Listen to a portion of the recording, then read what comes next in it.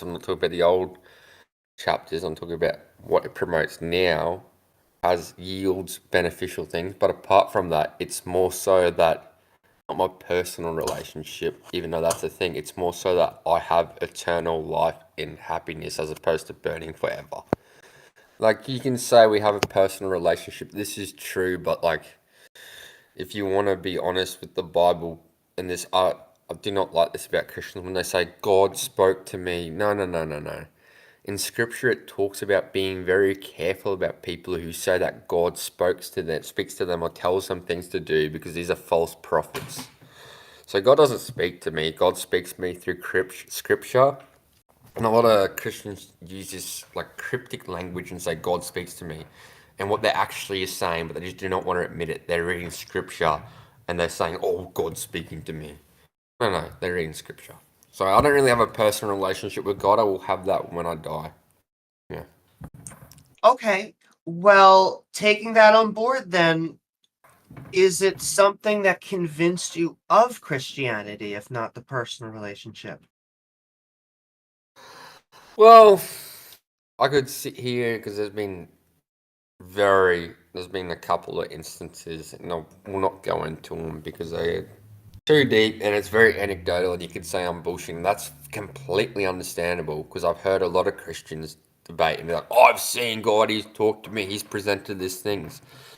And why most of the time I do disbelieve them, I have had things occur that are too much to be coincidence, blah, blah, blah, blah. Too many circumstances fell in line. It's impossible. It's like 0.1%. It's happened a billion times. Anyway, I won't talk about that because anecdotal. What I will say is there is no, and I'm going to put it down. This is what I believe in life in general, right? We Okay. live life off of percentage, right? When we go outside each day without a umbrella, right? We go, oh, well, it's because it's positive, 99% sure it's not going to rain today, yeah? Or like, say we jump out of a helicopter to do like, what do you call it? Paragliding or parachuting. It's because, oh, it's most likely this is going to happen. Now, for me, Christianity, I'm not saying this is why I call it faith. This is what I don't like Christians conceding or saying that it's 100% true. I cannot sit here and say objectively through science I can prove Christianity. That's not at all the case. That's why it's called faith for a reason. But we cannot objectively 100% assert that there is no agnostic belief or creator. Now, if we were to say, let's just pretend, and I know this, you can say like, oh, you're playing, but if this happens, what if? And you're just putting your eggs in this basket just to like protect yourself. So let's just pretend I am wrong and there is no God and I die. Oh, well, I die, I cease to exist, shit happens. Oh, well, I don't remember anything. Cool, cool bananas. Let's just say there is a deity and it is the Christian God, or one that is similar and is forgiving, and I follow him, I will reap the benefits of it. If not, I will go for hell to eternity. Why would I risk going to hell for eternity even if he's not real? Why would I risk that? Well, I can It's like tell you why. pick the better option, pick the better option. Well, first, let's start with just the atheist version if it's not true. If it's not true, yes, the worst that could happen as the atheist is just you end up in the ground. But Cease to exist. That's cool. That's fine. but you also are changing your life right now based on Christianity. And so if it's not How true, so? well, I don't, in fact, let me say this. I think or believe that you are, and I'd have to know, but I assume that you're following the teachings of the Holy Scripture, of the both New Testament and of the Old Testament. And Mm. because of this, you're taking on what I would consider baggage that the religions have without What needing baggage? to. What Well, baggage? not to just put the nose on the head, No, but you're good. like You're good. examples like the LGBTQ, but sometimes women's rights, sometimes how they view politics. It can change how you Different think, perspectives. Yeah, because yeah. you're saying, well, I'm coming in from the A Christian religious perspective. standpoint. Yeah, Exactly. well, here's the thing with that, and I'm gonna argue this from two standpoints. Firstly, from because I've been a non-Christian before, so I'm gonna argue it first from the Christian standpoint. I'm not like these Christians you speak upon online, or sorry, you hear online. You go, oh, we need to get rid of these people. Blah, blah, blah. Yet again, in scripture, it says a sin is a sin. Me being gluttonous and me, like, I have a girlfriend right now. I'm not a good Christian. I sin all the time. I'm trying not to. We have sex. We're not married. It's disgusting. It's degenerate, right? Me doing that is the same as old mate down the road being a queer and dressing up in drag. It's still a sin. It doesn't mean I hate this person for doing that. I can still coexist with this person. They like to say, you deny my existence. No, you exist. You're a person. I still see you. I still talk to you. But You can I still pause you exist. for 1 second? Yeah, of course, of But course. do you notice what you're doing? You are looking down. There's a little bit of guilt because you're saying we're having sex. The book says not to have sex until we're married, and we're not married. Now, I think I'm a supporter of marriage. I'm a supporter of family, but I don't think that we should have that guilt attached. And if you didn't have the religious view, that could be like you're saying you're not a fundamentalist. It's not making you a fundamentalist where you're believing all these crazy beliefs over here, and that actually is great. That I'd much prefer that than the fundy. But I am saying that there is these little residual things that you wouldn't have to have weighing on you while still It's having a not ritual weighing. going on. It's not really weighing on me, man. Like it's. Oh, sorry to call you man. It's not really Well, weighing on I me, understand Amy. that. It's just like I just think it's a sin, and I need to stop sinning the same way I think old mate needs to stop sinning. Who's a dragging whatever down the road doesn't make me change their perspective. All sinners are sinners. It is what it is.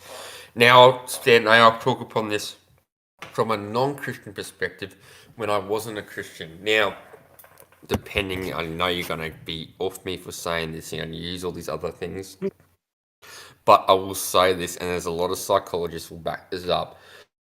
Not all, especially not the LGBTQ things, but a lot of the traditional values that Christianity teach yields good benefits to society, including mental health, depression, not having depression. For example, sex before marriage. You go out and when I say the whore or the word slut, people have the connotation it's about women. No, no. I used to be a slut. I used to be a promiscuous guy when I went to uni, finished school, and that's why I'm bringing it up. And psychologists will back this. And besides Christianity, right? So I used to go out, party all the time, have instant gratification through instant dopamine, such as drugs and hooking up with random people that I never see again. And the next day, I felt emptiness. And now I've had so many sexual partners in my past. Now I wanted to stop doing that, and I didn't want to stop doing it because of Christianity. It's before I found God or whatever, this and that. I was felt empty. I wanted a partner, this and that, and I kept going back to hooking up with people, and I still kept feeling empty after it. And all society kept telling me it's good. No, it's good. Do this, do that. Blah blah blah. Anyway, I found my partner. Like this is disgusting. I want to have a family. I want a future. I want people to be with. And now when I have sex with my partner, I hate to say it, it's gotten better with time. It's gotten better with time with working on trying to forget the past and training myself. But having sex with her, there was no connection like my first sexual partners. It was like just busting a nut. Honestly, I hate to say it, it was. And to her, it was like the best experience in the world. And she connected to me because I was like her first sexual partner. And I had to face the consequences of my actions, like sleeping with her is just busting a nut. It like felt the same as watching porn. And psychology has proven this. This is the case that people who whore around and slut around, they feel empty afterwards and eventually they want somewhere to be, not all the time. And when they are with that person, the connection of sex is desensitized. The same as watching the same porn video over and over again. You have to go deeper and deeper through different fetishes to get yourself off. Psychology backs this up. So this is from a different Christian standpoint. And there's so many things, not just sex before marriage or being promiscuous, gluttony, instant dopamine release, drugs. There's so many things that are said in the Bible that if you take away the scripture from it and you talk to psychologists about mental illness and depression, and they say this is not healthy things to actively engage with. But could we just separate out some of those? Because Absolutely. I think that a lot of what you said, I think, has more to do with the human experience and less to do Are we with not humans? Christianity. Oh, Yeah, exactly. no. Are we not humans? I agree with you. We're not. But I guess our pitch, in fact, of this show, of of these channels, is that you can have family, culture, and society without Judaism, Christianity, and Islam. Is that what you're possibly feeling? Is that you went through a much, a little bit crazier, younger life, which I think is very common, and then Which the Bible suggests not to do, which is very convenient that psychologists and everybody agrees that this is degenerate and is negative to your health. It's weird correlation. Do you believe? Like, do you see what I'm saying here? I It's would funny that not this get lines rid up. of all of the bad experiences in our life, though, because I think would. they make them who we are. It's easy to say that, but then a lot of, it depends on the experience. Like, I'm not gonna, there are some experiences I would agree. never push on anyone, and then some I think that You just learn from. Yeah. exactly. No, And but these ones with me, like honestly, like I said, all these things, the only thing I've gained from it is knowing for a fact without Christianity, because I didn't, before this, it was like psychology that I came to this notion and how it fucked me up. The only thing I gained from it at that point was, oh, guess what? I fucked up. Now I know how to recover from it, and I can try and teach people the same thing and be like, look, this hooking up with all these people, being degenerate, taking drugs, whatever. It may feel good at the time, but it's instant dopamine gratification, and it's gonna lead you down to a place of misery.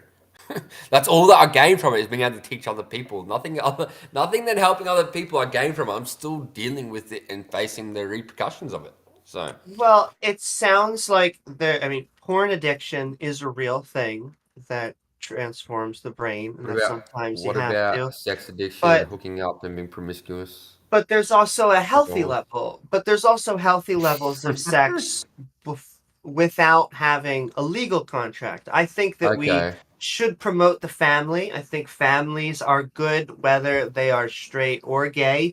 I don't think we should force people. We should still support divorce. If you know, if you're Definitely. not That's happy. one thing. Yeah, no, definitely. That's I just want to interject one quick thing. The pornography addiction is not a chemical addiction like a drug or something. It's just it's more of a psychological thing. So and a lot of the time I think it's Randolph, overrated. are you familiar with endocrinology and hormones? To some extent, but I'm just differentiate here when people are consuming pornography. They're not actually taking a substance such as a pharmaceutical or a drug or something else like that. It's not physical. It's purely mental. And I just want Randolph, to separate. you understand. Wait, Randolph, you understand it's not the drug you're taking that causes the effect on you. It's what the drug does to your body and how it affects your hormones and your body. This is why you get this feeling. The same way when I go and play sport or jump out of a plane or play an adrenaline sport, I get adrenaline, I get this feeling. It's the same way when you get this dopamine rush when you watch porn. It's the same way that when you fucking take a hit from your fucking bong or you take a shot. It's the same thing. But anyway, I understand that. I'm looking at the source though. The source, the adrenaline rush you get from skydiving is a healthy rush. Yeah, exactly. The rush that you get, the rush that somebody gets from taking cocaine is considered not to be so healthy, and it is substance based rather than something else. So, Randolph, I can find a substance that produces the exact same level of adrenaline, dopamine from doing something physical instead, and I can line it up with an exact substance, right, that does the exact same thing. I'm sure you can. My point is what the source is. Yeah, well, what source? Like you can pick and choose these sources, but they don't make any sense when you don't have context as what you're talking about. Cocaine is a physical substance source. Pornography is not. When did I talk about coke and comparing it to porn? I'm curious. I just did that. Used Yeah, as an exactly. example of Exactly. substance abuse. Absolutely. But I Go ahead. Carry on, Amy. Sorry about that. No, that was a good point. I want to point out, first of all, and I'm not the first person to point this out, that drugs is actually a big word. And so, you have things that are, an aspirin and marijuana on one side, and then you have meth and PCP on the other, which are extremely harmful with almost no beneficial effects. And so we have a opioid epidemic in this country, and so a lot of that is good to suss out. But I want to bring it back to just the nail on the head, and which is we can be pro-family. I could even say you could make an argument. I think that looking at porn and being able to have sex before marriage is fine. And so it's just like eating food. Eating food gives us dopamine. It's just about not trying to, yes. So, but I would say you can make all of these arguments without needing a man 72 hours coming back from the dead and then lording as, king of heaven. Yeah, no, you could. Like I said, I'm the one who actually provided this notion and said that I can make these arguments without Christianity. And you guys asked why I went to Christianity, and I said because it honestly benefits me the most. It yields me the most benefit because guess what? These things that he suggests and the scripture suggests yields good things in life for me. I know maybe against the trans people or whatever, or guess what you call some sinners, this and that. Doesn't really hurt them. On top of this, as an atheist, like I said, like it's all about like we live life to benefit ourselves, and we do things. We make our choices on what the most optimal choice is. Now, would I be an atheist? Like, okay, if you can provide me an absolute that atheism is like correct, 100%. I'll be like, all right, there's no point to believe in it. If you could provide you with an absolute that Christianity is correct, of course you're going to jump on board. So right now we have no absolute, but guess what yields me the most benefit? If I lose, let's just say I believe in Christianity. If I lose, oh well, I like cease to exist. Who gives a shit? It's all fun and games. That's the other point of Pascal's wager. Not only the atheist point, but there's also we have to take into effect that other religions exist. And so it's not just that Christian. Right. Yeah. Exactly. Because it could be that Islam is true. Right. And all of us go to hell here. Yeah, we're all fucked. But here's the thing. The reason like I opt for Christianity out of all of them is because I think, honestly, I know you can say morals are subjective, this and that. I honestly think that Christianity is more morally correct. It yields the best benefit for all of society. Everybody gets the chance to turn around in Christianity. Whereas Islam, I don't know if you have watched what happens in Sharia law countries. They don't get the chance to choose their religion. What happens when they disbelieve in their religion? The worst that's going to happen with scripture for Christianity, Amy, let's just pretend you're like a trans, gay, drag queen, whatever. You know what's the worst that's going to happen to you? Is going to say, you're a sinner, we pray for you and hope you turn around. You know what's going to happen to you in Islam? I don't want to say. That's okay. Well... And let's talk about that for 1 second, because we get that point quite often, though, we're not throwing you off the roof. We're not throwing you off the roof. I do appreciate that. Scripture. And I will say that, in the West, in the secular countries, they have become more acceptable. But I would say... Crusaders, yeah, this and that. But the joke I normally give is that came from potty training. In my opinion, I know the Christians also will say that, well, that actually came from us. But from my perspective, it says in the book, at least in the Old Testament, that's great. To stone the gays. And then in the New Jewish? Testament, I am well, that depends on how you... So why are you referring to... my parents are Jewish. Why are you signaling me out the Old Testament as if I'm a Jew? Well, that's half of the, Yeah, not only that, Jew, but... mate. Sure, Christians but aren't Jesus. Jewish. We don't believe in singularly the Old Testament. I hope you know this. So But why when- not take those passages Come out of the Old Testament? Because it's literally like me saying, for example, right, here's a book of history. Say like I grew up with you, you're my daughter, this and that. I say to you, right, my daughter, if you do this thing, you deserve to be stoned to death. And then later in life, I find out that you do it and be like, I think you deserve the chance to be free of your sins with redemption. Do you think if somebody looked in that in history is going to look at it and be like, all right, we're going to take the thing that he said and exclude everything else and stone her to death? Is that how people react? Like, I don't understand what you're saying. No, it sounds like two different You read the gods. Bible? No, yeah, exactly. You're I'm aware about the flood, right? You're aware about the flood, yeah? Yes, the flood is one of the main reasons I'm an anti-theist. At least he seems to be, from my perspective, a genocidal Disgusting, blah, murderer. blah, blah, blah. Yes. Yeah, but what would you say if, in God's words, all Well, these I will people say were, this: like, beyond comparing Islam and the violence that we see from that, and mainly it's because of the people who are running the show. They're the ones that set the tone.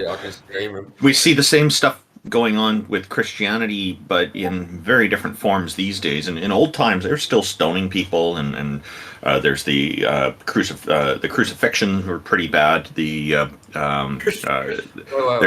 the Inquisitions. They were terrible. Randolph, But nowadays they're doing things like conversion therapy, which is a different level of cruelty. It's more psychological. There's still physical abuse going on. We look at the Catholic Church and all the abuse of young children, the sexual abuse going on. Wait, hang on. That's a form of Christianity. Randolph, what in Scripture tells Christians it's acceptable to fuck kids? Tell me where. I don't know offhand. So it's not Christianity, mate. Just because somebody acts, that would be like me. No, hang on, Randolph. That would be like me saying, I am an atheist. And as an atheist, I am going to genocide all these people. Now, does that represent atheism? Yes or no? No, it doesn't. However, when we look at the Catholic Church, they claim that they've got the Catholic Church. Hang on. The Catholic Church presents themselves as the moral guide to humanity inspired by the Christian God. And so they're doing a very bad job of it. Like I said, it depends on the people in charge. Randolph, would you believe that human beings could claim something that they're not and use it for their own benefit? Would you believe that? Happens all the time. What a revelation. But just going off that, I will say, speaking about people who could just make things up, Mary, chances are she was not pregnant, and the claim is she was seemingly 12, around that age, that she did get pregnant from God. Well, this is like, since we want to talk about the better religions, whether like it's not she was 12, seemingly 12, I would like to see something to back that up. But since we want to go there and say like the better of two evils and the better outcome, Pascal's wager, Aisha was 9 when Muhammad fucked her. So like at least she had pubes when she was 12. But anyway, that's neither here nor there. And hey, you're not going to find supporters of a wedding with Aisha here, because we're basically against the entire Desert Trilogy. I never suggested a wedding. I'm talking about consummating a wedding. You know what consummating means? It means having the sexy time after. Yeah. 9 years old. But anyway, neither here nor there. You want to talk about the Catholic Church doing negative things in the name of religion. Randolph, I'm sure you're aware politicians, businessmen, everybody around the world have done negative things in the name of something, even though it does not represent it. I know you're saying they claim to be the church. Randolph, you could claim to be a Christian tomorrow. For example, that cunt in New Zealand who stood up that mosque, he claimed to be a Christian. You think anything in the Bible and Scripture represents that? Or so says again, anything my about point. that? My point was that I started off with is that it also depends largely on the people in charge. Now, the Catholic Church, it is definitely a Nobody's in claim, charge of and Christianity. it is also central to what the Catholic Church is. It's a central part of their theme. I'm not Catholic, by the way. I'm Christian. On top I of didn't this, say you on were top of Catholic. this, I used that as an example. yeah, okay, that's good. We can differentiate the two things. Neither here nor there. It's like literally like different sects. They're pretty much like I'll agree. There's like kiss all difference between us. But here's the thing, man. There's no, I know this whole like appeal, and I know a lot of Christian, not Christian, but I know a lot of religious in this Christian Catholic like fucking sphere do this and go, we have to appeal to the church. No, no, no, no. They talk about that back in the time of Jesus. The church now is just, you know what a church is? It's an individual who makes a business who goes, come to me and listen to me say things. I could say whatever the fuck I want. I'm going to use religion to back it up. Fuck that cunt. Christianity is scripture. It is purely the Bible. And if you can find a community, quote unquote, the church who read and subscribe to purely scripture and the Bible, and that is what it is. It is not somebody saying this and that and doing this and that that's not in scripture and say, I'm a Christian, this is Christianity. That's not how it works, man.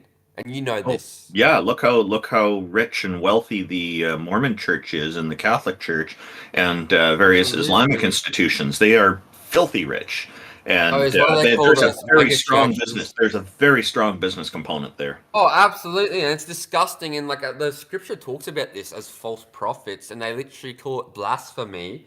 And these people are going to hell. Like this happens all the time. You look at the best example in Christianity, and I know Christians who listen to them, is that music group Hillsong.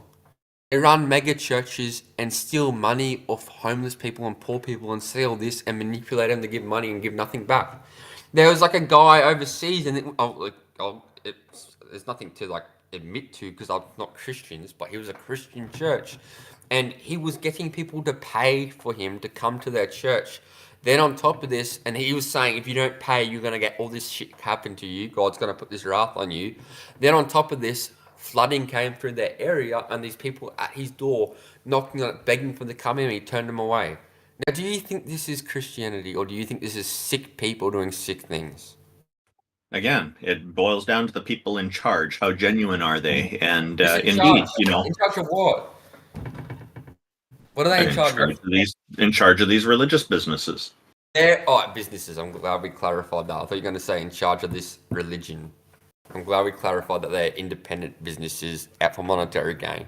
I think that you and I agree on a lot of this kind of stuff, so I don't think there's any issue here. But wait, that's Christianity itself. So, like, God did all of those things and worse. God mass murdered people himself. So that is Christianity itself. So that's what I was going to get. No, it was not really. God's not telling you to mass murder anybody. God literally did mass murder people in the Bible. TJump, if I did something, am I telling you to do it? No. If I jump off a building, am I telling you to jump off a building? Listen to what I said. Wait. I heard what you said. He literally mass murdered people himself. Is that him telling you to mass murder people? Well, he did that too. He commands you to. No, I want to make this is a very distinct definition. We need to talk about before we get into this conversation, because I wanted to bring up that whole flood thing. God has literally commanded the mass murder of people, like the Amalekites, what the other ones are. Has he done it recently? What people has he done recently? It doesn't matter if it was recent. Like, if Hitler killed people 10 million years ago, does that make it less wrong? Well, that's exactly what I was going to... It's funny you brought an analogy of Hitler. That's what I was going to bring up about the floods and these sinners who've done disgusting things. Let me ask you something. If there was a world full of Hitlers, would you flood it and kill the cunts? No, that would be immoral. I disagree. I would say that would be very moral. So if you... Let me ask you something. Wait. Hang on. Wait. Stop. You said it would be moral to mass murder people via drowning. You think that would be moral? If they were Hitler, absolutely. So no, that would not be moral. It shows you don't understand anything about morality. The moral thing to do would be to treat wait, you're a leftist, aren't you? No. I thought That's morality not was the topic. I thought morality was subjective, bro. Hey, No. I tell you, nose beers, as somebody who's actually drowned and blacked out I have because of it. too. I'm a surf lifesaver cunt. So you know, What the fuck are you talking about? so we have a shared experience in a sense. We have similar experiences here. This drowning is a terrible way to go. It's extremely cruel to drown people to death. Randolph, let me ask you something, and I'm not trying to take the piss out of you. Did you drown in the pool or the ocean? Oh, it was in a swimming pool, and it was a drunk guy. A drunk guy picked me up. I was a little kid. He threw me in the pool, said, "I'm going to learn you how to swim," and somebody saved me. I shouldn't have laughed at that. I thought you were an adult who. Sorry. No, I was. Yeah, no, you're right. I'm sorry about laughing at that. That's disgusting. But just to change the subject, Nose Bears, within just this panel, the three of us, you have three different moral positions. Randolph is a moral subjectivist, TJump is a moral realist, and I'm somewhere in between as a situationalist. Absolutely. So TJump, let's go back to that whole thing about Hitler and killing somebody. Let me ask you something, because this brings forward a very important question that could change the whole of history. Since you suggest that killing people like Hitler, if the world was Hitler or raping them, would be morally wrong. If you had the option, let's have the hypothetical, because we're playing this hypothetical game. If you could go back in time and kill Hitler through drowning and save all these people, would you do it? No, it'd still be immoral. That's great. I hope everybody heard that. That's great. Brilliant. Anyway. Right. I would not go back in time to kill someone. No, I would not do that. Okay. I don't think I can continue this argument. Then there's nothing to be had. We're not going to gain anything. No, there's a continuation here. Let's say you're an all-powerful being and you have the option of curing them or giving them their own world so they can't harm anyone, or redesigning physics so it's impossible to kill anyone without their consent. Then you decide to drown them. Is that being a horribly immoral monster? Well, he gave us... You're not answering the question. The question was, if you're an all-powerful being who could redesign the laws of physics so that no one could ever hurt anyone else without their consent, but instead you decided to drown them all to death, is that being an immoral monster? TJump, you interrupted me, and I was literally 2 words in, and you said you're not answering the question. I said he was, and you interrupted me. You said I wasn't answering the question. Do you not find that disingenuous? What's the answer? Does anybody else not? Well, I was trying to answer it, and you what's interrupted. The answer to the question? No, don't interrupt me, man, because you interrupted me when I got What's the 2 answer words. to the question? Dude, wait, does anybody else, Amy and Randolph? Stop evading. Answer the question. I'm not evading, cunt. You're interrupting me and being disingenuous. You've wasted the past 2 minutes. You answer dumb cunt. the question. And you interrupted me Stop before I trying. You're not answer answering the question, man. Does anybody else find this? We just kick him off the stage. Can we get rid of this guy? I will answer the question. The answer is that God is immoral. Did you not find that disingenuous that he answered the question? I went to respond, and he said, "You're not answering the question." Are you going to answer the question or not? No, I didn't finish 2 words, you dumb cunt. No Spears, go ahead and answer your question. I'll give you 30 seconds. No, because he was disingenuous. I could tell he got butthurt when I brought up, "Oh, you won't go back in time and kill Hitler." So, No Spears, do you want to stay on topic? No Spears, would you like to stay on topic, please? Let's stay on topic, okay? Oh, he let himself down. I just want to point out, first of all, I don't think that we can go back in time anyway. But even if we could, the reason why you don't do things like that, let's just say we were to go back in time and kill someone horrible, like, Godwin's Law. Well, because of that war and all the horrible atrocities, at least right now, whether you're pro-Zionist, against Zionism, right now there's a country, Israel, that people were born in because of the diaspora.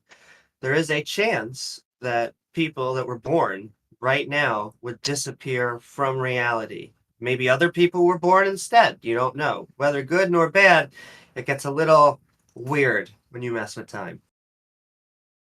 Yeah, TJump, I think that you were trying to make some kind of a point there, and he kept interrupting you. Did you want to maybe just cover that and clarify that before we move on to our next guest? Not really. I just wanted him to answer the question instead of evading. Yeah. I hope my answer to that question made up for it. Well, yeah, but your answer is the logical, reasonable one that most humans have, but most Christians don't.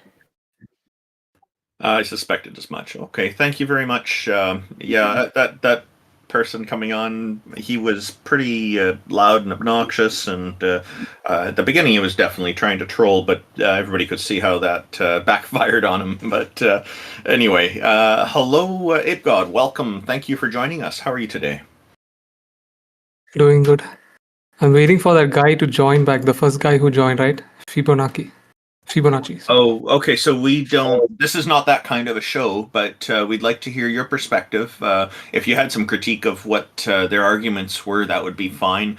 Or if you had a challenge for us, we're certainly happy to talk that out as well. Not exactly that. I meant like, is it possible to debate others? I did this with TJump like last few times.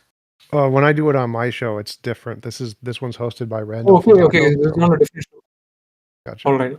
Yeah, we bring up one guest at a time on this. This is that kind of format, and I know TJump is famous, and we're very happy that he's on the panel with us. Sure. I think the other guy, if I look at the chat, he was actually just talking about God being the beginning, and then I think the problem is he talks about semantics. It's all about him renaming God to natural processes. He's renaming God. Yeah, I've noticed that sometimes people will claim that the evidence of God is because he's omnipresent, is everywhere, everything is God. And so you can't deny God in that case. And it's a crazy definition. And there are some people who seem to be stuck in a transitional state between God being just an entity that's controlling everything and God being everything. And where do you think that Fibonacci fits on that scale if you were to put him on somewhere on there?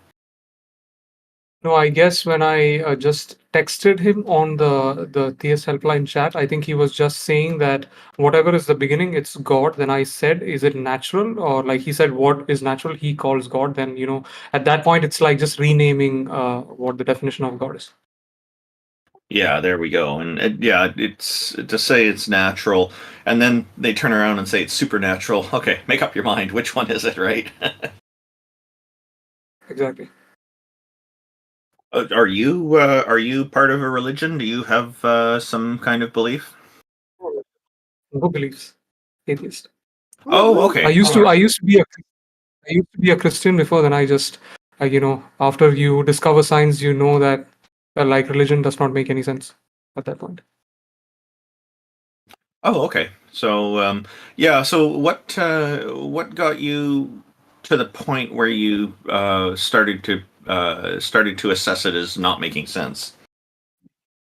I think what happened is when I first got access to the internet back in 2010. For me, it was a bit late because in the place where I live, the revolution of the internet came a little later in the sense like it started to get cheap at that point, right? So when I got access to Google, the first question that I searched for is like, does God exist? Because my parents did force me to like go to church and all that crap. Like I never enjoyed that thing. But again, it's nothing to do with the parents forcing me to go to church. It's nothing to do with hatred towards God. No, none of that. It's the fact that I had these questions, right? So my questions were never answered. Like I used to ask them like, where did God come from? Like, if he created like everything, why could the things that exist not have always existed? These kind of questions always bothered me. So I then started to search, and then I started to see a bunch of debates with people like Lawrence Krauss and a lot of these atheist scientists. And the more debates I started seeing, I realized that the reasons that they actually offer for science are very rational, and it is also backed up by evidence. And at the same time, when you start reading all about science, then you start to see that the whole idea of God just starts to fade away. Like it does not make any sense at that point. And it's the quality of the evidence as well. It's not just that there's evidence, right? Yep. Yeah, I think it's like I saw JL Warren talk about this one time. Like I think he made a very good point. Like he talked about how this historical God mutated from being like this material God, maybe like the God of the sun, the moon, the wind. We've debunked all of them, right? So it mutated from that to being now the spaceless, timeless God, because that is the only place where they can fit in this God, like God of the gaps, to escape. So I've always been an atheist. I've never had any kind of religious belief. I've never been part of a religion. So I find it quite interesting hearing about different people's paths away from religion and sometimes also their path into it.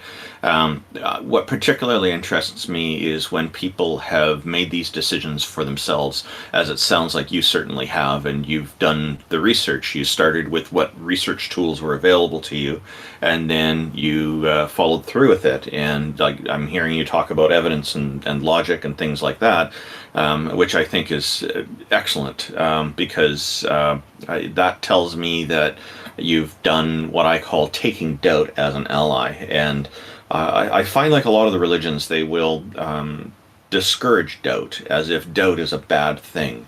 And I see doubt as a starting point for more consideration of different possibilities. So for basically a starting point for thinking. You're kind of when you have a sense of doubt, you're actually ready to test some ideas and try to test how reliable they are, which I think more people should do. I encourage that. So I think here you're giving us an example of where that's actually worked out for you. And do you have any, if you were to do it over and you could go back, let's say you could go back to yourself as an adult now when you were younger and you started looking at Google, if you could go back to that time and give yourself a few hints on what to do differently, is there anything you would change? Is there any kind of advice you would give to yourself? Obviously, the main things I wish I could revert from a young age is if I could not really go to school and be forced to go to school, and also be forced to go to church every week, or every class is related to church. It's like if I did not agree to go to church, parents would fight with me and those kind of things. But the weird thing is I won't really blame my parents or my relatives, because these people happen to be brainwashed to a point where they are really afraid to question the existence of God. And if you ask them the question why can't I question God, then they start getting angry, you should not question God. We stay in this kind of ignorant bubble for a very long period until we got access to the internet. It was like a really pathetic period that I lived in. Yeah, that's interesting. So, like a lot of here in Canada, for example, the public school system is not pushing religion at all. It is entirely secular. But I'm guessing from what you said, it sounds like the schools there were very much entrenched in religion. So they were religious schools, and I guess along with the regular academic subjects, they were also teaching and trying to impose the religion. Is that right? Correct. And the one problem that I do see with these systems is a lot of people that I had around in my neighborhood and relatives and stuff. The main problem is that the problem with even modern religious people, right? Like if you look at people like Muhammad Hijab, for example, they seem to be these advanced apologists. They try to debate on the behalf of religion. The problem is that it seems somehow that their brain is infected to the point where they cannot engage with hypotheticals. If you are incapable of engaging with hypotheticals and having an open mind for new evidence which might contradict your previous logic, quantum physics obviously defies some of the traditional logic that we have. Unless you're willing to humble yourself down to new evidence and engage in hypotheticals, I think you will always be stuck in your bubble. But it just seems to me that some of these people have been brainwashed to such an extent that maybe they have some incapability of thinking outside the box. I don't really know what it is. But if you go with evidence, it is very unlikely that you will come to the conclusion about a God, unless there is very strong reason. That's what I think. Do you think that there is a cutoff age, a point where religion should not be taught until a certain age? Yes, I think that's going to happen very soon. Not very soon. What I would give as a prediction is, due to the rise of internet communication systems, and due to the exponential, the rapid increase in technology, and now the exponential explosion in artificial intelligence, I think within the next 50 to 100 years, a very large number of people will start to doubt or start to question all of these things regarding religion. And I think at some point, Homo sapiens will evolve past the need for superstitious beliefs. Because right now, or maybe a few hundred years back, I think we are mainly stuck with this, this hyperactive agency detection problem. I think at some point, when we build a society that has enough protection, where we protect ourselves from, universal calamities, disasters, supernovae explosions, we have abundant resources. At some point, we no longer have to fear predators hunting us. So I think at some point we will evolve past the need to associate agency with emergent, like random phenomena that we don't understand. So you think it's going to take our minds evolving more and a shrinking brainstem in essence, I guess? Yeah, not just our brains evolving, but again, I believe that with the assistance of artificial intelligence, a lot of kids can ask questions to AI systems that will try to offer neutral answers and less biased answers, and also offer sources and evidence, stuff like that. So I think overall, a lot of people with the age of the explosion of the internet, I think a lot of people will evolve, or at least assisted by evidence, start to doubt their religious beliefs because of high quality information that will come in. Yeah, I can see the religious institutions complaining about a minimum age requirement, because I think they know very well that it's easier to convince people, and you're using the word brainwashing, which is equally valid, I think, that when they're younger. Because when people are older, then it probably takes a lot more effort on their part to be convincing if a person didn't have that religious indoctrination in their background. Yep. I think the one easy way to put this idea to you is imagine I had a child that was born in an enclosed room, and you as a human is a reinforcement system. You learn from the data coming from your external environment. Your capability of making new decisions or new ideas or new abstract information is only based on the input data that is coming in. So what happens is, if a child is born inside an enclosed room and it has no knowledge of the outside world, what the sky looks like, the color of the sky, the what cars look like, it has no knowledge of any of that. It is born in this enclosed room and it only has the knowledge of this room. Okay, so I enter this room, but I don't allow it to exit the room. But eventually the child grows up, it reaches a certain age which it can start to understand things better. So now I have a discussion with it, it eventually understands my language. Then I lie to it and tell it if you want food, you will open this door, and outside the door there will be a table, and on this table you will have your food, right? So now the child only has this very limited information because it does not have exposure to things like forest or what predators might look like. It has zero clue. So its neurons have not adapted to learn to those conditions. So now when it opens the room, the next day it actually wants food. There is actually a lion standing in front of the door. Now the child has no previous information of what a lion is, what it can do, if it can kill it. So then the point is the child cannot respond to that situation. So now the child will die. It believed me blindly that it will actually get access to food. But when it opened the door, that's not true. It turned out to be a false proposition. I programmed it in such a way that I brainwashed it that it could not think otherwise, if you get my point. Yeah, I think Matt Dillahunty's talked about how computers were taught to play chess, and they started off with some arbitrary rules in a lot of the programming, and then when they removed that arbitrary thing and just left it as an empty playing field, here are the rules, the algorithms can figure out what to do, they got much better results and much more interesting variety as well. Oh yeah, do you know why that happens? It's because what happens is for example, if you look at YouTube, they have I think they have DeepMind that is running behind YouTube, right? It strikes channels, it takes down videos, and it approves applications for monetization. I think the difference between that and the chess part is that algorithm is based on supervised machine learning. I think they have a large data set of actual humans evaluating those monetization applications, making decisions. So you have these labeled supervised data, so the machine can learn from that to improve its decisions. But on the other hand, what you mentioned is reinforcement learning.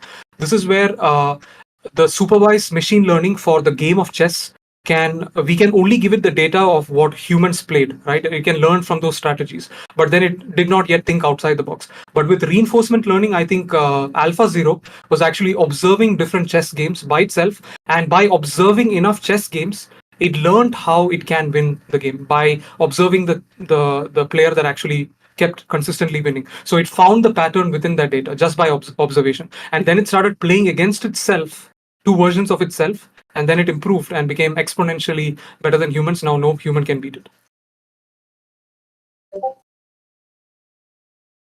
Yeah, it's part of our progress. We're shaping our environment in interesting ways. I think AI is overrated. There's a lot of smoke and mirrors there too. There are a lot of things it can figure out, but does it really comprehend? Does it really understand what's going on? It's mostly just the processes without that spark of life aspect to it. I'm not seeing the emotional content, the emotional factor in it. And I think if there comes a time when AI can have emotions, then we'll start seeing a lot more interesting things from it. Like, it's interesting now, but I think it will become a lot more interesting once the artificial emotions can be added to it. Yeah, I did want to discuss with you about that, because I think we did talk about this once, but leaving aside the emotions part, right? Like when it comes to consciousness itself, consciousness has a bunch of different qualities. Sapience, sentience, that's one of them. Again, sentience is the capacity to, I think, sense emotions. But then we have other qualities as well, right? It's just that we have not solved all the aspects of consciousness, like intelligence, problem solving, reasoning, learning, understanding. These are all different qualities of consciousness also. But then the point with artificial intelligence is maybe you might not have updated your information, but if you look at all the latest peer-reviewed journals published, it is the opinion of plenty of scientists, right? Like we don't have to care about the internal mechanistic processes of the AI systems. Now, a light bulb is having has different internal mechanistic processes than the sun, but the emergent output of both heat and light is achieved in the case of the sun and in the case of the light bulb. So maybe it does not experience understanding, maybe it does not experience consciousness, no problem. But the point is the output of understanding is achieved, because several scientists have said that without a causal understanding of the relationship between facts, things like ChatGPT will not be able to answer very complex queries. Right? You can give it very complex questions. Like today, I tried giving it a question like, pick me the top 5 laptops for 2023 that I can buy. And it needs to have the following conditions: Windows 11. I want it to be slim. I want it to be light. I want it to be the balance between price and affordability and quality. And I also said, pick your top first laptop and tell me the reasons for which you chose that. It actually did all of that. So without a causal understanding of facts, it would not be able to do that. So that is my argument related to it. Yeah, but I can send you the journals, though. You can actually check it out. It is within the opinion of many scientists that these current AI models, they do have some understanding. Without that, these outputs should not be possible.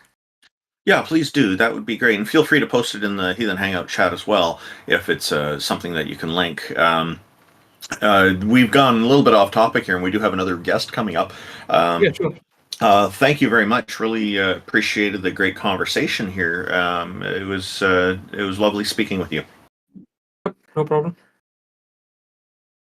Have a great day. See you. Hello, SageOfCringe. Welcome. Thank you for joining us. How are you today? Hey, thank you for hosting me. How's it going? I'm doing great. How about you? Good. Hey, what have you got for us? Oh, pretty strong proof that God exists.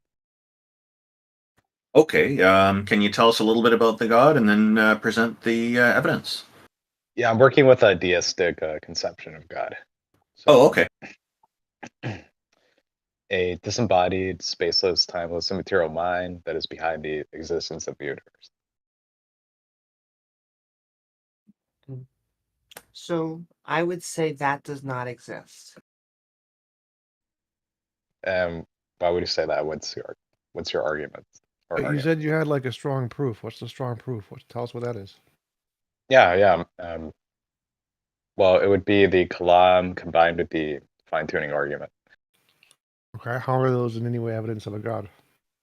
I mean, the Kalam shows conclusively that there's a spaceless, timeless, immaterial, creator of the universe. The fine-tuning argument shows that, it's intelligent, it has a mind. Okay, how do either one of those arguments show that? Because I don't think either one shows that. Like, for example, the Kalam says everything that begins to exist has a cause. The universe began to exist, therefore the universe has a cause. First, our universe had a cause. Not all natural things had a cause. So the cause of our universe is just another natural thing, which means you don't need a God for that. And the consensus in physics is that quantum fields are outside of space-time. There's no evidence minds can be outside of space-time. So if you want your cause to be outside of space-time, the best contender is a quantum field. So that better explains the argument, which is accepted by everyone in physics. So I don't see how anything in the Kalam indicates a creator mind at all. Well, I mean, quantum fields are spatial, temporal. No, I mean, that's what they are by definition. There are these fields that span all of space. Okay, No. so I guess you have to brush up on your physics a bit. I mean, you can join us back. No. So your ignorance is not my problem. Google very basic emergent spacetime. Just Google emergent spacetime. This is the consensus in physics. I mean, yeah, that's an spacetime is idea. emergent from other non-spatial temporal things. But it has nothing to do with quantum fields, though. Quantum fields It does. exist in our It universe. emerges from They span all of fields. space, right? No, and when they fluctuate, that's what particles are. No. You're saying no to that? Are you for real? Stop talking. So there are. Why are you other interrupting fields. me, bro? Stop talking. Like, if you're going to interrupt me, Stop can you at least be talking. scientifically accurate, sir? Talking. All right, let's hear what TJump has to say. So there are other can fields. somebody call him out on his Just bad behavior? Mute him. Get him off the stage. So there are other fields. Space-time is one kind of a field. There are other kinds of fields like quantum fields that exist outside of space-time. Space-time is not the only field. Quantum fields can go through all of space-time and then outside of it. They don't just stop at space-time. There are other fields. So the fact that space-time is emergent in quantum physics, and everyone in quantum physics rejects the dumbass God hypothesis because it's nothing, it has no basis in physics. And everyone in physics accepts there are other things that are outside of space-time, which are physical things. This is just a very stupid argument, and you're ignorant of physics. You just need to learn basic physics. I'm sorry. Okay, so can you show me evidence of a quantum field that lies beyond space-time? That'd be my first contention. And two, pretty much almost all the founders of quantum mechanics are saying. Can you show me evidence of God outside of space-time? Yeah, hang on a second. Don't interrupt me. I forgive you. Okay, guys. Just let him finish. Let him finish his second question there, and then go ahead. Like, almost all the founders of quantum mechanics are positing that the universe, quantum systems emerge from a mind. You need to have a mind for quantum systems to exist due to the observer effect. That's what Niels Bohr said. That's what Schrodinger said. That's what and no, that's a Dirac said. misrepresentation. Very specifically, you don't need to be a conscious agent. So a particle will make the wave particle collapse. Yeah. So consciousness collapsed. Wigner von Neumann, I think, is what it was called, was rejected by Wigner and von Neumann when they said they were wrong to apply the conscious quantum states to the macro realm. And the consensus in physics is that consciousness has nothing to do with the collapse. It's in the single digits of all of the different poles in physics. It has nothing to do with consciousness whatsoever. So you're just wrong to don't. Yeah, you're just pulling that off your ass, right? If I asked you to show me that pole, would you be able to? I mean, fundamentals of quantum mechanics by Schlosshauser, wrecked. Wrecked. I mean, can you show us a source? Yes, you can. I just literally gave it to you. Okay. Attitudes, like, can you show us where it says snapshot of fundamental attitudes in quantum mechanics by Schlosshauser, I think is what it's called. The poll is actually listed on the Wigner von Neumann wiki. It lists the poll at the bottom in the sources. Okay, so yeah, you can't show us a poll. Okay, we can. I literally just gave it to you, son. You've been wrecked. You've been wrecked, son. No, but you're making claims about the poll, man. I don't believe that you're accurately representing the poll. So I'd be interested in you showing us. Go look. Okay, so I have to go look at it because you can't show us, right? Yes. No. So why are you making a claim? Why are you making a claim about a poll? Son, stop, son. You've been wrecked. Oh, you stop. If I give you a source. Listen, it doesn't matter what happens. You haven't substantiated your claim, sir. This guy's done. Can we move on? So, if I give you the source, you can check it yourself. Poor thing, TJump. Are you going to cry now? SageOfCringe, just give TJump a moment to talk, please. So I've wrecked this kid. He's done. I gave him the source. If he doesn't want to look it up himself, that's his own ignorant, dumbass problem. And then trying to shift the burden of proof to say I have to actually give him the paper because he doesn't know how to read or think or look up things on Google is his own ignorance problem. Can we move on to someone who's not an idiot? Can I also just go on to another point, which was very early on? The reason I don't think that a brain is just sitting out there is because I believe that a brain needs a physical substrate, a physical substance to be on. Kalam also doesn't include a God anywhere in the premises or the conclusion. And then fine-tuning is basically just a big puddle argument. It's just, well, this looks like a great, planet that we live in. It looks perfectly made for us because all the other 99% of planets are barren.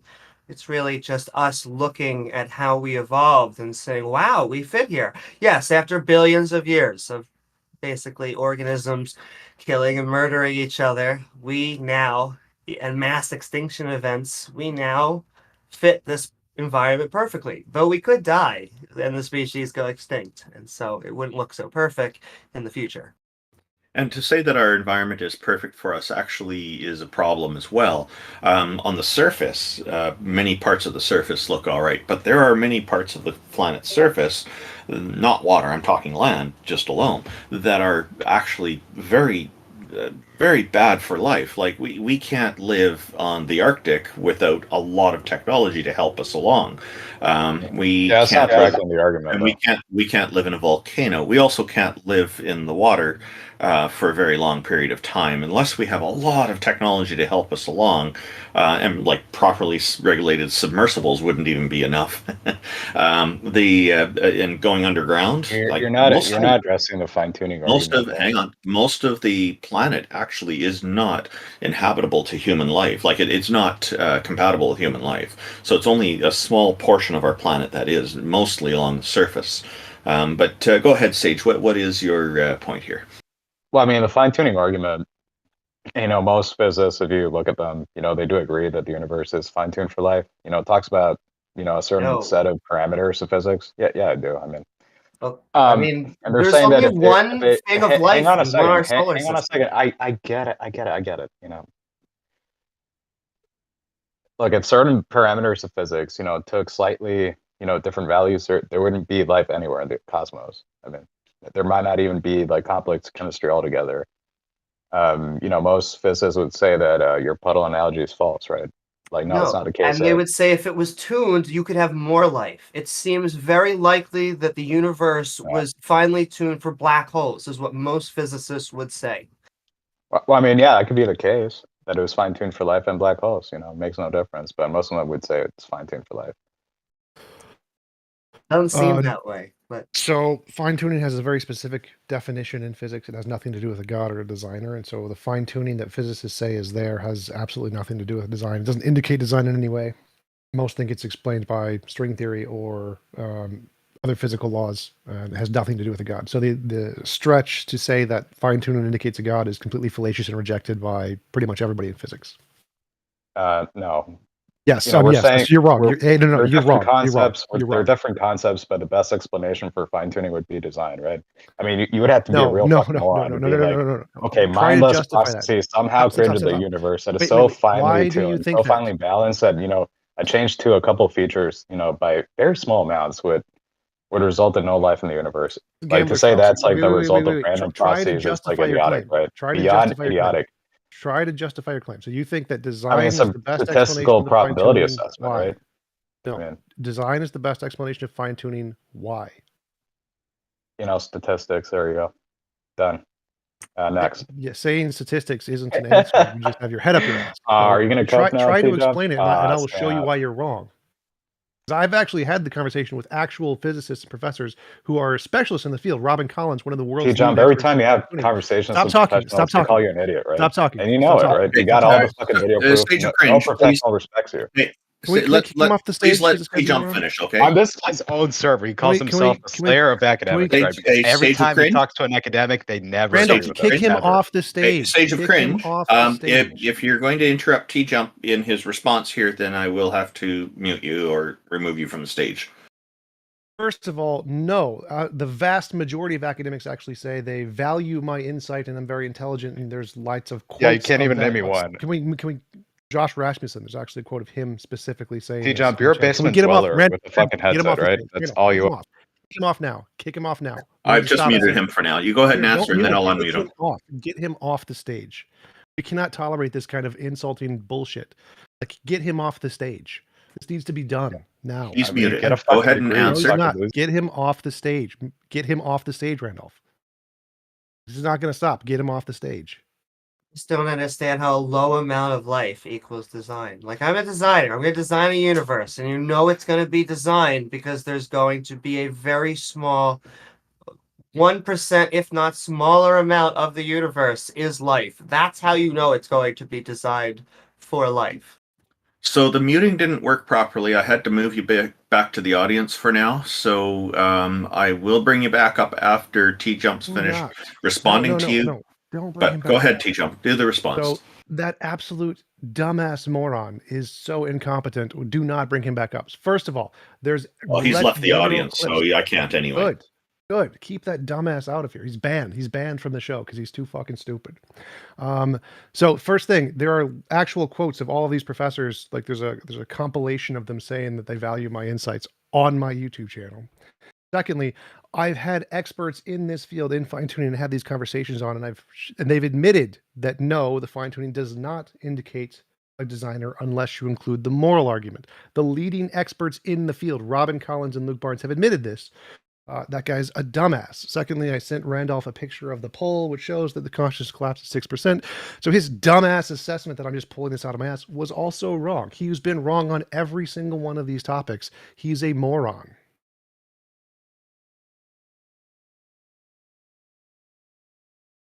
Yeah, I'm just going to read that graphic that you posted.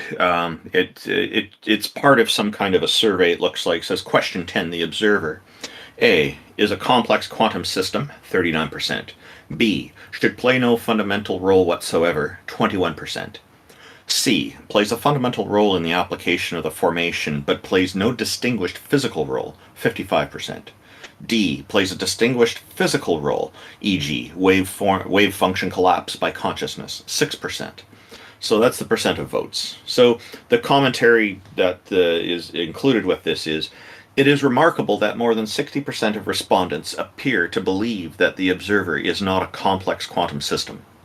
Also, very few adhere to the notion that the observer plays a distinguished physical role, for example, through consciousness-induced collapse of the wave function.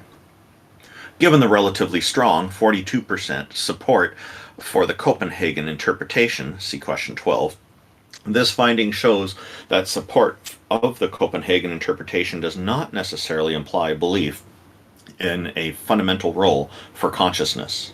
Popular accounts have sometimes suggested that the Copenhagen interpretation attributes such a role to consciousness. In our view, this is to misunderstand the Copenhagen interpretation. So yeah, I've noticed that a lot of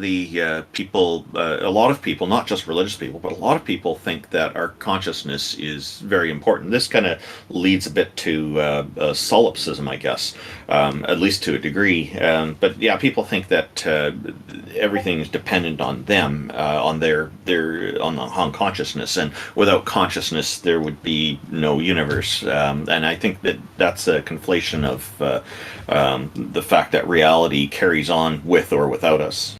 I completely agree, and it's hard, I think, for humans to conceptualize how big the universe truly is. We're just on this floating rock around the sun, and so when we never leave the planet Earth unless to go to, low Earth orbit, the moon, or, send satellites out, and generally speaking, we're going to think that most of the universe is conscious, because that is our life. It just turns out that it seems the exact opposite. The larger, like I was saying, even our solar system, there are 3 potential habitats for life, and that is Venus, Mars, and Earth. Venus had runaway gas effect, and Mars could have had life billions of years ago, and we are the one planet in our solar system that actually has conscious multicellular organisms. But to think that that is everywhere, or that it was set up for us when so much of the universe Why not just make it the size of our solar system? Why not shrink it down? Why do we have to do this whole, dark energy sending everything in all different directions and all this? Yeah, and on TJump's YouTube channel, which I've posted in the chat there, youtube.com/TJump, he's had a lot of brilliant and highly educated people, many of whom are academics, on his channel for interviews, and people from all sorts of other fields. It's very interesting conversations. There's a lot to learn there. I consider his channel to be highly educational, so I highly recommend it. And that stuff is ad hominems. I generally feel people do that stuff when they get pushed in a corner. Sending love to all of our interlocutors, but when you go for that type of low-hanging fruit. So ApeGod has returned. Hello again. You have something new for us now, I suppose. Yeah, I had a quick question. I wanted to ask this to TJump actually. So I've noticed the only one debate or only one discussion, I think, where TJump did not really have a debate, but rather a discussion was, I think, I saw Bernardo Kastrup on his channel. That I think he's a philosopher, I guess. But he was talking about idealism. I just want to hear your opinions on that, like TJump. Like it seemed like a very it seemed like a discussion where TJump was actually listening to him more and trying to get what he was saying. He actually made some very interesting points. Bernardo Kastrup. Sorry, could you say that name a little slower? Bernardo, was it? Bernardo Kastrup. Kastrup, thank you. Yeah, I mean, most of my academical conversations are like that. It's pretty normal. But he makes the same generic idealist argument, so I don't think his arguments are particularly different than most of the other idealists. He just phrases them better, more precisely.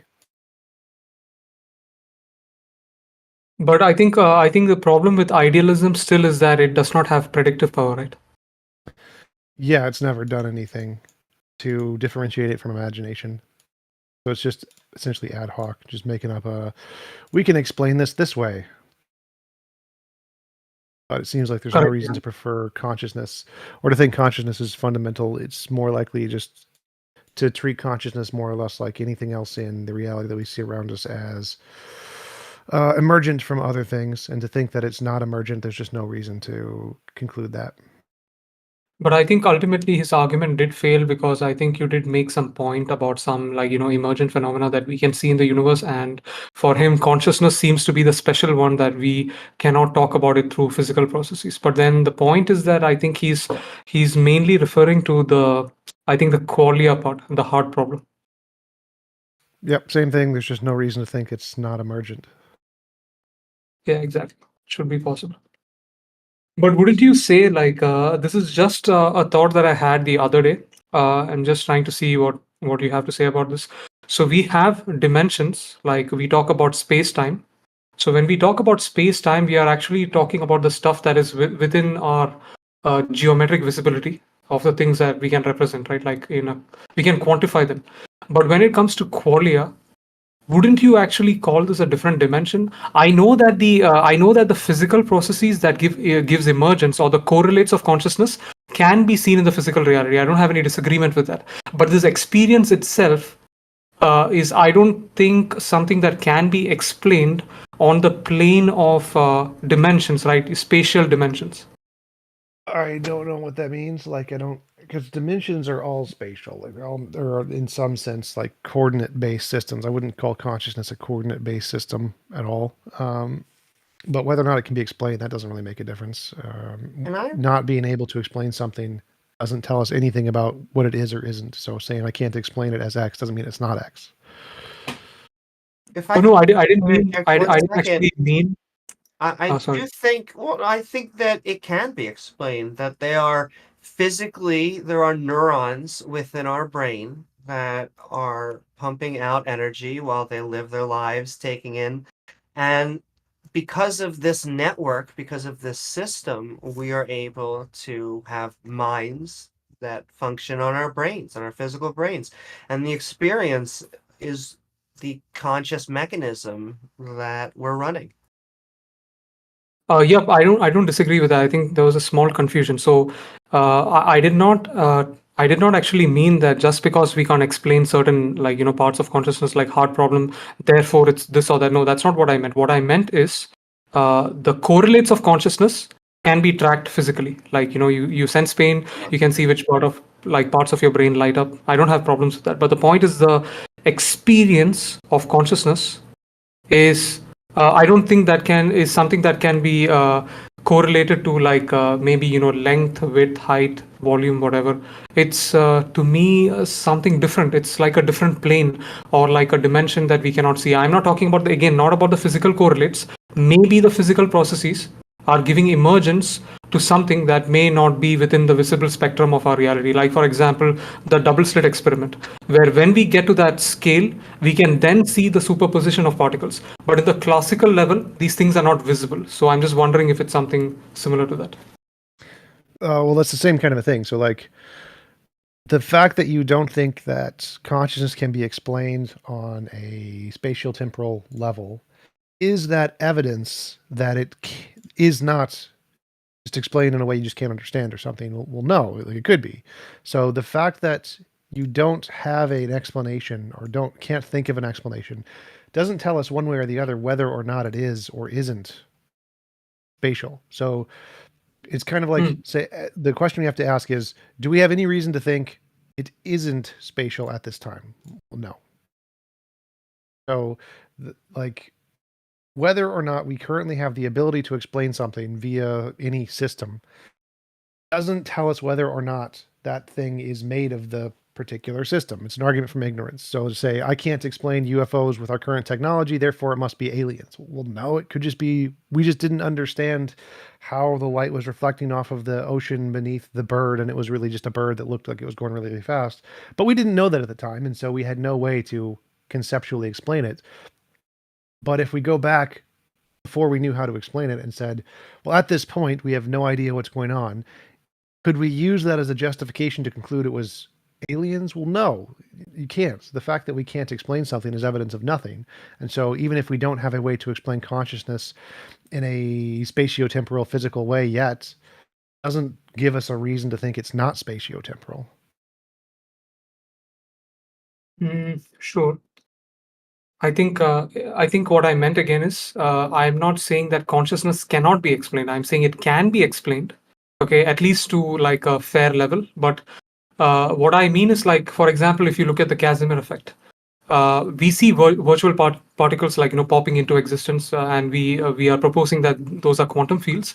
My point is that we are making predictions and we know it's coming from, like, quantum fields, but the point is that we cannot directly see them. I think our tools or our perception is limited. With the use of tools, we can observe some effects, but we can't completely see like all the stuff that's going on. So with consciousness also, the experience part itself is something that cannot be empirically like demonstrated. So the point is that if we have this experience of consciousness, I'm not saying it needs to be something magical, but the experience itself is something different from length, height, width, volume, all of that stuff, right? Wouldn't you agree with? Why do you think that? Like, no, I think it's just going to be length, height, width, mass. It's exactly the same as everything else. Just like when we see what we think is a UFO, that's going to be exactly the same as everything else. The problem isn't that it's different. The problem is we don't understand how it works yet, and so we assume it's different. Sure, that could be the case, but yeah, like, I predict that maybe with some new theories that they might be working on. I don't know if it's with Donald Hoffman. I think if they successfully make this mathematical theory of consciousness, I do predict that there would be an extra dimension added to space-time, like space-time consciousness or something of that sort. I would doubt it, because then you would need to say, for artificial intelligence to become conscious, you need to manipulate this extra dimension in some way. And I don't think there's going to require any extra dimensional manipulation to create truly conscious AIs. In fact, what I believe will happen is, I believe conscious is an emergent property. I believe it's from a bunch of sensory information, as well as our having our own little compiler going on. But I think that will be replicatable one day, and I think that there's no special sauce exactly. It's just that unlike the sensory data that could be taken in by robots right now, we often think of ourselves as just having, these 5 senses, but we actually have like 20 or so senses, that are kind of giving us this entire experience. I also think that how we think consciously is a little bit different. This may sound odd, but studies have shown so far that 70% of humans have this little talking narrative going on. We kind of hear language, but there's actually 30% that report that they do not think in language. They grew up just normally with, like everyone else. They just do not. In fact, they reported that when they saw movies and they saw someone thinking in their head, they're like, oh, I just thought that was a movie thing. And so clearly the conscious experience can be a little bit different, but that means that they probably just think, in colors and feelings and a whole bunch of, they're dealing with a little bit, a different menu. Yep. Yeah, I do think that consciousness and the experience of consciousness itself resides within space-time somehow, but I'm a little confused when it comes to that, because what I really do think is, I think once they proposed this experiment for string theory, which was not successful yet, but what they were trying to propose is that since there are higher dimensions, at least according to string theory, they wanted to collide particles in the particle collider, and how they would test if the string theory is actually correct, if there are other dimensions, is that once the particles collide, there would be some kind of energy loss. And if there is some energy loss from the initial condition, then that would mean that that tiny energy loss would have been would have gone to other dimensions. So maybe with consciousness, when it is an emergent phenomenon from the prior physical processes, I think the experience part itself, I don't know if it might correlate to string theory or different dimensions, although we can track all of the physical processes and show that it is within space-time. Maybe just a part of it might be different. I don't really know. But yeah, it's again a prediction, not an objective conclusion yet. Sure, yeah, you can make that as a prediction. I just think that, why would we assume that? Because that would require that in order to create consciousness, you would need to have some energy go to this extra plane. And so that would mean if we don't have a tool or technology to send energy to this extra plane in some way, then it would be impossible to make an AI conscious. Because to be conscious, it requires this extra energy going to this extra dimension in some way.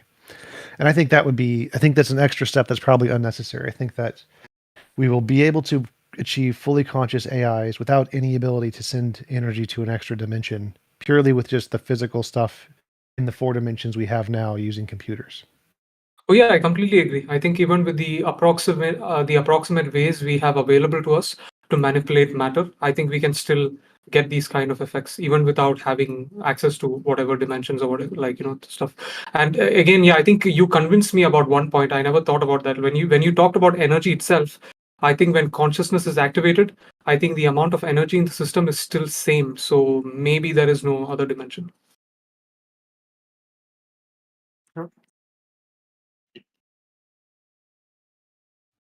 Thank you, ApeGod. This is interesting and highly technical conversation. We do appreciate it. Yeah, I don't know if you guys understood anything what I'm saying, but yeah, I think TJump got it. I understood some of it, but there's a lot that is, because it's not my area, there's a lot that I don't understand, but it is fascinating. As far as the AI stuff, I probably know quite a bit more than I do of, say, quantum physics, because computers are my field, computer programming and whatnot. And I do work with algorithms quite a bit in some of the projects that I work in.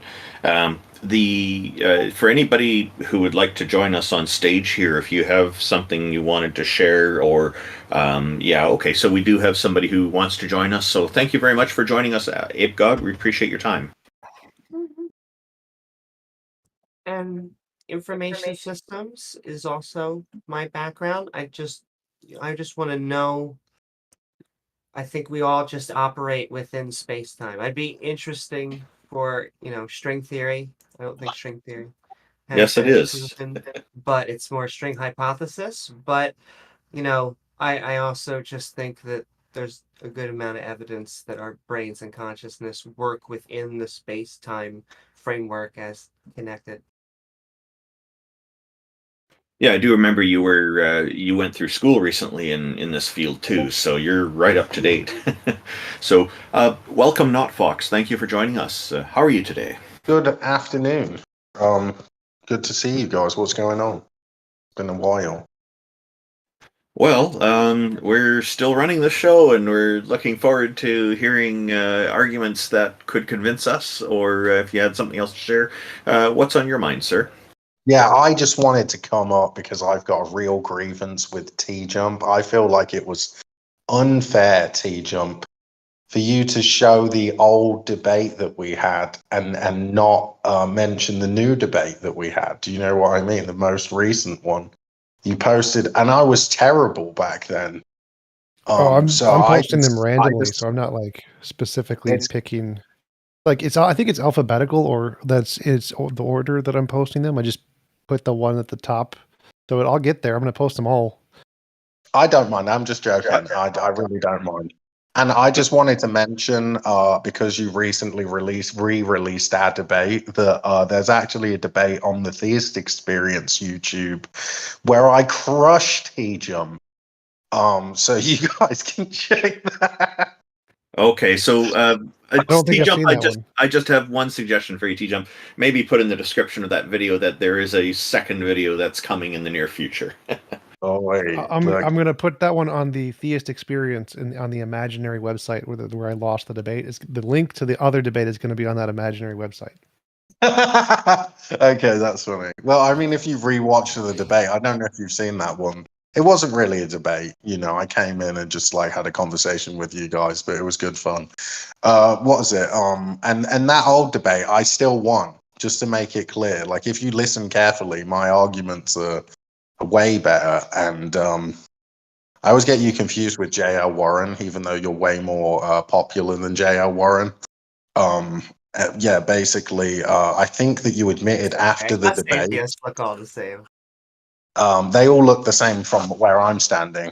But anyway, have you guys ever heard of, the Kalam Cosmological Argument? Maybe you read a little bit of Aristotle and thought, maybe there is a God that exists. I'm tempted. It sounds so interesting. What is it? What is it? Yeah, I'm tempted to reply, no, we've never heard of this before. Yes, we've heard of it, but it's that argument that doesn't include a God, right? Yeah. What are you a proponent of the KCA, the Kalam Cosmological Argument, or do you think it's flawed, or what's your view on it? I think it's okay. It's not that bad. It doesn't necessitate the existence of God, but it's an argument that justifies a God position, so I like it. Yeah, the thing is I just think that you guys are coming at the God thing from a different angle, and I used to be there. I was an atheist too, But I think that God is it. Even if you're an atheist, you technically have a God, in my opinion, because really, what God would that be, and why is it not a goddess? A God is essentially the thing that dictates the standard of truth, right? So if you're working within a system and you can come to know some truth about reality, even the idea that you exist, then you have to have a framework through which you're justifying that. God is the standard bearer. He's the one that dictates the truth value. Now, whether you make yourself a God or you hold up science above God, you still have a God technically, in my opinion. So that's just going to be that's definitional, really. I think you guys do believe in God in the way that I believe in God. You guys just refuse to call it God. Okay, so you're saying that the necessary framework is a God. I've lived my whole life without any belief in any of these gods or goddesses that are brought to me over the years. I look at another possible framework being logic, another possible framework being reality itself, our understanding of the aspect of physics of it. I don't have a deep understanding of physics. Mine's just on the surface. If you want a deeper understanding, I'd defer to TJump in an instant, but because he's right in the thick of all that. But what makes you? Are you trying to tell me that God is the only possible framework? No, I'm not. Look, I'm not saying that God is the framework. I'm saying that no matter what framework you justify truth by, right? There's always a systematic approach to truth, depending on where you're coming from, right? You're going to be using a correspondence theory or having a justified true belief in a coherent system where you can justify things. But God is just the thing that is. No, it's not. God is the thing that dictates the standard. You're confusing the word God and the word reality. God is not the standard of truth. That's just reality. Reality is the standard of truth. God is an anthropomorphic being who supposedly exists outside of space-time and creates stuff and has desires and intentions. So no, we do not have a God. You're just confusing. You're confusing the word God and the word reality. No, I wasn't, because I know what reality is, and I think we have a shared definition of reality. Reality is the world that exists. That would be the standard of truth, right? The world that we engage with, and the standard of truth is your epistemic framework. It's the framework by which you evaluate truth, right? That the standard is the framework that you're working with it. No. God is the thing that dictates the rule set within that standard. So yeah. Okay, that doesn't make sense. So, like, one, the standard that dictates truth is ontology. Truth is a sentence that corresponds to reality. So reality is the thing that dictates truth. It's not, the epistemology doesn't dictate truth. Epistemology tries to discover truth. Secondly, no, reality is bound by the reality that we live in is bound by the rule set that it's governed by, right? Oh, what?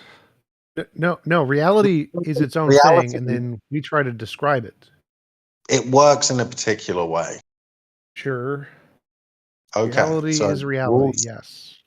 Yeah, but the rule set that it works by. See, if you say that reality is reality, and the rule set by which reality is governed is one where essentially the material world dictates for itself the rule set by which it's governed, that's technically pantheism. No, no, it's not. This is literally not. It is. So that's my understanding of God. The rules that govern reality are a part of the nature of reality. So just like God may have a nature or whatever, reality has a nature to it, and that nature is governed by itself. Governs itself. Yeah, like, look, so that's so pantheistic in its terminology, because what you're saying is that the reality... Well, it's naturalistic pantheism. So you can use naturalistic pantheism, sure. But then then you're a theist. Then you're in the same camp as me. No. Just because it has the word theism... Just because it has the word theism in it doesn't make it a kind of theism. Well, it is theism, technically, even though you don't like it. No, it's not. Just because it has the word theism in it does not make it a kind of theism. I think the pantheism, I mean, we're just going to disagree about that. Maybe you've got a newfangled type of pantheism that isn't theist in any way, but pantheism is where God there's is about 10 of them. There's about 10 of them that are not. But I wish I had invented this term, but I did not invent this term. If you Google naturalistic pantheism, it's on the Stanford Encyclopedia of Philosophy of a section under naturalism, where it literally says naturalistic pantheism is essentially the position that the universe or the things that exist in the universe is nothing more than the ontological commitments of science.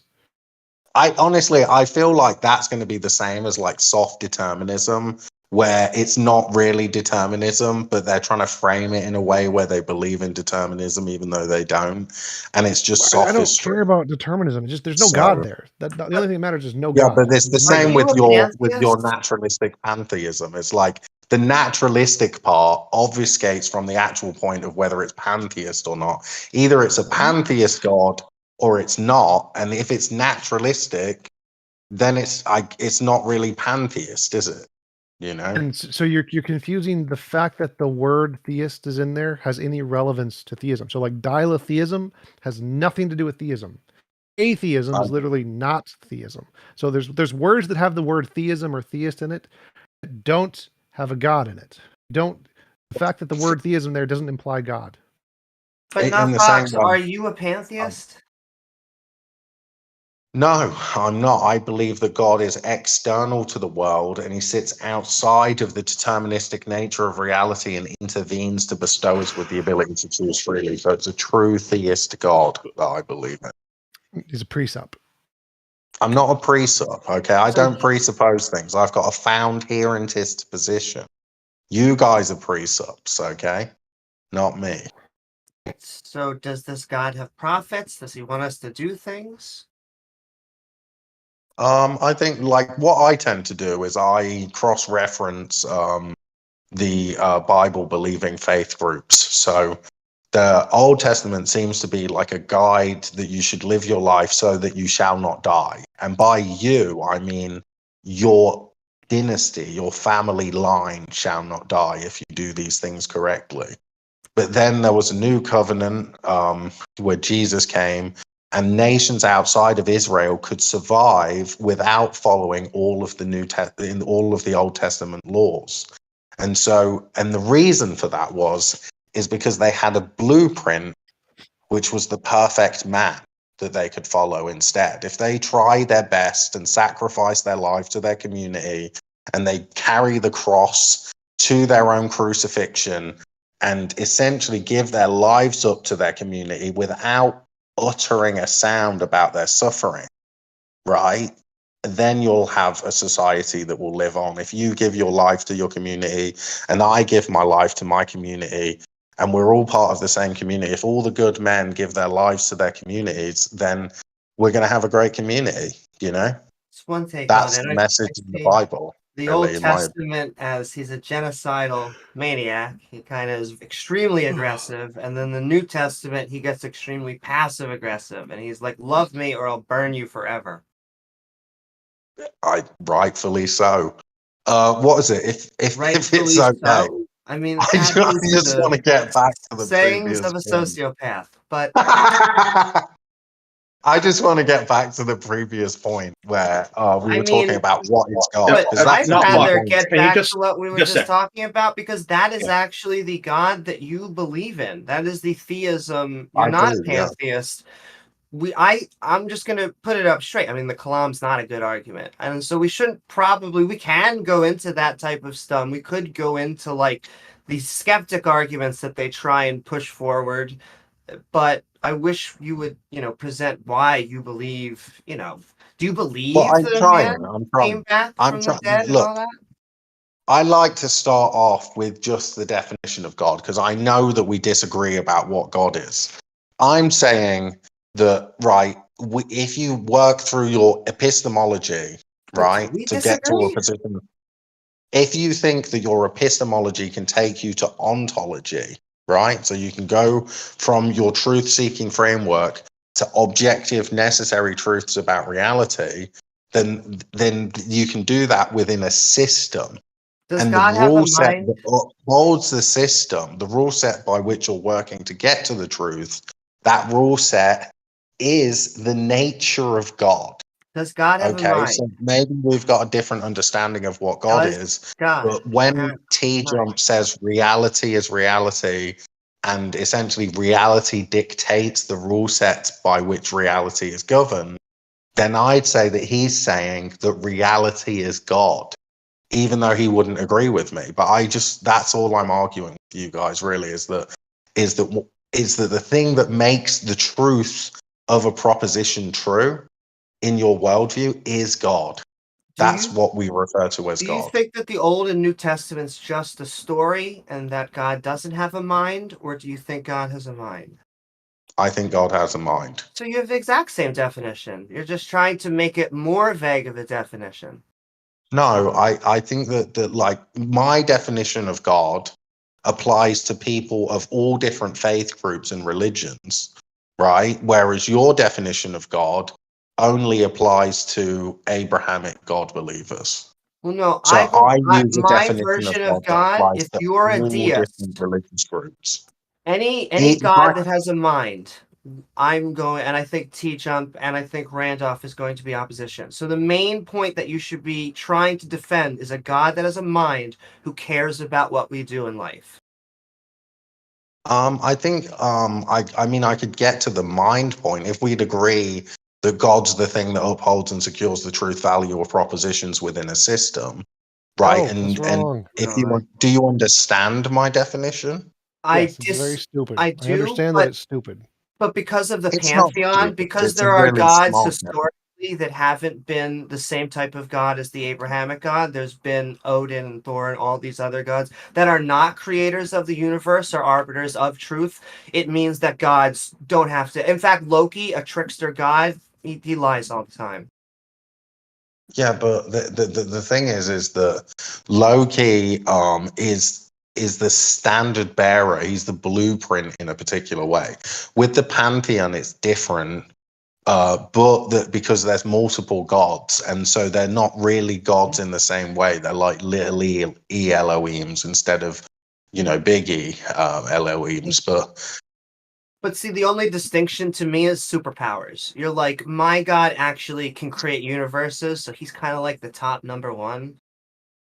My goddaddy is bigger than your goddaddy. Exactly. It's not really like that. It's like there's look. So God to me is the thing that is the prime source of all things. Okay, all we understand standards. we have a silly definition, but we're Yeah. going to use the word God in the way that pretty much everyone in society uses it to mean that there is an invisible mind that created everything else. That's pretty much the typical definition. That's why I think it's unfair, because that's the atheist definition. If you ask any religious that's person, the theist definition. That's how most theists, most Christians, most Look, Hindus, most And Muslims. you.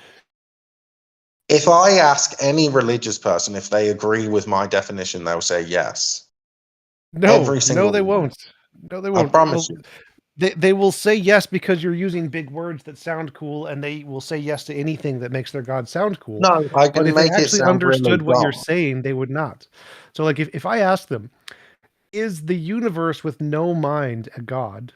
They would say, no, you need a mind to have a God. And then if they I think you need understood a that mind, what yeah, I you were agree. saying would contradict that, then they would recognize that, no, they don't agree with your definition. But because your definition has a lot of big, cool words and stuff that they like to attribute to their It God. doesn't, man. I said that the thing that makes things true is God.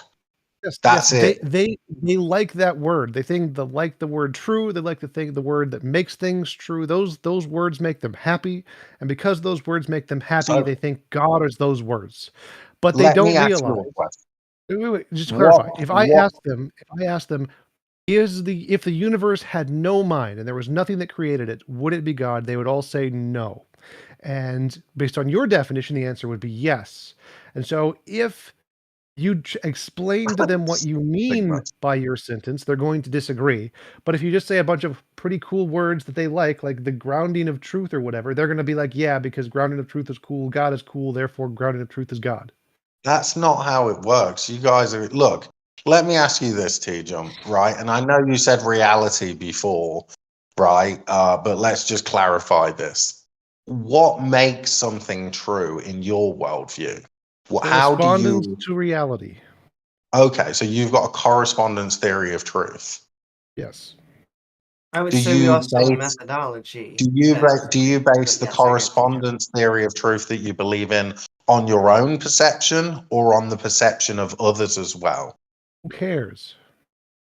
Well, this is an argument. I've actually got an argument for this. Well, so if I define truth as a sentence that corresponds to reality, whether or not I know something is true is independent of whether or not it actually is true.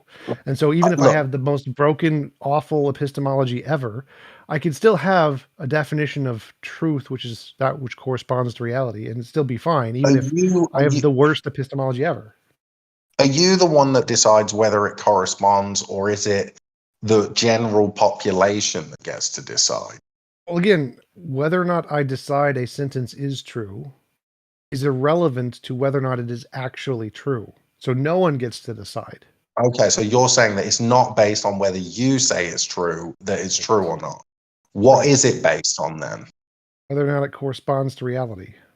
How do you know that you have any reliable You're engagement? moving it back. That's the me I'm just part. asking a number of questions to try to catch out. I'm trying to explain this. So when you go back to how do I know, that's the me part. That's the part where you asked how do I decide whether a sentence is true. Whether or not I know is irrelevant. I don't get a say. Even if I know or if I don't know. So who does get a say? How would you know? No one. How would anybody? Zero people get a say. Zero people get a say. There is a set of true things, true propositions, and they all exist whether anyone know they exist or not. We try to discover them. We may or may not succeed, but that makes no difference. They're still there. They exist there just fine on their own, and even if they're known or not known, makes no difference.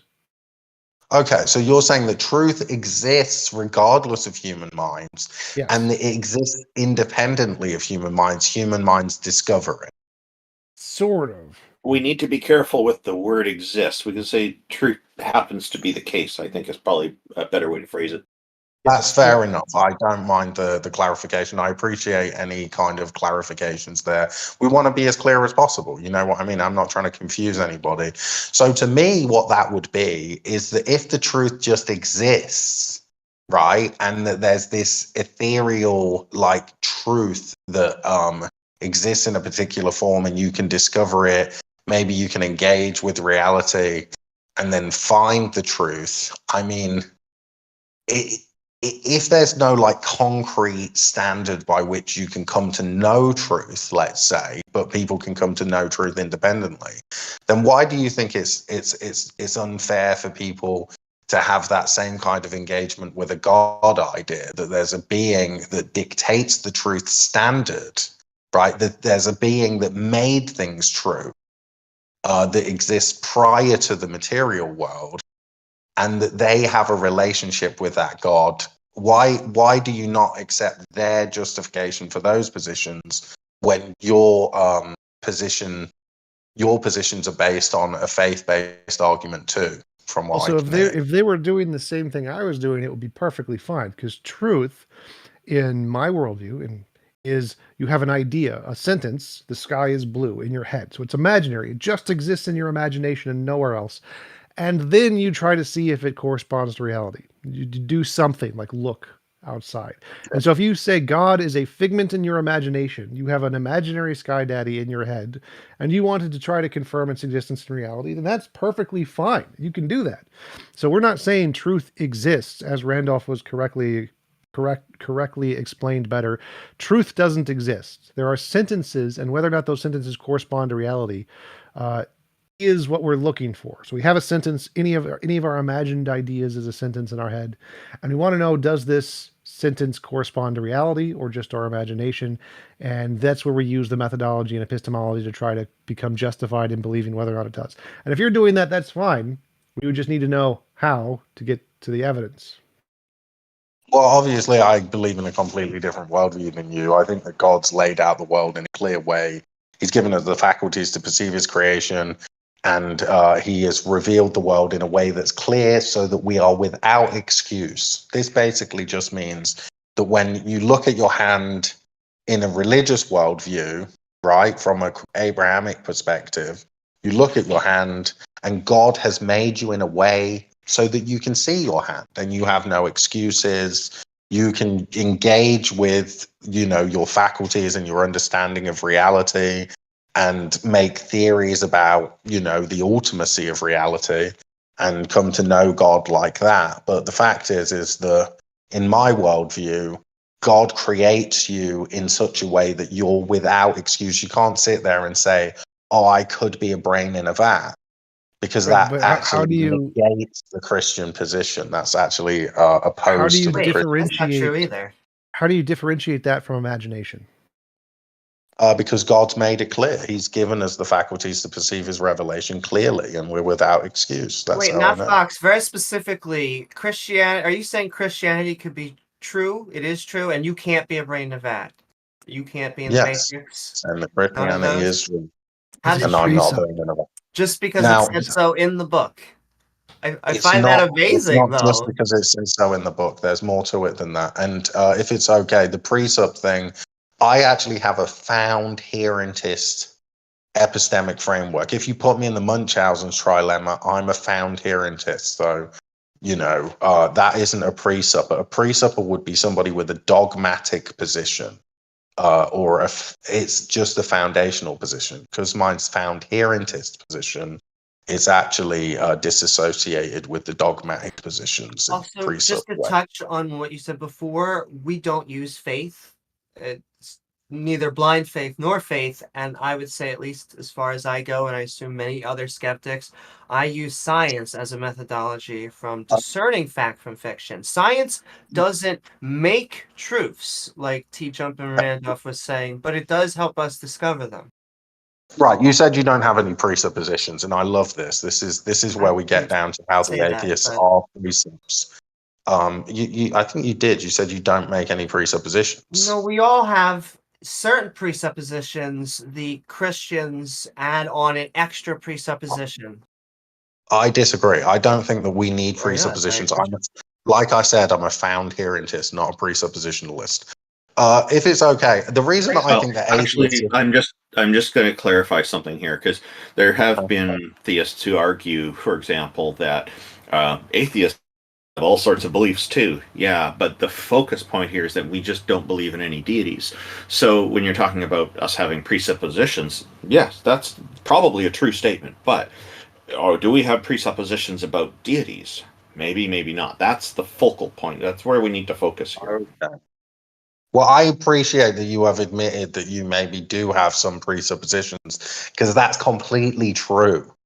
Right now, people complain about the religious perspective and say, oh, you religious guys, you're all dogmatic and you believe things without evidence. Well, actually, that's more true of the atheists nowadays than it is of the religious people. Obviously, since, the coming of age of Darth Dawkins and all of your favorite YouTube apologists, basically, we've all learned the argument. So what do you mean that atheists have more what do you mean that atheists have more presuppositions? Like, we're all people. Theists and atheists are pretty much the same, aside from the fact that theists believe in at least one deity. And so the opportunity for people who to have more presuppositions is actually on the theistic side, because that's one more thing that there is possibly presupposed. So from a probability standpoint, I think your statement is incorrect that atheists would have more presuppositions. I think it'd be the other way around. This is just logic to me. I disagree, and this is why, right? When you guys look out at the world and you do science, the lady there said that she did science. I think it's a lady. Sorry if I missed. Those of us who do science, yes, go ahead. Yep.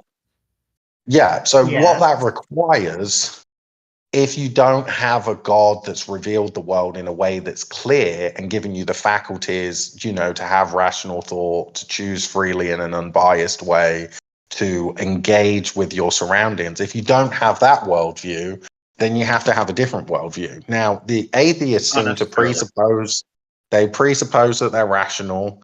They presuppose that they can make unbiased assessments of, different conceptual ideas.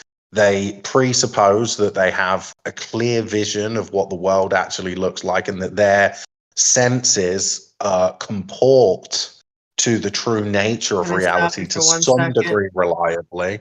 They go for it, yeah. Well, just to go back to it, the reason that we use science is because we do think that humans have an inherent bias, and we use that as a tool. We use the peer review system specifically to weed out bad science using more science. And so, well, I think as the somebody that also presupposition- uses science, as a religious person that also believes and uses the scientific method, So I okay, think there was what a we're point. doing is we're trying to understand the truth about reality.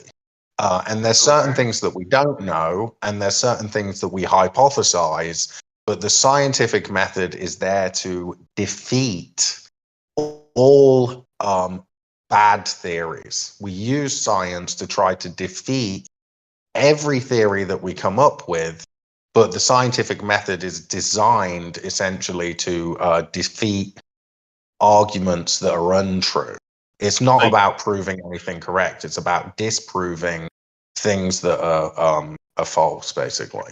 You did make the point that, which I disagree with, that we're seeing the world. We're saying that we're seeing the world accurately.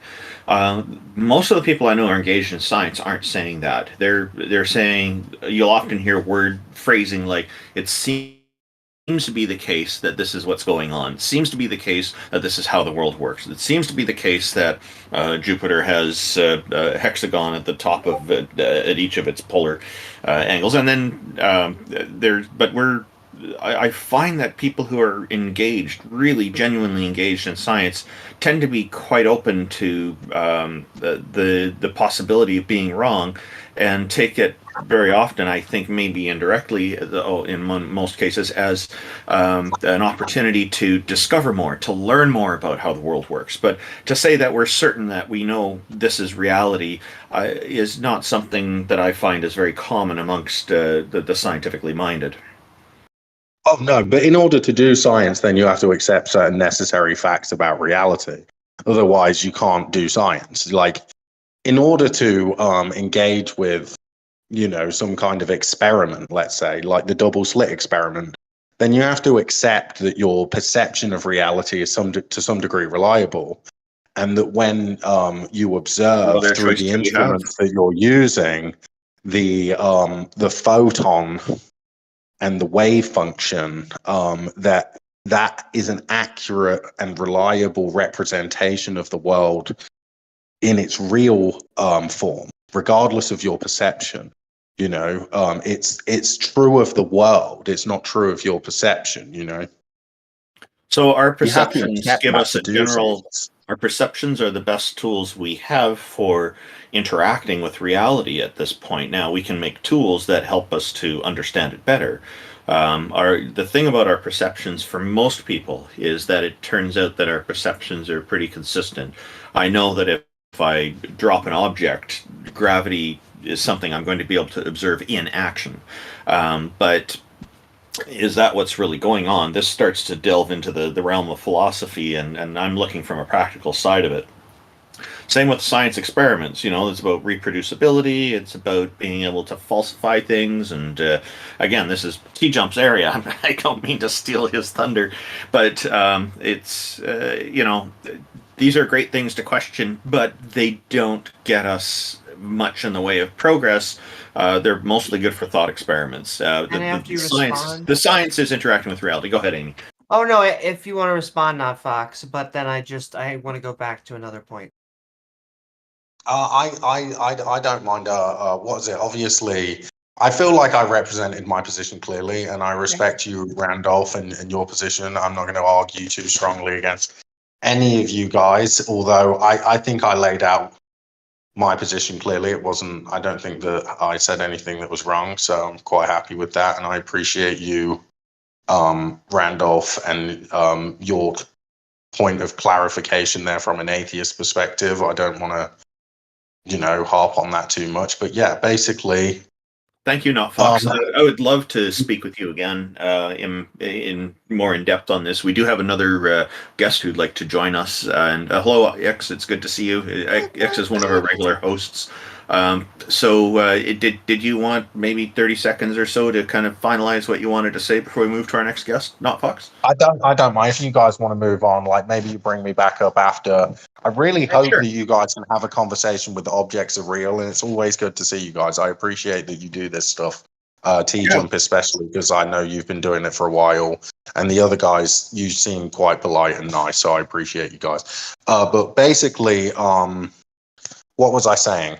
Okay, so this is it, right? The point is that God is the thing that upholds and secures truth within the system, right? In your system, the way that you can come to know truth is through an understanding of like the science, right? And a faith-based belief in your faculties and your reasoning capabilities.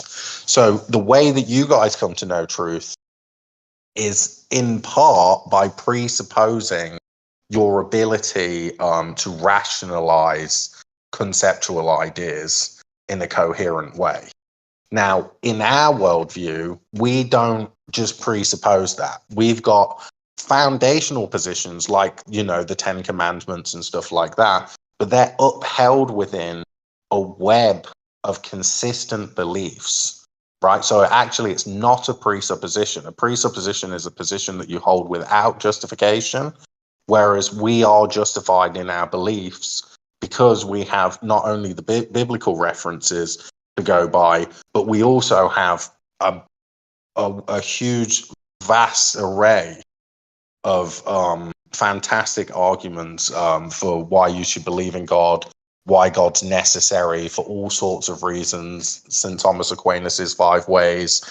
I'm sure you guys have all heard the argument about how conceptual ideas require a mind, and concepts such as, you know, a rock being a rock were true prior to human mind. And so therefore maybe that's justification that there was some kind of primitive mind, essentially, that is the first mind that upheld and secured those conceptual ideas prior to human minds. And there's a lot of great arguments. So I hope you check those out. It's good talking. Thank you. Thank you, NotFox. We look forward to talking to you again. Even today would be good. I really appreciate the conversation today. Thank you.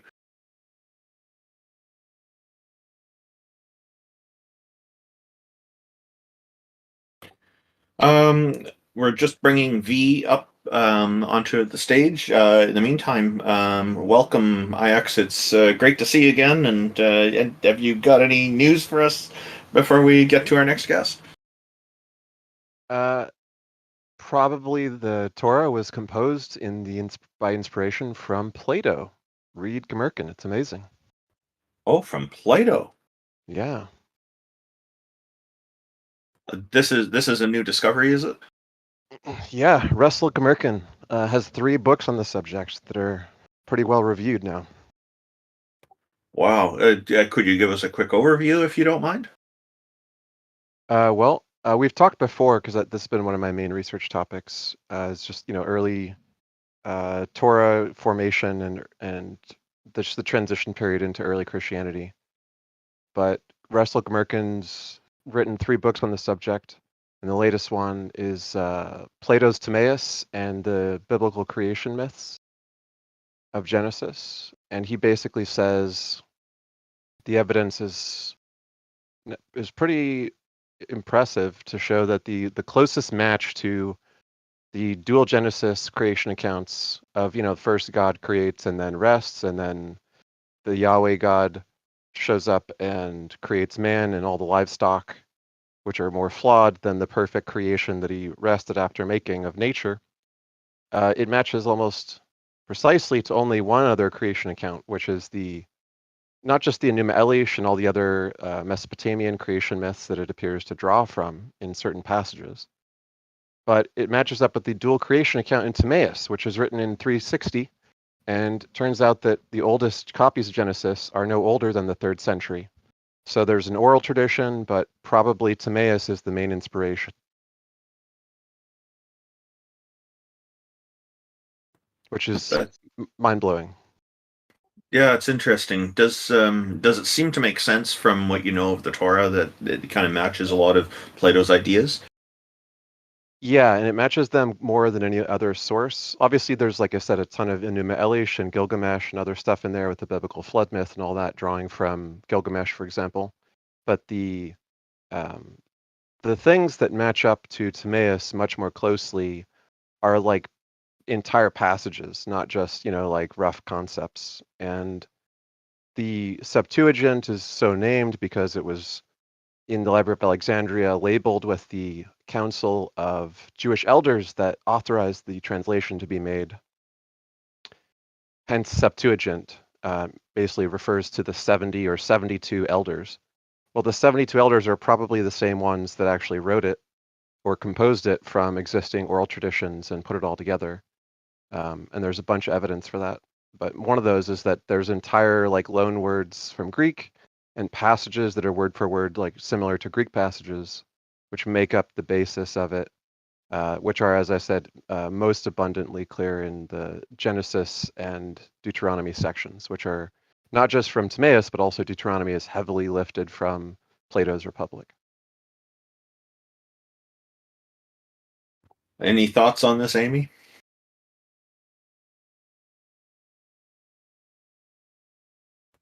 Maybe Amy. So she's Nope, just interesting to listen to. Yeah, and if you study this stuff, you've probably heard of the documentary hypothesis, which basically said that authors who seemed different in the Bible had been identified as probably different sources for, even within the same book, that passage coming from one source, whereas another passage came from a different source.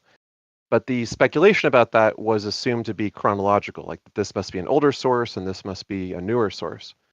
Gmerkin thinks that that's wrong. It was an understandable assumption at the time, but it was just because people didn't really have any better explanation for how they could have chronologically contemporary authors who contributed to the same work at the same time. But Gmerkin thinks it's because it was a council of writers who didn't all agree on everything and sort of put it together as a compromise of their different beliefs, rather than being like written by people who are hundreds of years apart. If that makes sense. That's interesting. We have a guest who's joined us. Welcome, V. Thank you for joining us, and thank you for waiting patiently. Sometimes these conversations can go a bit long. We're glad you're here.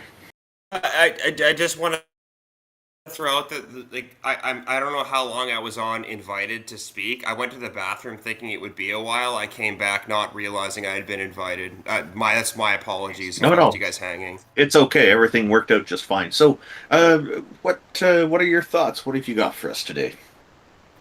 Well, I guess it's interesting because I'm Roman Catholic myself, but I've always more delved into the theological sort of definitional sense of like theism. I don't have any necessarily prescriptions. I am like I said, I'm Roman Catholic myself, but don't worry. Hang out with us long enough, you can lapse. I have absolutely no doubt.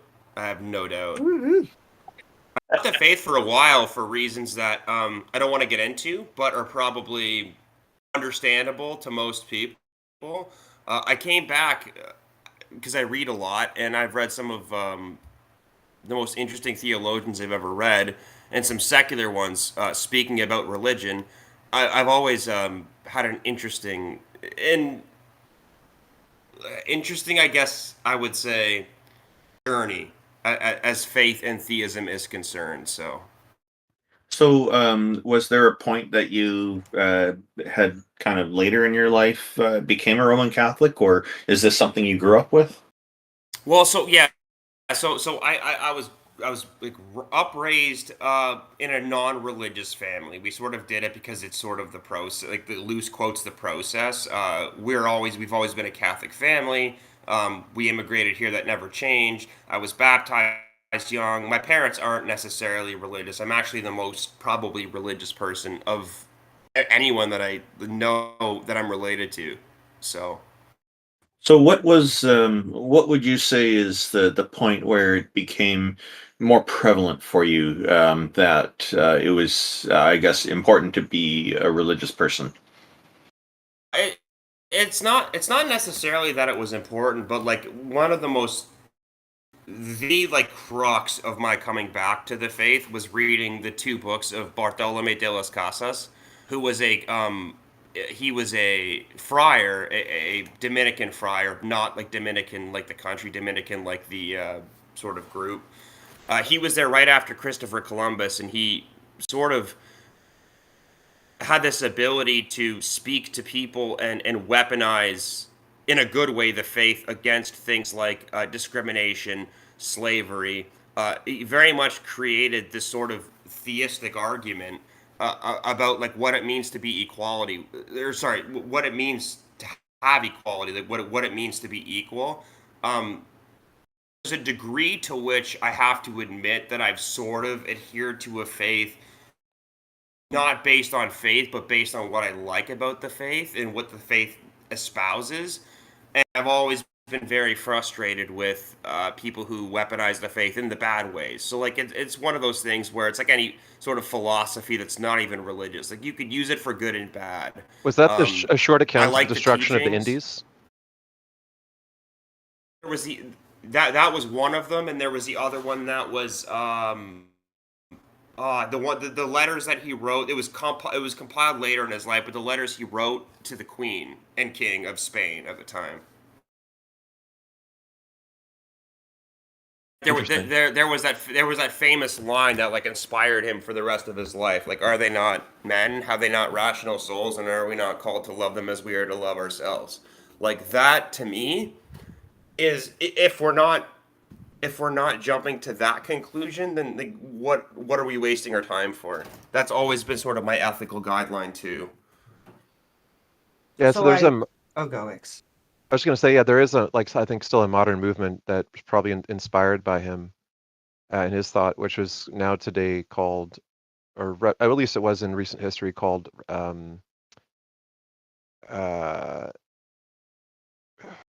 is the term? Liberation theology. That's the word for it, right? Which is large in South America. Yes, yeah, it is. Liberation theology is interesting. I wouldn't necessarily ascribe to it, but like, yeah, I get what you're saying for sure. Like the application to like political change and like helping people as a movement. And in some cases, it's involved a lot of people who are socialists who identify socialism with what they see as Christ's message being consistent with it or something like that. Well, you pretty much nailed me on that one for sure.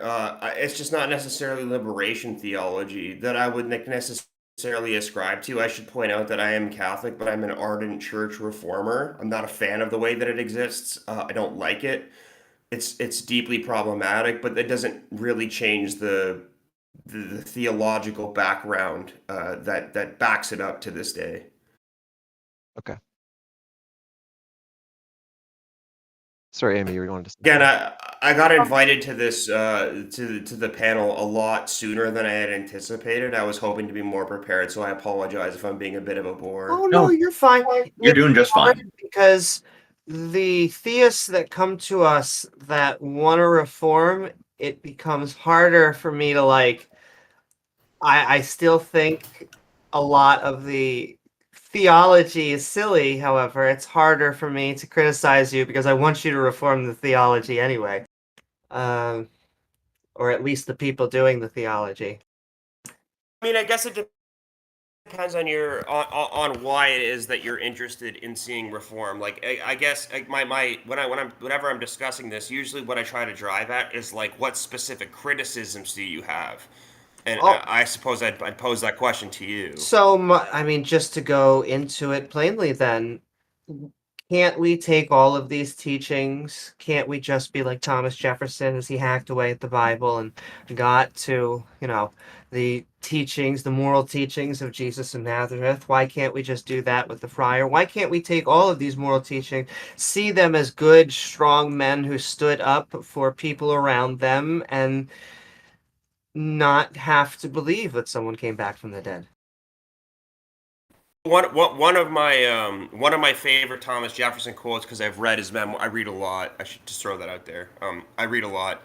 One of Thomas Jefferson's best quotes were, because he was intelligent, obviously, to sort of support the ideas of what it means to be free, but he also owned slaves, and he was intelligent and self-aware enough to realize that this was a contradiction. And one of my favorite quotes was, "I fear for my country when I remember that God is just." Because he understood that this was going to come to it. Like that specific, like the defenses of slavery for what they are, which is what De las Casas, especially the one who drew me back, was specific on, is that he knew this was wrong, and he spoke to it, and he wrote about it, and he was scared, knowing that what they did on this issue was wrong, and that is absolutely, at least in my estimation, incredibly worthwhile and noteworthy.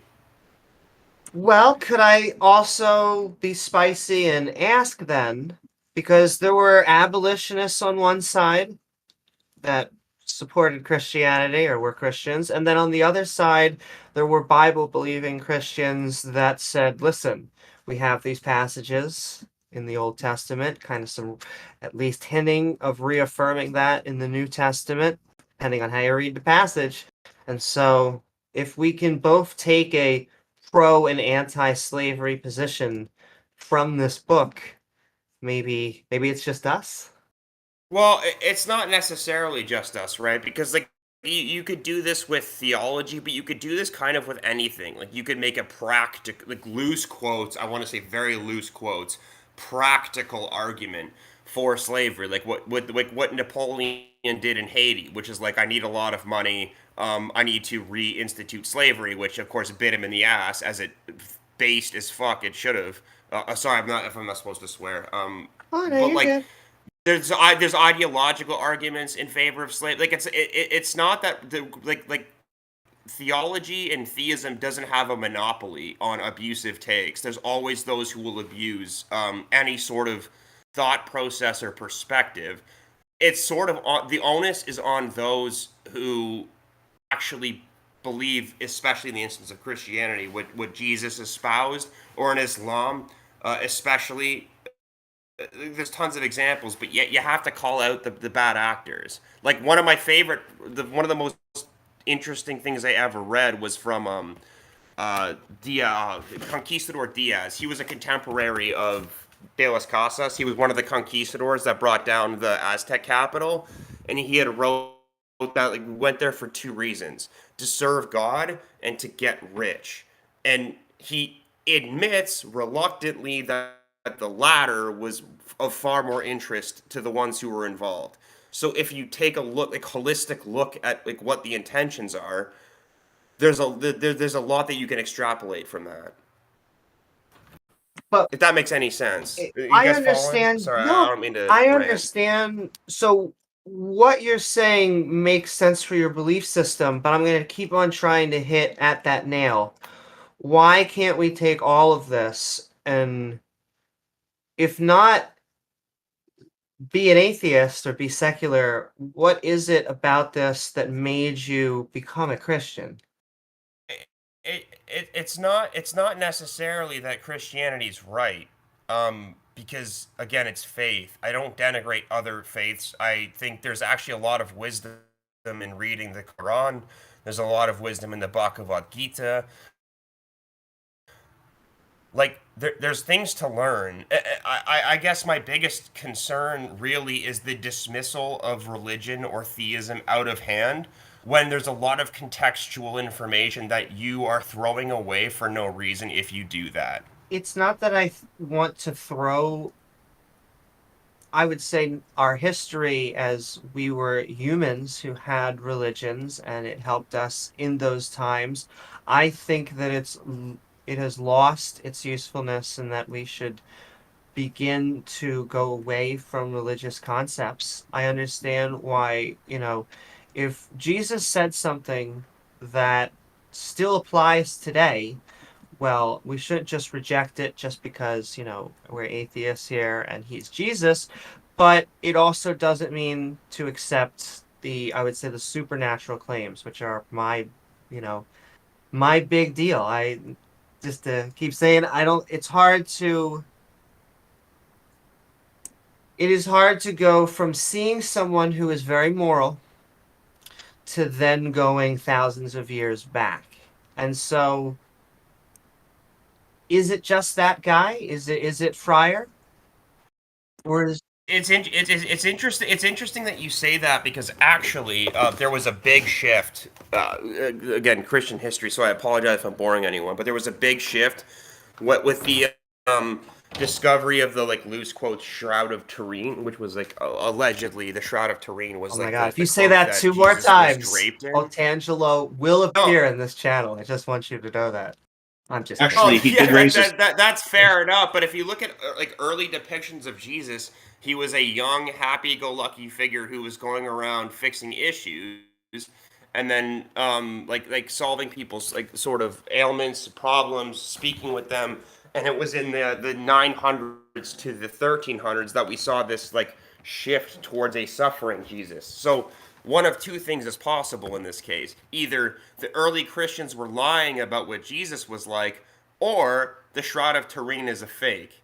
I know which one I believe is true. I guess I'd pose that question to anyone else, though. Oh my.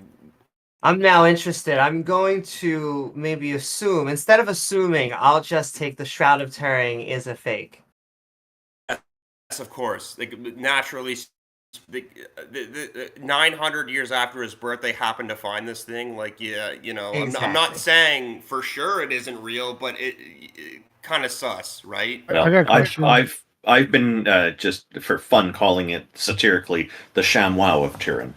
It has been debunked by scientific dating methods and whatnot, so it does come across as a bit of a sham. I got a question. So, of course, it's a sham because there was political interests that at the time informed the church, which by definition informed the theology because the church was a theological organization. And that doesn't necessarily denigrate the value of this. This is why I say I'm a reformer. It doesn't denigrate the theology by itself or what the philosophical value is. What it does is it just tarnishes and damages the reputation of the church as an authority figure pretty much irreparably. And it's never not done so. And I think that's a fair assessment. Go ahead, TJump. Yeah. So I have a question. So you mentioned that one of the primary reasons that you believe in religion is that you like its teachings and values, and it has a pragmatic benefit value in the doctrines or whatever. So if there was a new doctrine that came along that was better, had better values, and was more pragmatically applicable, would you convert to that one? Like in theory, sure. Like I guess I suppose you could do such a thing. It's worth noting though that like one of the advantages of the Catholic Church, the Orthodox actually has a bit of a claim to this one too, is that like you won't ever hear of Saint Dismas or Saint Longinus in the Catholic or Orthodox Bible, or more importantly any other Bible, because the Bible's not necessarily the be all and end all. There are dozens of Gospels that are not canon necessarily. So Saint Longinus was the Roman who had given him the fifth pierce in the chest to see what his blood looked like to make sure he was dead. Saint Dismas was the other man on the cross who Jesus absolved of his sort of crimes. He's mentioned but not named, and they are named in some Gospels. It's just if you're taking the Bible as it exists, as it's been mentioned, like we don't know who wrote these. It's just basically a compilation of what they seemed to have thought was sort of the best, and there's a lot going on there. Don't we have better examples now? Like there's tons of better examples. Is there though? Like name a better example that hasn't been weaponized for bad. Church of the Best Possible World. Also, like if your issue is with sorry, go ahead. Church of the Best Possible World. Google Church of the Best Possible World.org. Go to the True Objective Morality. Has not been weaponized. I don't really care about the weaponization. I care about what is the best interpretation. Like to steel man. If you steel man Christianity, is that a good moral system? Well, no, not really. It's not that great. Like Jainism. Well, Jainism is far I guess better. it depends on what. But what is it you're steel manning? Because which denomination of Christianity? This like so. I'd say we steel man all of them. Steel man every single possible interpretation.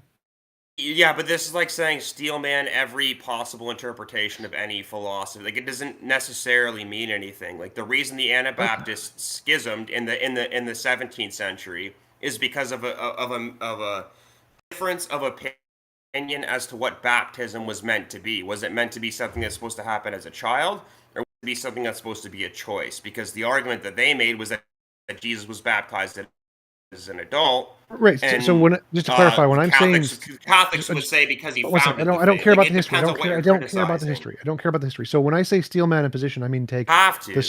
You have to care about the history. No, I don't. So I can say, when I say steel man in position, I take the position that is considered the strongest from every single variable. All of them. So if the Baptists think that one's the strongest, we take that one. If the Catholics think that one's the strongest, we take that one. We compare all of them, the best of all of them, and they're still all garbage. They're all terrible. But you're making the mistake of assuming that we know anything now, and in another 1,000 years, anything that we say today will be of any relevance. Like, we don't know. No. I don't need to assume that at all. So you're disregarding way too much when you say this. No. Because right now the question initially was that I asked you was, if there was a better model, would you convert? So all I need to do now is say with our current knowledge, I can say there are better models than every single version of Christianity, Catholicism, Baptism, every single Abrahamic religion. There is better models.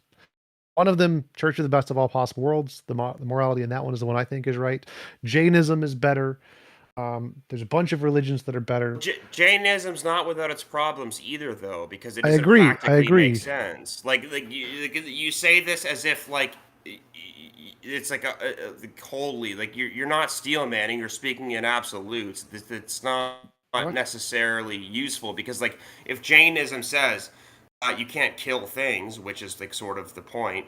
Every time you step on an ant or a spider or wash your hands, and you're killing like they didn't know this at the time that they were developing this faith. It doesn't hold true, and that's not to say there's no value in it. No. So the point here is that it's immoral to kill things. That's what Jainism says. It doesn't say you can't kill things. Obviously, you can kill things. We kill things all the time. But it's immoral to kill things. And so in the Jainist morality is more an accurate representation of morality than the Christian morality. And so it's better at representing what morality is. Right. So what I would posit to that is every time you take a shower, you're being immoral. Like, again, I'm not saying there's no value in Jainism, but if you look at it holistically, there's flaws in every ideological system we've ever come up with, because like none of them ever make any sense. I don't need a perfect one. I just need one that's better than Catholicism. Catholicism is a low bar, and there are much better things. Jainism is a much better, more accurate system than Catholicism. But again, Church of the Best of All Possible Worlds, that gets it all right, so do that one. But there are better systems. And that was the point. It's easy to make a better system than Catholicism. Catholicism gets so many things wrong. Pick one of them, remove them. You now have a better system. So pick that one. Yeah. But I would rather someone not be Catholic and a good person based on whatever their religious adherence is than be Catholic and a bad person. Like, I don't care if you believe in something different than I do. Are you doing the best that you can? If that's not what our goal is, then what are you doing as a person? Again, my original question was: I don't care if you're Islamic. My question is about Are you doing the best that you possibly can? My question is about you. I asked, if there was a better model, would you convert to the better model? I answered that. Yes. The answer is yes. And now I'm giving you examples. There are better models. Even you recognize that there are problems with Catholicism. It's not perfect.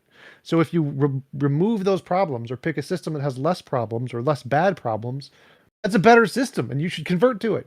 I mean, I guess it's the same thing as saying, if you just disregard the bad things, could you see the good things? Like, you could do that forever. No, not exactly. So what I'm saying here is that if you take Catholicism... what I'm saying here is if you take Catholicism, remove the bad things, and make a new religion that isn't Catholicism, you've now made a better religion than Catholicism.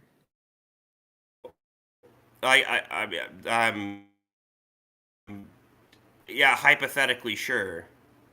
We're speaking in hypotheticals, right? We live in the real world, don't we? Well, so making up religions is a real world thing. People do it all the time.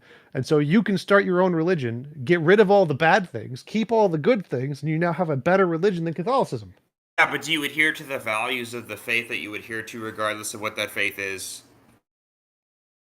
In a way that is to the betterment of humanity, or do you use it to like I mean, again, you could do this with anything. Sorry, I don't mean to like disregard what you're asking, but it's almost a semantic point.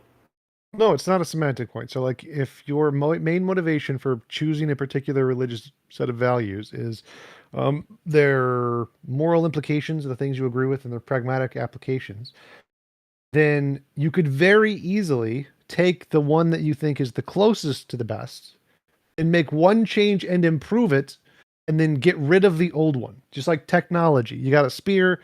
Spears are pretty good at hunting, but you replace them with a bow and arrow. Bow and arrows are better than hunting. You get rid of the spear. The spear is gone. The spear is now no longer useful. You don't need it. You have a bow and arrow. And then now we have guns. Guns completely destroy bows and arrows. Well, you just get, no one uses bows and arrows anymore. How does this relate to religion? I'm confused. Religions are the exact same thing. They have a pragmatic application, moral values, and those can be replaced with better, more updated versions, just like spears can be replaced with arrows, and arrows can be replaced with guns. Ancient 2,000 years ago religions can be replaced with modern moral religions, like the Church of the Best of All Possible Worlds, that get things right. It's an updated version that has all of the good things, most of them, and none of the bad things.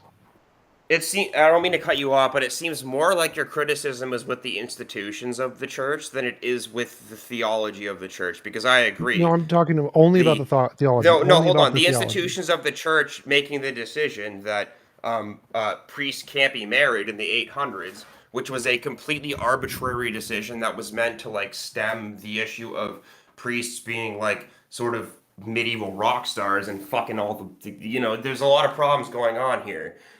And then now in 2023, we're seeing what the consequence of that decision was, which is a lot of abuse. That's right, like but I don't care about any of that. I only care about the Bible. I don't care about the church. I do not care about the church. I care about the religion. You're only caring about the Bible. You're already missing the point, because there's dozens of gospels that inform Catholic theology that aren't in the Bible. That's fine. You've already all lost of the documents, all of the original documents. I don't care about the church. I don't care about the Pope. I care about the documents themselves, the core of the religion. All of that can be very easily improved. Then what's the point of the discussion? Like, if the point of the discussion is the documents, not the people. I don't care about the people. I care about the documents and the religion itself. The religion itself can be improved. Take the Bible. There's dozens of documents that inform the Catholic faith. All of them can be improved. Every single one of them. Give me every single document. I can improve them all with a single line. Don't own humans as property. Period. Done. I've improved every single version of Catholicism. Poof. Done. You now have an improved version of Catholicism. Well, there's a couple things going on here. First of all, yeah, like, sure, if any one of us could like rewrite documents, then yeah, you could make it whatever you want and be more moral. These documents weren't written. No, but these documents were written by people who observed what they saw. Like, it's not. So we can get rid of all of them. They're all garbage. Like, they're old. This is 2,000 years ago. Like, right. So we can get rid of them. We can throw them in the garbage. We can throw them all in the garbage like a spear. We don't need it anymore. We have guns. We have the new stuff. But you wouldn't say that about non-religious documents. Yes, I would. I absolutely 100% would.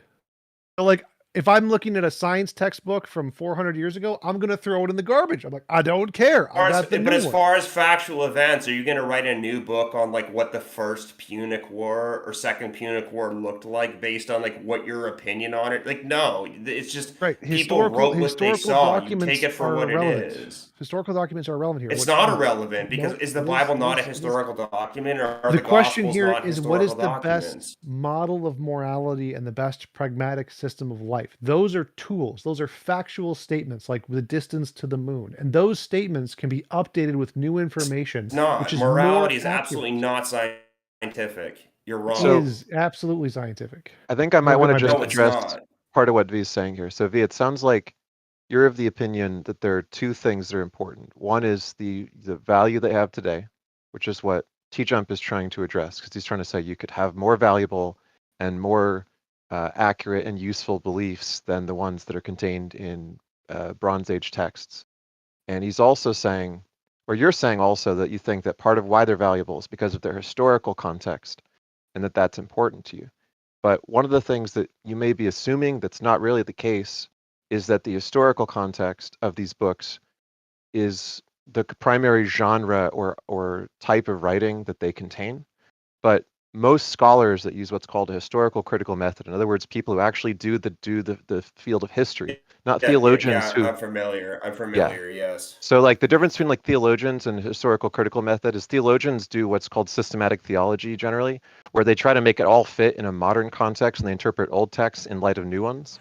But when you look at it from a historical perspective, the people writing the earlier texts didn't know about the newer texts. It was not part of their thoughts when they wrote these things.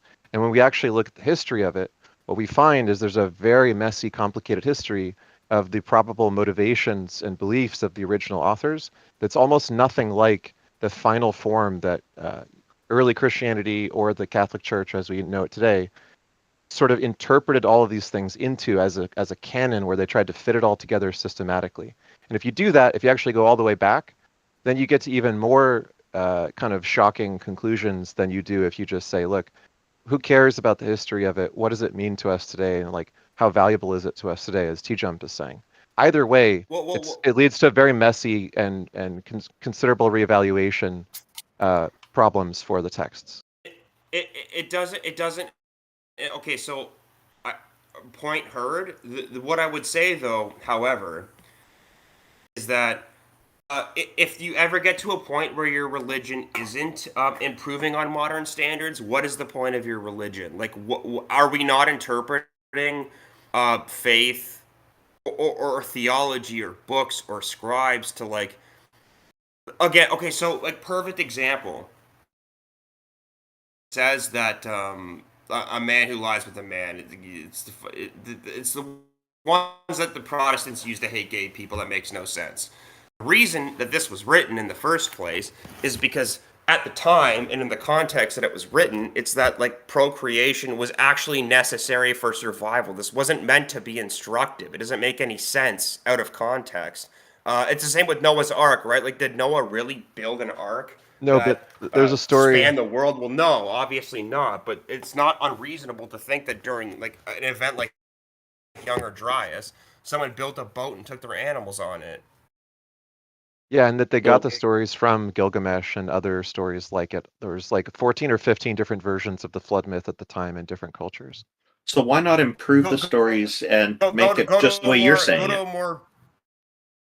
Sorry, Randolph, what was that? Why not improve the stories then, if they're not to be taken literally, and put it in a form as you're explaining it? Why didn't people do that? Well, because how can you possibly improve the story of someone who lived 2,500 years ago, for instance, and saw it? Like, look at the Hanukkah is a celebration in the Jewish tradition of the throwing off of the Seleucids, right? When they threw out the Seleucid Empire, which was it the aftermath of the Wars of the Diadochi, which was Alexander the Great's conquest, right? Like, we don't disregard this as factually correct. It's actually one of the most informed and interesting sort of takes on how Judea at the time, or Palestine, depending on which language you're referring to, was able to disregard another emperor. It's in the Bible. That doesn't make it not real, because there's other historical contexts to this. But you see, it sounds to me like you're doing just that. You're trying to re-explain it in different ways by saying it wasn't literal, and yet there are many other Christians who tell me it is literally true. There are biblical literalists out there who make the arguments and try to explain that Noah's Ark was real, and there was a way it all fit in there. There's a magical property to gopher with that makes it like the TARDIS on Doctor Who, larger on the inside, and that still isn't enough. But there's a lot of people out there who believe this stuff. I guess, Randolph, my only question to you is, like, are you a critical thinker? And I'll assume you are. I try to be. Yeah, so do I. But, like, what I'm trying to drive at is, are you able to think about the passages in something like the Bible critically to understand the historicity? It doesn't necessarily matter if Jesus really fed a bunch of people with fish and bread that he pulled out of a hat. Like, it doesn't matter. What were the teachings? I think that the teachings and the guideline of love others as you are to love ourselves is twofold. You should love yourself, and you should love others, and you should treat other people as you treat yourself. Okay. Which is what I would say is is the big mistake of the hater. I'm going to bring up a big one. They don't love themselves. I'm going to bring up a big one. This whole idea of forgiving everybody for their sins. Oh, who cares about the victim's forgiveness? Jesus forgave you. See, I think this vicarious redemption is unethical. It is immoral. It is bad for society. It disregards the wishes of the victims. The victims don't count anymore. And I think this is a very poisonous thing for society. I don't see that the Bible is a really good guide for ethics. I think it falls down a lot. The authors of it did not have the insight of contemporary philosophers like John Rawls with his veil of ignorance that is fantastic for lawmaking and also for our own moral determinations, I've discovered after learning about it. And so I think that the Bible is written at a time when people had not as much insight into what is better for morals and ethics and whatnot, or maybe just the authors were really bad at that kind of stuff, or combination of these things. And we've progressed as a species far beyond for thousands of years from what religion has been trying to teach us, and we're giving up punishment and favoring things like rehabilitation instead in prison systems and whatnot all around the world. It's gradually getting more and more, and we're seeing far better results than what's being taught by these religions. So I think that there's good teachings in the Bible. There's also a lot of very bad teachings. Again, I suppose it's hit and miss, right? Because not that I expect anyone to really know in depth on this, but in 1096, when the Pope decided, hey, we're going on the First Crusade, it's worth noting, while the First Crusade was the obviously predecessor to the rest of the Crusades, most people weren't on board with this. Most people were like, wow, we fight a war and go to heaven? That doesn't really make any sense. It's also sort of like throwing out Stoicism as an ancient philosophy, this idea.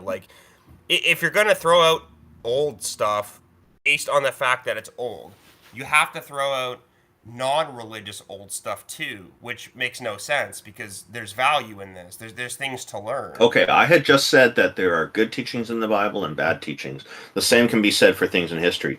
The aspect of critical thinking that you brought up that is so important here is that we we discern and decide what is relevant and what is good and what is bad that we can ignore.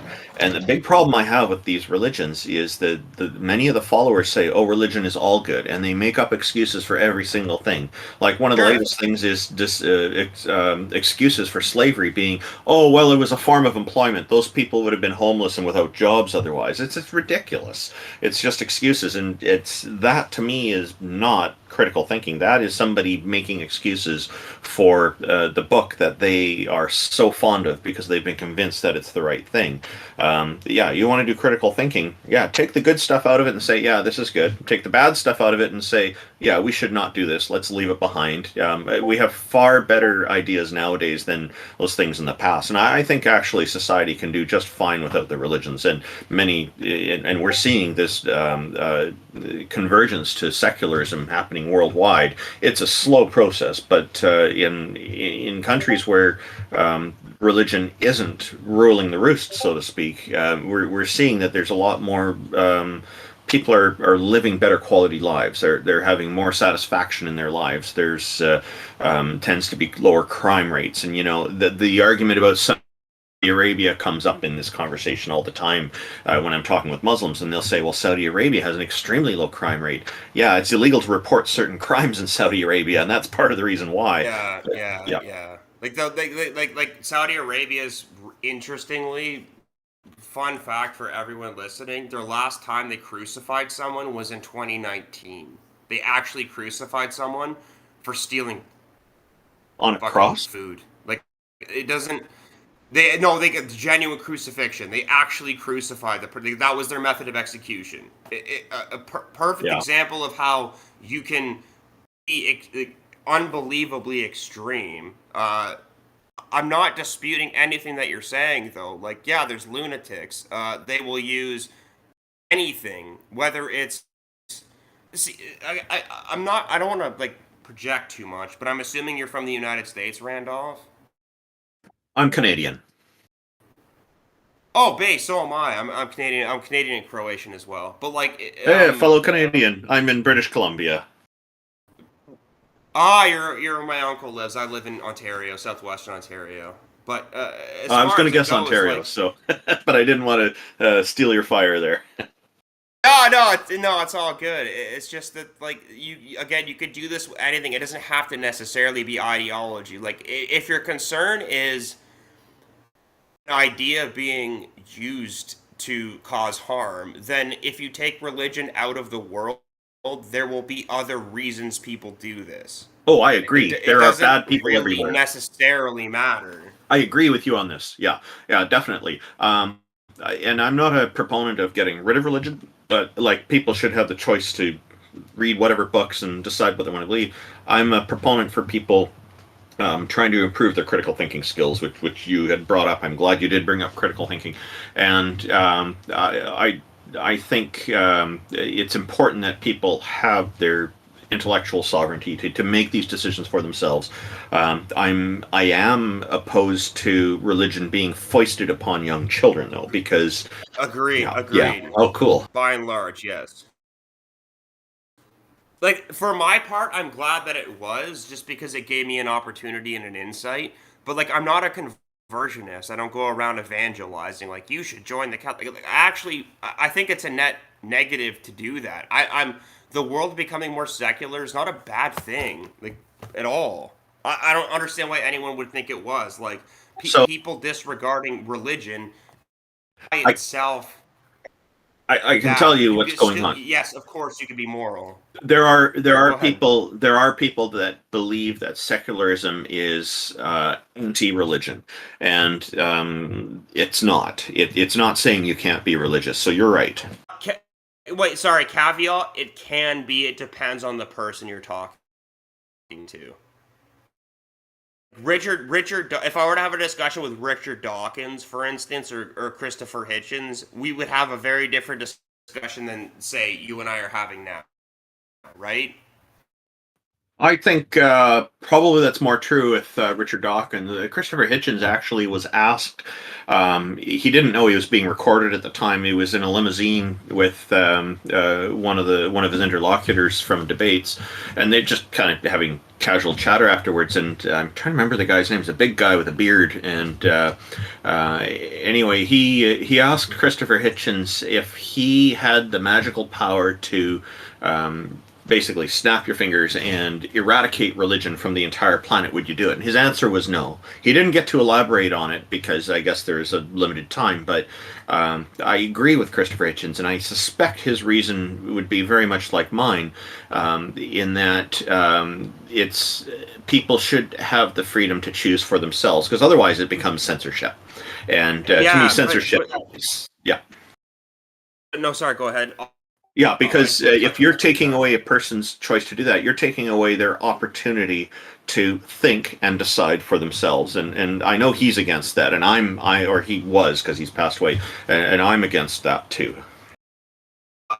I just want to throw out, though, that, like, absent religion, which we know Christopher Hitchens was, and God bless him, he did pass away. He was a brilliant intellectual. I don't agree with most of his takes. I'm glad he was around.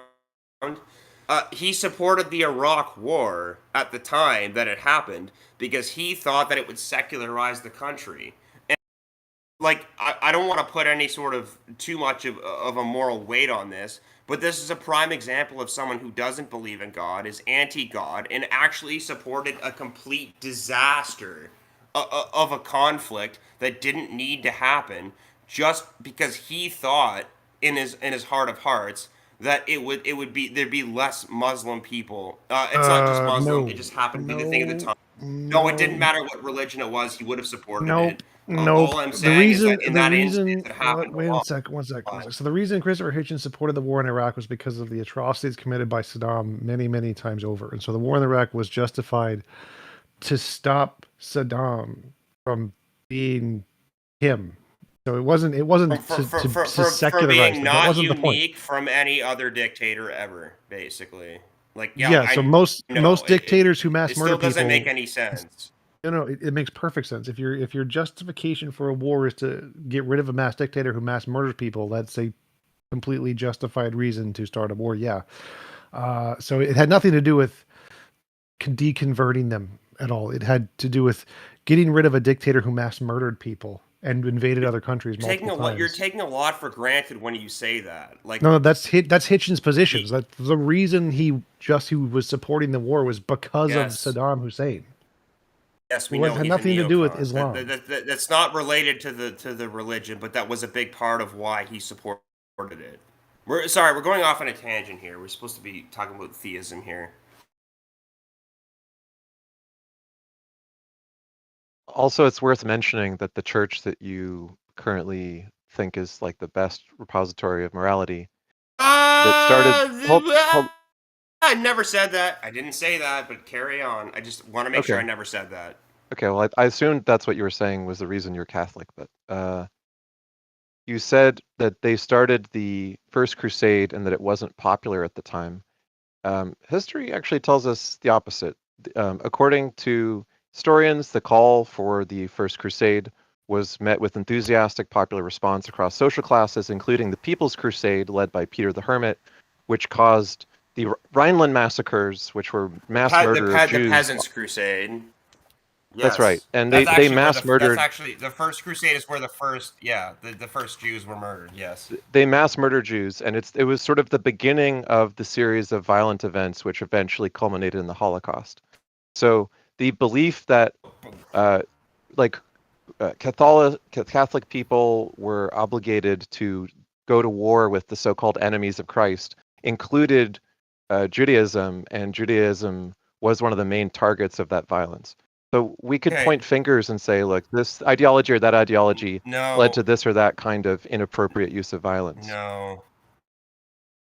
Again, I don't want to get hung up on the First Crusade. It was a throwaway example, but the Raymond IV, who bankrolled most of it. What was the Italian's name? Who was the military mind behind it? I can't remember.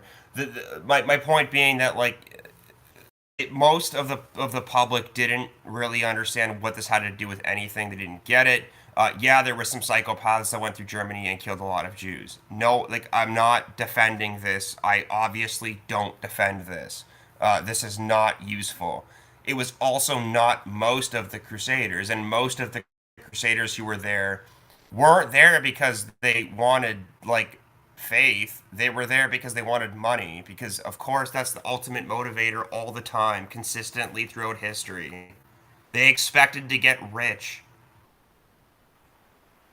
Peter the Hermit tried to run away during the siege of Judea. He tried to run away from Jerusalem because they were losing, and he got caught doing these aren't serious people.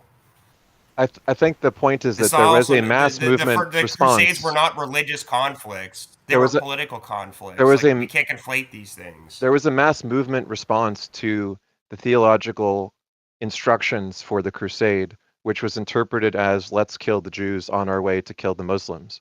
So this is historically what resulted from the Crusade that you brought up. Now, the point is not, and I'm disagreeing with it, because the majority of people didn't do this. A minority of people absolutely did this. Most people at the time were not fans of what the fuck was going on, at all. It happened en masse. Any organized group of 10 or 20% of people fighting against a group of 80 or 90% of people will get a lot further, but there's nothing to say about the religion. That's just it was a strictly political decision. It shames the church because the Pope was the one who called for it. Don't get me wrong, I understand this. It's embarrassing. It's fucking humiliating. That doesn't have anything to do with the theology of the faith itself, though. It does, though. So historically, anti-Semitism is a part of the history of the theology of the Christian church. And it's an ugly history. Because of the First Crusade. Not just because of the First Crusade. Look, the anti-Semitic ideas that led to the First Crusade being triggering violence against Jews came from earlier anti-Semitic ideas that were created by the gentilization of what was originally a Torah-observant Hebrew faith. The early Christian movement, led by James, was Hebrew and Torah-observant and Jewish. When Paul introduced the idea of it being a Gentile thing, he managed to get a larger audience of people involved in it at the cost of throwing Judaism under the bus and basically implicating them further in the Gospels, getting more and more anti-Semitic in order to placate and appeal to a Roman and Gentile audience that they were trying to convert. And it succeeded, right? They got the Roman Church adopted as the Church of Rome, and they went from being persecuted to being embraced.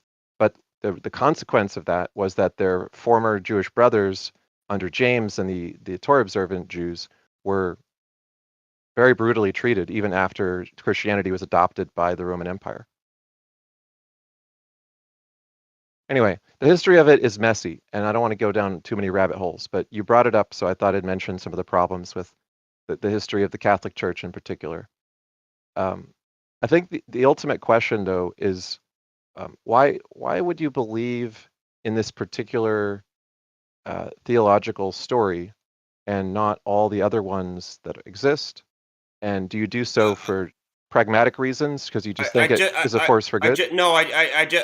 I just don't understand why fighting the Seljuks in 1096 has anything to do with like what Jesus was teaching. Like it happened, yeah. I'm not saying it's a good thing, and again, I'm a church reformer. I'm not a fan of like the decisions the institution made. It's just this has nothing to do with informing the theology. That and a lot of people at the time realized this. Like they knew this. This was not met. This was not met. Yeah, this was not met with like unilateral support. Is all I was saying is that most people, like, yeah, sure, there's instances in which people joined, obviously, but like most people at the time, which we also have records of, were like, wow, what does this have to do with anything? Like, okay, so we want to go to heaven, and so we have to fight Muslims in like a place we've never seen before. It just wasn't related. Well, regardless of your characterization of what you think most people thought, let's get back to the question at hand, which is, why do you believe that the God of the Christian Bible, and in particular the Catholic interpretation of it, exists? The God of the Christian Bible loves everyone whether they're Christians or not. Isn't that sort of the point? No, the question is not like what's cool about his morality. The question is, why do you believe that this God exists in the first place? There's other sources of morality, right? Like TJump offered his Church of the Best Possible World. We have contemporary religious beliefs from the same time period that offered similar or superior moral codes and systems. We have modern ones which do so, like TJump's.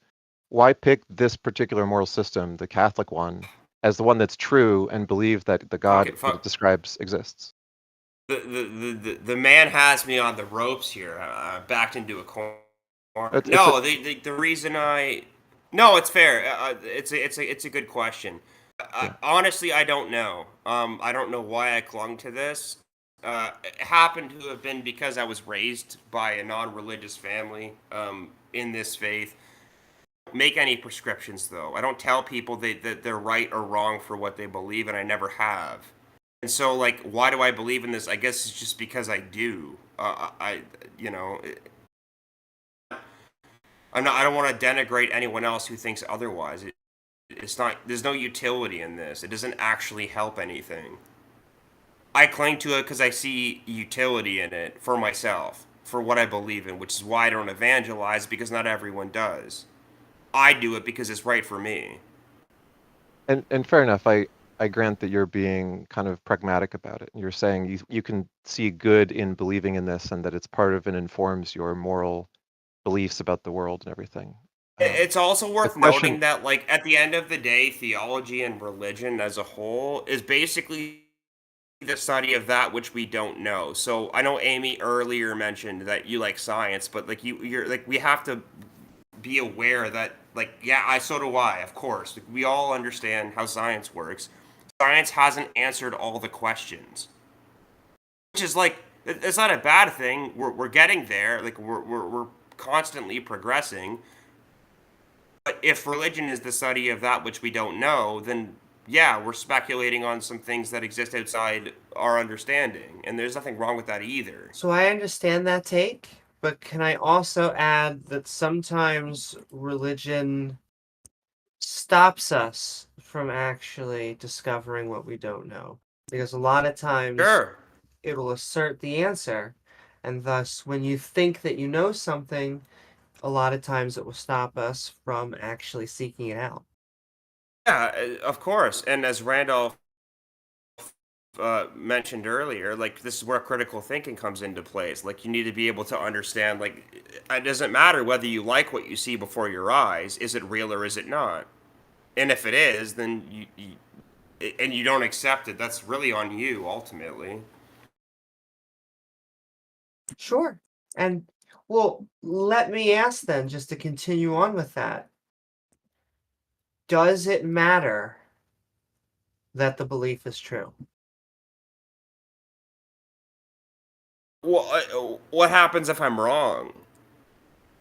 Is maybe the question I would ask you. Like the question to answer the question, like what happens if I'm wrong? I don't lose anything for this. I don't lose anything. You don't lose anything. My goal in life is to do the most that I can for other people and be the best that I can. If I'm wrong about being Catholic, I lose nothing when I die, which we all will. There was also, as someone was asking earlier, it may not be that if the atheists are right, that we're just all ground and daisies. However, oftentimes, if we say, listen, I am a Christian, I believe in this doctrine, even if you are reforming, I would say hypothetically, it still comes with a lot of baggage that wouldn't be needed if we were just saying, this guy was a cool guy. He was a rabbi, and as a rabbi, he said some cool things. They were maybe I like his, the Sermon on the Mount, but then you take out all the pieces about hell, and it's just have you ever heard of the phrase "a cultural Christian"? Yeah, I've heard the phrase, but it does seem like what you're sort of doing, and I don't mean this rudely, is like if you were to disregard an entire thing, everything would be better. Like you could play that game basically forever. Well, Sure, I you wouldn't get rid say of religion disregard. and everything would be better. You could do that with anything. Sure, but I mean, what I'm saying is get rid of the supernatural, get rid of the stuff, at least from our view, we know isn't true, and it will be better, yes. Okay, so you could make that argument with politics too. Like, if you just get rid of politics, you just get rid of like people doing their own thing. Like, you could just, literally, if you just get rid of the thing, then everything would be better. Like, yeah, of course, but we can't, and we live with it. So, See, we have to sort of work within the reality we exist in, not the reality. I tell you why that's not the same, though. Although right now, religion is such a big subject that we could say, we could talk about politics, we could talk about religion. At least, once again, from my perspective, politics, and once again, this is just my opinion, but politics is people's opinions. And so with religion, it's like this very distinct thing that has a lot of superstitious beliefs. And while they may have served us in ancient times, while they may have binded communities together, we have a multitude of ways of binding communities together and finding truths. And so it's not that I want to throw the baby out with the bathwater. I think that we are just getting to the point where we can have a system of morality. We can understand history. We can even say be pro-family and all these things. And we do not need any of a guy who talked with a bush or separated the water, or another guy who came back from the dead, or even a guy over here who says that he somehow didn't need to breathe oxygen and cut the moon into, we don't need any of that, but we could still have the actual teachings if you find them useful and worth, telling others. I suppose you're not incorrect, but like, there's like a lot of things that I want to point out here. I guess I'll stick with the religious political one. Like, again, yeah, there's a lot that you could do if you just we're able to convince a lot of people to disregard what they know, but unless you're able to, then it's kind of it's more of a thought experiment than there's any utility in this. Well, I would say how could you possibly get rid of religion if there's always going to be people who live in, say, a place like the Niger, which just had a coup, and the Bedouins are still a migratory people, and there's hundreds of thousands of them. Like, what are you going to show up that's and complicated. Civilize them? Like, no, it's not. No, it is complicated. But no, hold on a second. It is complicated. But this is my point: is that this shit's complicated. Sure, but if I you're could going to just show complicate, up and you're going to tell them not to do this, like that's imperialism. Well, very now you're specifically, playing a whole different ballgame. Well, I mean, if you were to ask the Nigerian president, he'd be like, "Please, colonialism. I'm an actual hostage right now. Save me." No, Niger. Nigeria is actually like sort of functionally normal. The Niger specifically. Well, the president is very specifically being held from a military coup, and so yes. I think that has a little bit of a separate from religion. There's always going to be problems within the world. We're not saying that you get rid of religion and you get rid of all the problems. What we are saying, I think, is religion is a superstitious set of beliefs. In fact, it's the most popular that is on the market right now. So maybe I gave a bad example because the religious element is like a big part of this. But like I just generally, it was an example. I didn't mean to like get hung up on it, but. Generally speaking, there's millions of people who are like super religious, and they are religious people. Like, do we force secularism on them? Like, I don't really see why that's a good thing. I don't see how that's and it won't work. You don't force secularism. What you do is you give people the freedom to have their own religion, and you hope that by having a good education system, by promoting science and people looking up information, that you create a society and a culture that values those things over, the people that want to, in my opinion, sell snake oil. Not the lay people, but the leaders themselves, a lot of who I think know better, and yet, they're institutions, and so they keep on trying to keep them alive. The reason we have the Big Bang Theory is because a Catholic priest came up with the idea. Well, no. He didn't come up with the idea. He added in the scientific process because the Catholic Church pays for actual astronomers and puts money in technology, which is fine. I think that there's a lot of, the Human Genome Project was, led by a Christian. But many of these people hang their cloak up or, whatever they're wearing when they're looking through the microscope.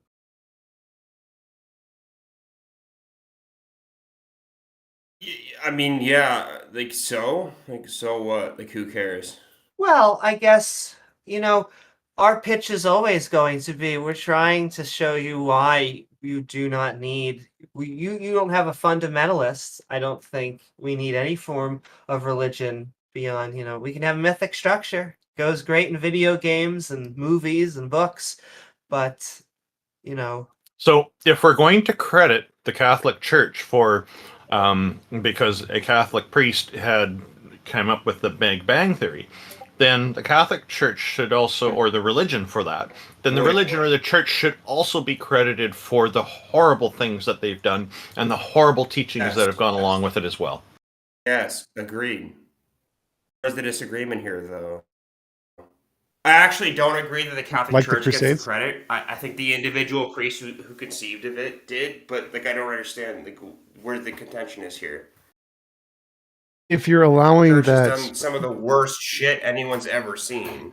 No. If you're allowing that the religion gets credit for the scientific advancements done by its followers, then the religion also gets credits, but for the atrocities done by its followers. Thank you, TJump. You clarified it very well. It's never the theologians who are the ones doing the political activism. It's always the theologians who are the ones within the church acting against the political activism.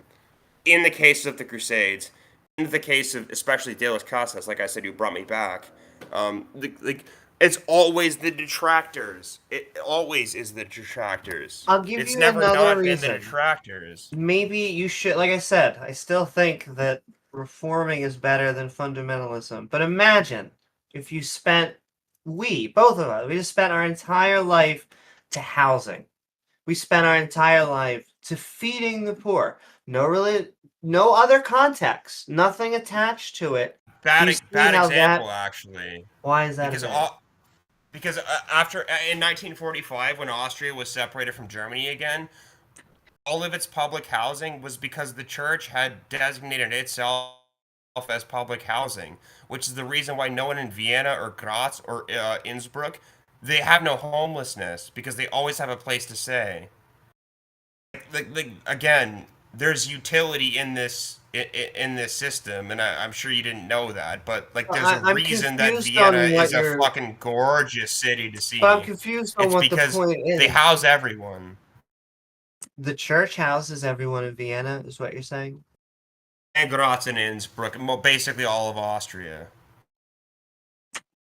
Okay, I would have to not just Austria. Same with the Czech Republic, to a lesser extent. Same with southern Germany. Southern France has. It seems like we're just playing games of they did this good thing, they did this bad thing. The question is, why should we believe it's true? And is there any reason to think that you cannot have good beliefs and do good things absent the belief in Roman Catholicism or any other particular religion?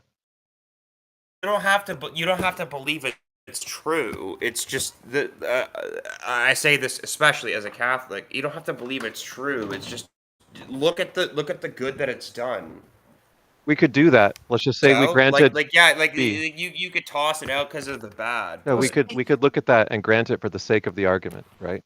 But even if we granted all the good things the Catholic Church has done, and even if we were just choosing to be ignorant or disregard for whatever reason all the bad things that it's done, it wouldn't change the fact that if it's based on an optional set of mythical beliefs, and if you could, absent those mythical beliefs, do many of the same good things for another religious reason or for no religious reason, then in what way is it more than an inspiration?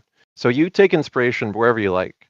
I could take inspiration from any kind of fictional source, historical source, mythological source, religious source, but it doesn't control me the way that being a member of that religion and submitting to some like orthodox control of that religion is going to do. So why couldn't you just take inspiration from Catholicism without believing that God literally exists? For this, I suppose for the same, you're right. You could draw your sort of moral compass from anything. It's just like, okay, so again, not to like bore everyone to death, but like the famous verse of render unto Caesar that which is Caesar's and that which is God's unto God. Once you start to disintegrate any religious beliefs, there's a lot of ability to render unto God that which is Caesar's, which is to say that you end up deifying people. This is where cults form. This is where political, religious, social cults follow. Like, you need to be able to separate that which is abstract from that which is real. That's exactly what we're insisting is important when it comes to the truth or the falsehood of the Christian doctrines about God, right? So if God is purported to be the origin or the basis of morality, and if the case for God is not very strong, in other words, the evidence for God is not convincing to many people today because it doesn't comport with the kind of epistemology we now insist upon, something where we generally look for strong reasons, good evidence, observable things in most cases are the basis of what we believe in, and models that predict and explain those that are empirically adequate in our best theories and models. Why believe in this flimsy version of morality, which is based on a dubious, invisible support, rather than like looking for a more sure footing for morality? You could believe in all the same moral teachings, but have a more confident ground for it, absent the mythological, sort of metaphysical basis. I guess I would simply counter the point, like, okay, so get rid of the theistic element. Like, you could do this, you could make this argument with any theology. If you want to have a a metaphysical conversation, that's fine. But that's what we're having. If that's the point you want to make, like you could do this with literally anything, any non-religious philosophy you could tear apart if you really wanted to try. You have a tendency whenever someone brings up something specific to say you could do this with anything and to try to make it as general as possible. The question is not, could you find a fault with any ideology of some kind, which is what you're talking about supposedly doing. What we're questioning is, do you need a supernatural foundation for an ethical system? And I think you could have an ethical system without a supernatural foundation, and it would work better because it's not going to be susceptible to a person who loses their faith in God questioning their moral beliefs, right? Yeah, I thought I was very clear that like it doesn't matter whether someone's Catholic or not. You can still be a good person. Didn't I say that like verbatim? I'm pretty sure that I emphasized that point. Right. Sure, but our it doesn't point back to necessarily matter what your moral compass is. You don't need to be a Christian to be a good person. I happen to be. I don't see the utility in denigrating any individual religion.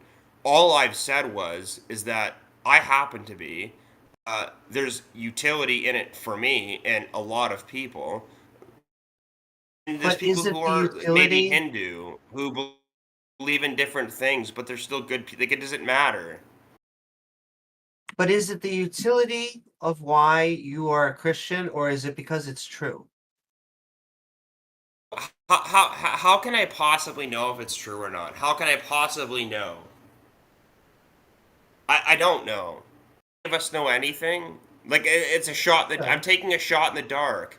I'm doing it because I think it's right. If it's not, I'll at least have lived the best life that I possibly could, being as decent to as many people as I could. And some people aren't Christian or Catholic or whatever that do the same thing. You sound like a good person. I mean, our thing is not. I try my best. I'm actually quite an asshole, but that's fair enough. Our main drive is that I know I at least think that religion at this level, in this time, in our society, causes more harm than it does good. And so I understand trying to reform something, trying to make something better. However, at least from our side of the field, I want to go to something that actually Christopher Hitchens used to ask, which is there anything out there that a religious person could do, morally, otherwise, that we could not do as an atheist?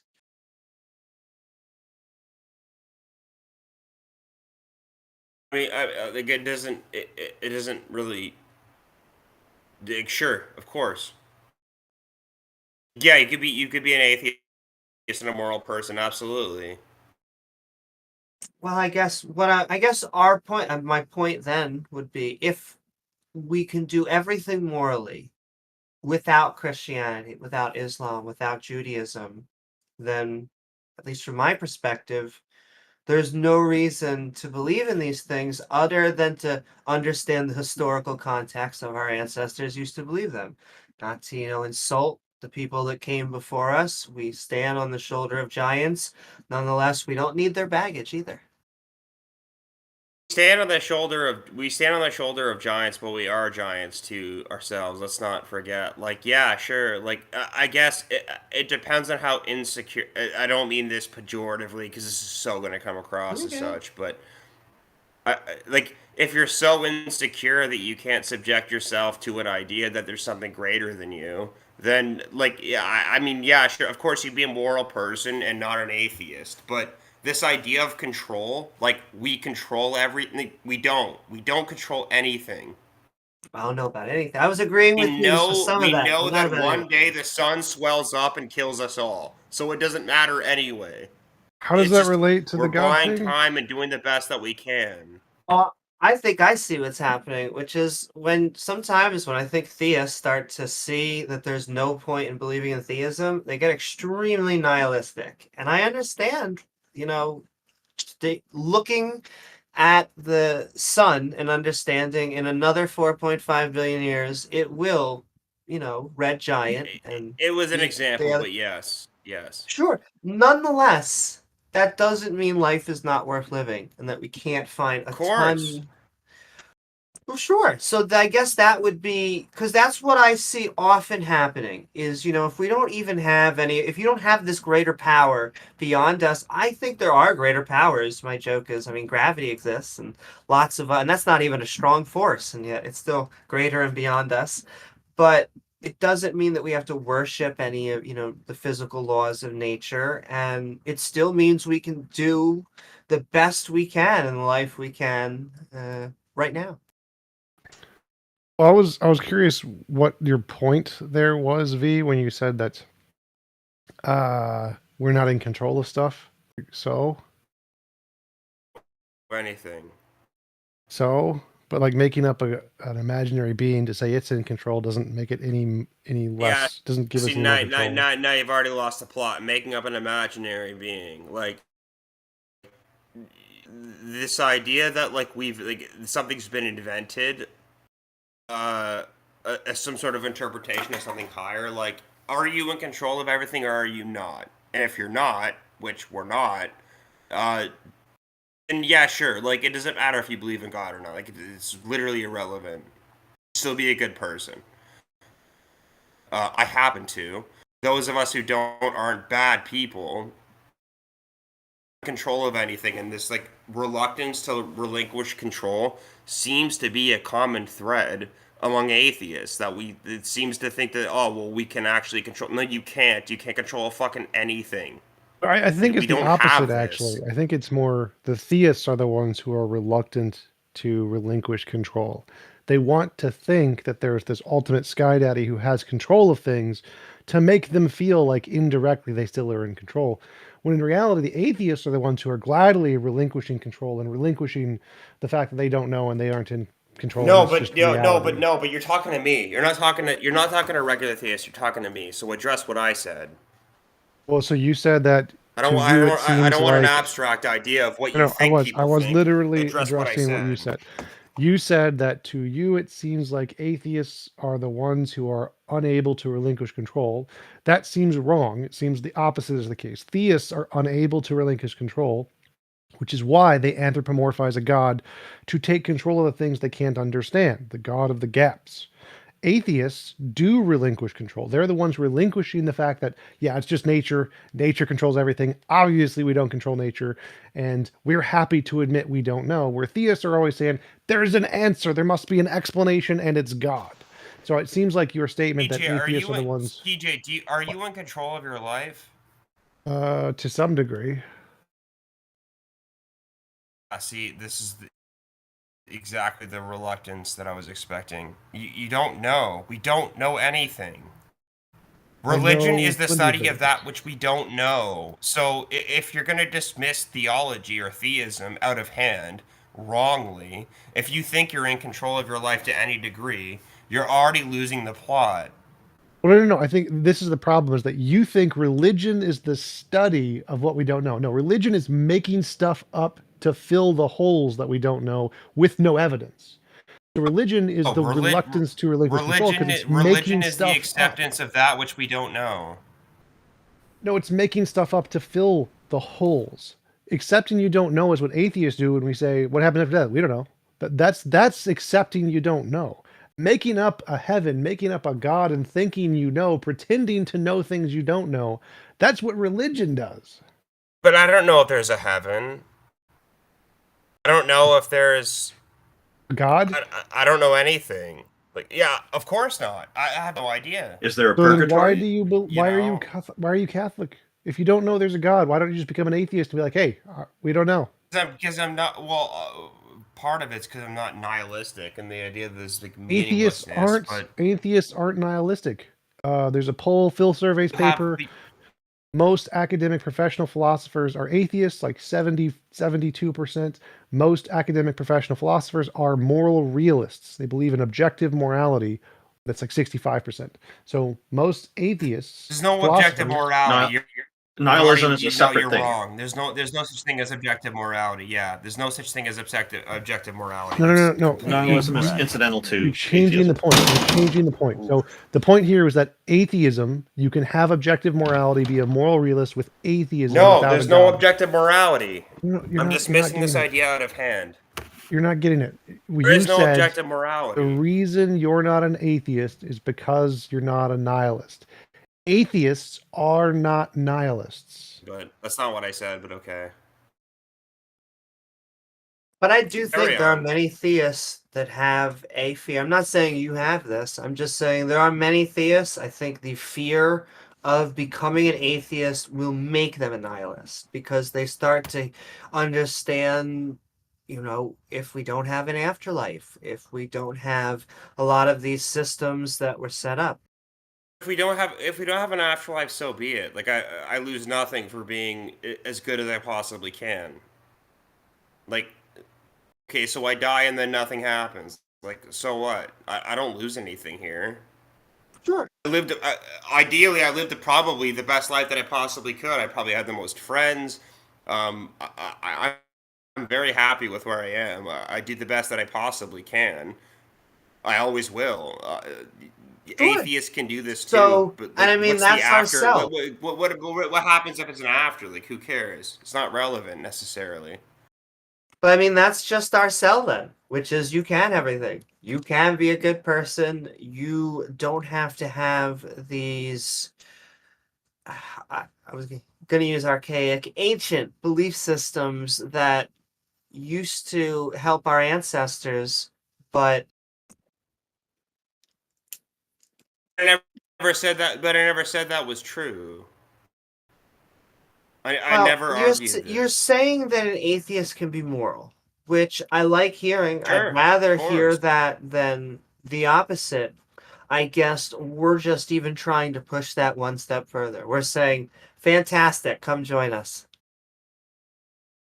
But there's also a big difference between being an atheist and being an anti-theist.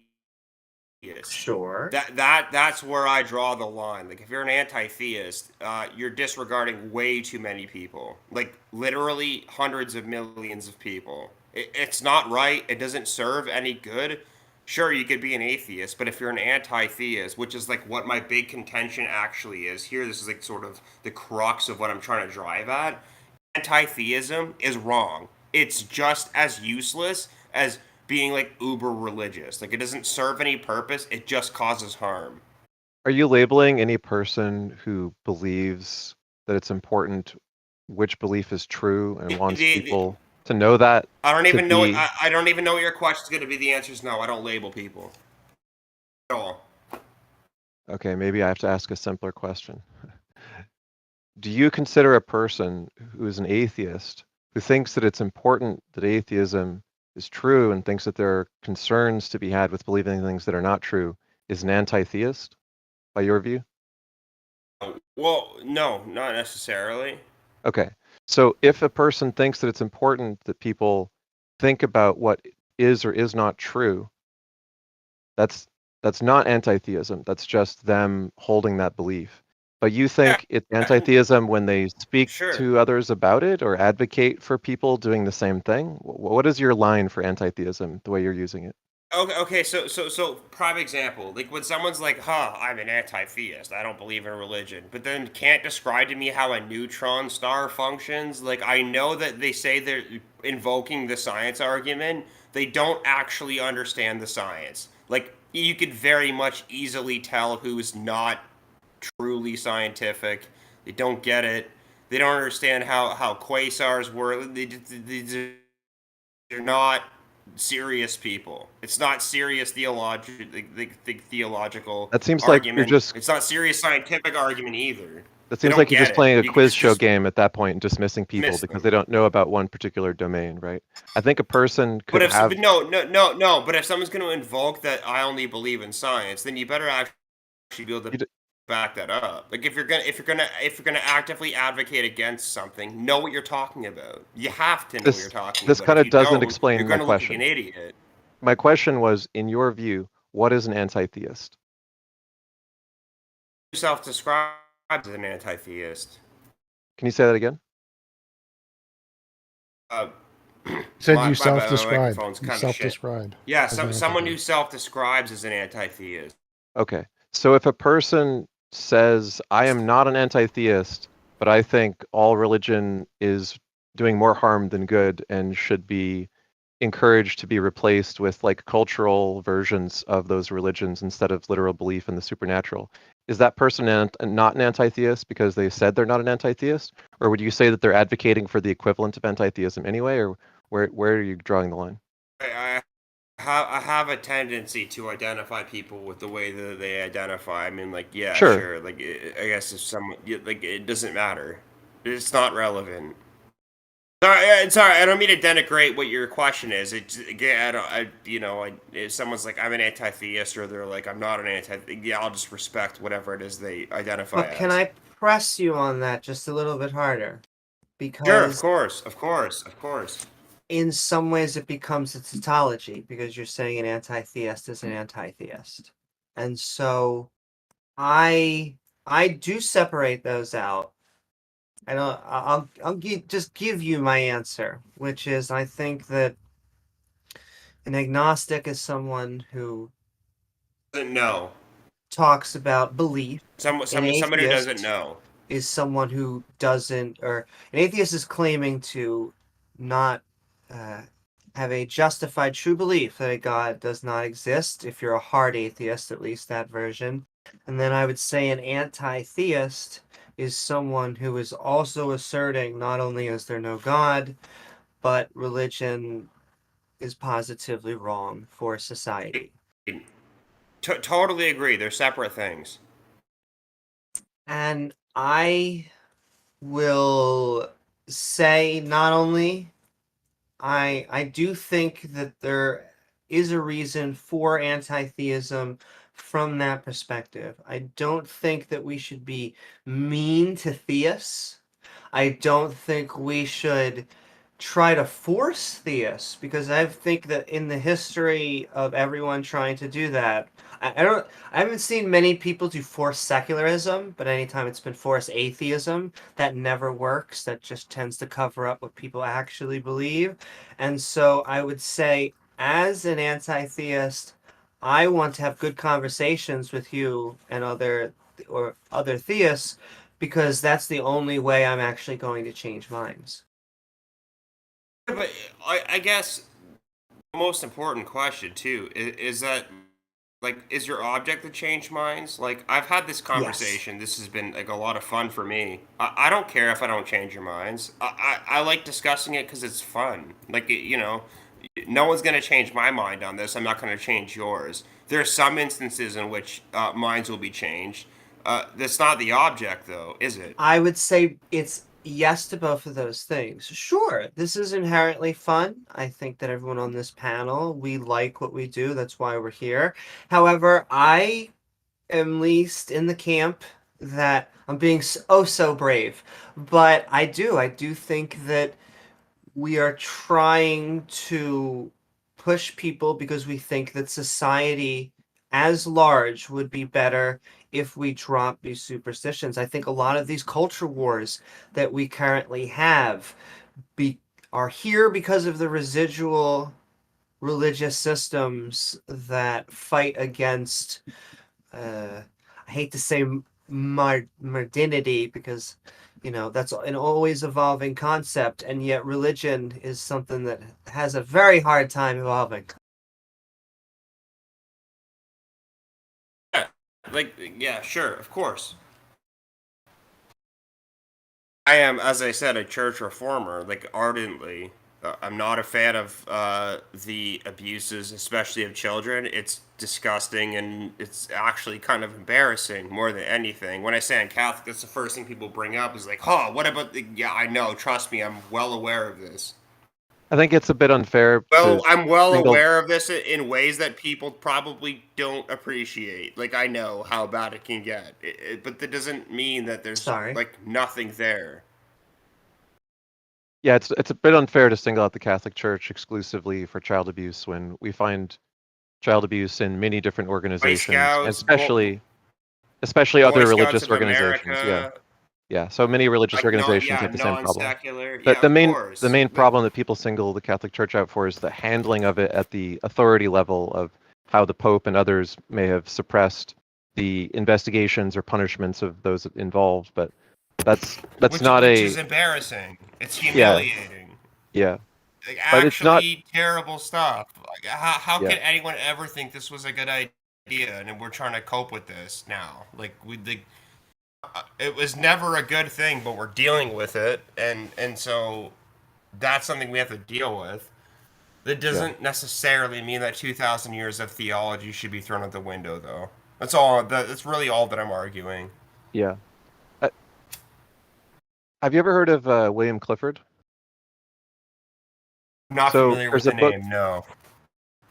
There's a book called The Ethics of Belief by William Clifford, which I'd recommend taking a look at. And this kind of gets back to, why should we believe a thing is true or not, regardless of what benefits it may have to believe in it. Is it ethical to believe in things which we have good reason to believe are not true? And Clifford argues that it's... I don't mean to cut you off. You said William Clifford? Yeah.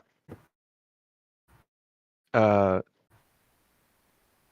in 1876, and it sparked a conversation with James, who is a pragmatist and a Christian, who responded to it.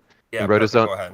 He wrote his own book, arguing with Clifford and kind of trying to argue for a more moderate position that would get off the hook religious believers in large part because, as he put it, he thought Pascal's wager somehow gets you out of being held culpable for having little reason to believe. He thought that, well, if you're scared of going to hell, then you're forgiven for making the leap without justification or proof to just, try to avoid punishment is reasonable or something. But Clifford introduced the idea that there is something ethical or unethical, or if you want to view it another way, like properly functioning or malfunctioning about a person choosing to believe something against strong evidence to the contrary when they're aware of it. And he gives the example of a ship owner. So imagine a ship owner has a hole in the ship. Can I just finish the example? Go ahead. Okay. You have a ship owner who has a hole in the ship, and they're trained in all the things to do with ships being likely to sink when they have holes in it. So he can't claim ignorance of that fact. And he has a bunch of passengers that are going to pay him to set sail, and he doesn't have enough money to do the repair. So does he give up on sailing the ship because it's unsafe, and have to go into some kind of help to get it repaired? Or does he pray and have a vision that Jesus will save, there will be no inclement weather, and the hole won't cause the ship to sink, and then believe that vision if he thinks that he's had it, and sail the ship anyway? And did he do something wrong at the point at which the ship does or doesn't sink due to good or bad weather? Or did he do something wrong at the point at which he formed that belief seemingly irrationally, even by the lights of other Christians? His fellow Christian ship owners would probably scold him if they knew that he sailed that ship for such a flimsy and irrational belief that just a personal vision was enough to justify thinking the weather couldn't be bad. No. You would think so. However, one of the most important, as far as Catholic Christian, I wouldn't say Catholic, but Christian mythology, generally speaking, goes. Anyone's read Dante's Divine Comedy, anyone who would know the name of Bernardo Latini, he was in hell. He was placed in hell by Dante because he had to, because it was politically necessary at the time. It was for sodomy. He was gay. Not a bad thing, but in the text, he asked Bernardo to stop and speak with him. He was his mentor. It was his friend. It was someone he appreciated a lot, and he couldn't. So he chose instead to walk his punishment with him. Like like again, like we're playing now games. A work of fiction. Yeah, of course, it's a work of fiction, but that was a huge slap in the face, especially as an Italian in fucking. We're kind of getting off track. Italy in the 15th century. No, it's not off track. No, it is. There's always been these detractors who understood the faith. Let me put it this way. Is it ethical to believe something against strong evidence to the contrary? No, of course not. Okay. So in the case of the ship owner, even by the lights of other Christians, the ship owner who thought that a vision meant the weather couldn't be bad and the ship couldn't sink is being irrational, negligent, reckless, etc., right? So if you agree with that, then you think there's something like ethics of belief, that there could be good or bad reasons or reckless or responsible reasons to think that something is justified to believe or not justified to believe, and you can't just pretend otherwise. And the question is, why is it? Not all Christians are good. I didn't say that. Not all Christians are good people. I think you're misunderstanding. No one's saying all Christians are good or all Christians are bad. The question is, can a person be held blameworthy for believing something when they were aware of facts to the contrary that are stronger justified than the facts they chose to go with, which are something like a personal vision for in the example that we gave. And this has to be the last question because we need to get on to one more guest before we end the show. Yeah. Anyway, I would encourage you just to check out the book. I'll bounce after. I'll bounce after this statement. I apologize for taking your guys' time. No, it's great. This was a great conversation, and you don't have to apologize. I agree. I just want to say that, like, I've almost lost track of the question. Ethics of belief related or something else? Yeah, ethics of belief. You could be an atheist and not a good person. I just wouldn't discredit religious people for being bad people, right? Like, just consider things as all. Anyway, I'll back out. Enjoy your next guest. I will definitely watch. Yeah, thanks for coming in. Fair point. We're not trying to discredit religious people. We're trying to question an idea because we think the religious people are fine people who are perfectly capable of handling ideas and reconsidering them. Robin. Hello, LOL, said the Scorpion. How are you? Thank you for joining us. I'm good. You could just call me Talcon. So there's a couple notes I took when I was listening to your other guy. I'm just gonna repeat. I'm just gonna look at my notes. Give me a second. So there was one thing you said about Christopher Hitchens. He said that he wouldn't get rid of all religions magically because he's like against censorship. I vaguely recall that. I think that's from a YouTube video, but it was like yes. I don't think he said he would magically get rid of all religions. He said like if he was such a good rhetorician that he could like convince every religious person, he would leave one religious person unconvinced. Because I think his reason was something like because he thought there's value in like arguing with people or value in disagreeing. I don't know if that was a censorship point. I may be misremembering, but that's just the one thing I would say. It was definitely, he was asking if he could make it just disappear magically is the word I threw in there to try to emphasize the point. But yeah, his perspective could very well be about the arguing instead, rather than what I was thinking is that his desire for intellectual sovereignty. So that's certainly possible. That's a good possibility. It was never explained, so I think this is a great thing to pontificate on. Yeah, I think Christopher Hitchens himself said, I don't know, maybe he didn't think about it enough. The second thing is, at one point, he was in a limousine with his. It was a car ride. I remember that. Yeah. No, he was quite clear on that. I have a pretty clear memory on that point. But okay, go ahead. What is your question or point? I don't really have a question or point because I'm an atheist like you guys, but I did want to bring up an argument that against Pascal's wager that you guys might appreciate. So one point, the guy brought up Pascal's wager is like, well, if I'm wrong, then nothing bad happens. But if you're wrong, you burn in hell. And for you and all the atheists in your audience, I want to bring up 2 points against Pascal's wager. So if you ever hear a religious person making this point, you can repeat it. You can, use these arguments. I think it's good ones. So Pascal's wager is bullshit for 2 reasons. One is because not every option is equally likely. So I could say something to you like, give me $100 or you're burning in hell. If I'm wrong, nothing happens. If you're wrong, you're burning in hell. So you need to give me $100. Obviously, that's not likely. So there you go. The second thing is, Pascal's wager does not take into account unthought of options. So, for example, there could be a God that only lets atheists into heaven, but everyone else goes to hell. Christians go to super hell, right? So clearly the most logical option is be atheist. Now, this is ridiculous, of course, but like that's Pascal's wager thinks of it as a binary where it's like either Christianity is right or it's not, but it's actually a gradient. There's a billion different options that Pascal did not consider. Just briefly in defense of the last person who came up, he actually wasn't making Pascal's wager. He was saying that he's a good person and he's happy as long as he dies being a good person. He wasn't making any claims about the afterlife, which I actually think is praiseworthy. And like anyone should hopefully hold themselves to that standard of just wanting to live a good life. And so I agree with that. Actually, that's a good summary. We should have done a summary before bringing Talcon on. I don't think you're trying to criticize our previous guest. You're focused on Pascal's gambit, which is better known as Pascal's wager. Am I right? I think he mentioned it once, but it was like a fleeting point. Maybe he didn't stick, but I don't remember. Yeah. But yeah, that's all I wanted to say. I like listening to you guys. I see all the euphoria memes in the heathen hangout. That hurts my feelings a little bit. Okay, that's all I gotta say. Have a nice day. Yeah, we appreciate you coming up. Did you have you encountered people trying to use Pascal's wager to convince you? I've heard.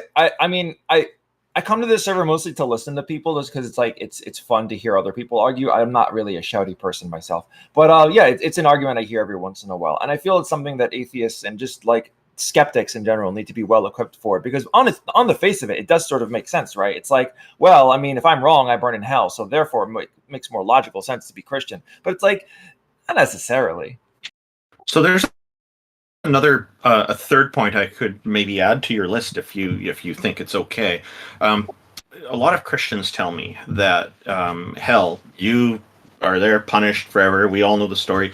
In heaven, many of them are telling me that you're in a state of bliss. And then I ask them what about past trauma that like bad experience I've had in my life. And they said, well, when you go up to heaven, if you go there, then all those bad memories, that trauma will be removed. Only the good memories will remain. And then I said to them, well, look, it seems to me that if some of my memories are gone when I go to heaven, then I'm not fully myself anymore. Part of me is missing, because part of this history is part of my life experience, part of who I am, and it actually, in some ways, some of it helps me to keep, I think, a better perspective on ethics and morals.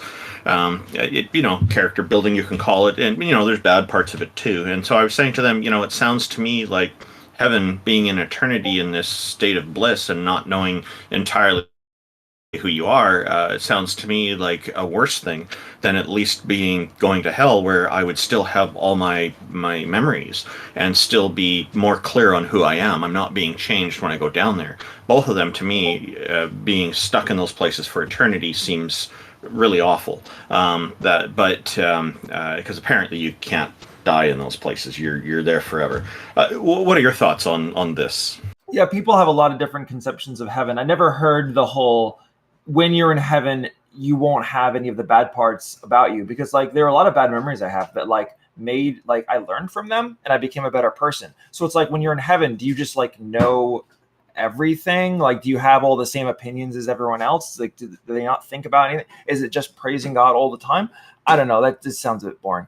There's a billion different perceptions of heaven. I'm sure there's a billion more if you consider religions besides Christianity. Yeah, it's something else.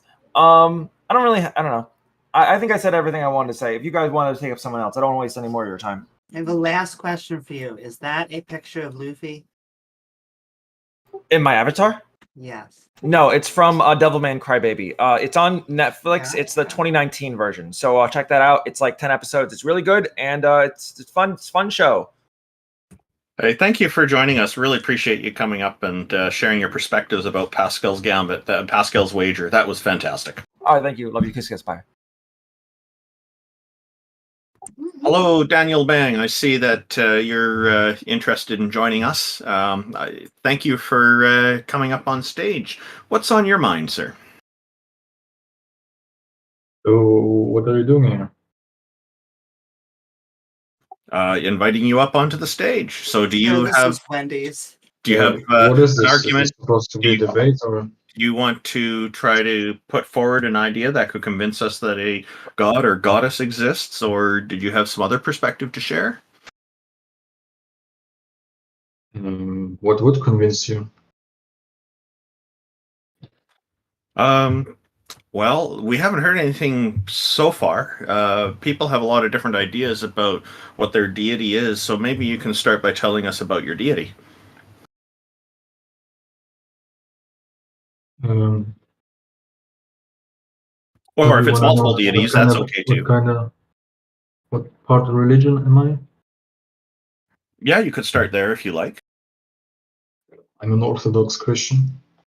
Oh, okay. So it would be the Christian God in your case? Specifically, the Trinity that is defined by the Orthodox Church. Oh, okay. And what is it about this God that you found convincing to believe that it is part of reality? That he's part of reality, I should say.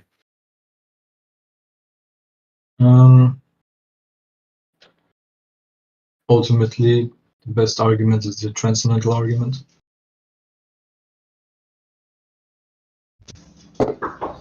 Do you know the premises?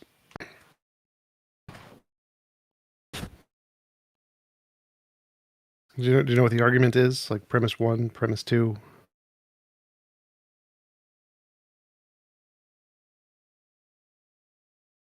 TJump's just following up on the transcendental argument with you.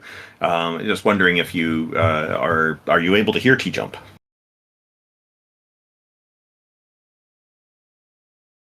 I can't believe you would say something daring and yet so profound. I don't know, Daniel, if you know that you've turned your microphone off. TJump, would you like to lay out what the transcendental argument premises are? I have a feeling you've got it at your fingertips. It's the logic and math one, the tag argument.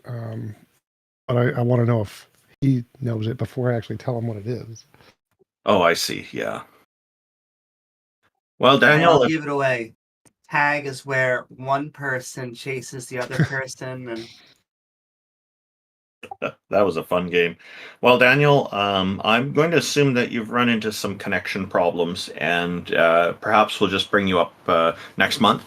And I'm just going to move on to, thank you for joining us. We're going to move on to our next guest, and this will probably be our last one, Walker. Hello, Walker. Thank you for joining us. How are you today? I'm all right. I was just very curious about the Reformed theology discussion that was going on, because I was aware that even within the topic of theology, there's arguments over whether people should be attempting reformation at all, or if they're not being faithful to the scriptures by doing so, because that's where fundamentalism comes in, especially evangelical fundamentalism. It's very much based off the attempt of not engaging in apologetics and being as literal as possible. And if you can find a way to take it as literally as possible, that is seen as better, regardless of the conflicts. And so in that case, it may be better, because when I look at the Bible, it's very clear what it says on slavery. And so unless you're going to edit the text, I do think that's why we need to just walk away from the religion. I think so. I've always found it very interesting with people who think that apologetics and reformation is intellectually honest, given how clear scripture seems to be about not using your own understanding to understand scripture, about how it's supposed to be revealed through God's grace. It's not supposed to be through any efforts of your own. Because the moment you start thinking that you're being wise, the scripture says that it's the devil, tricking you.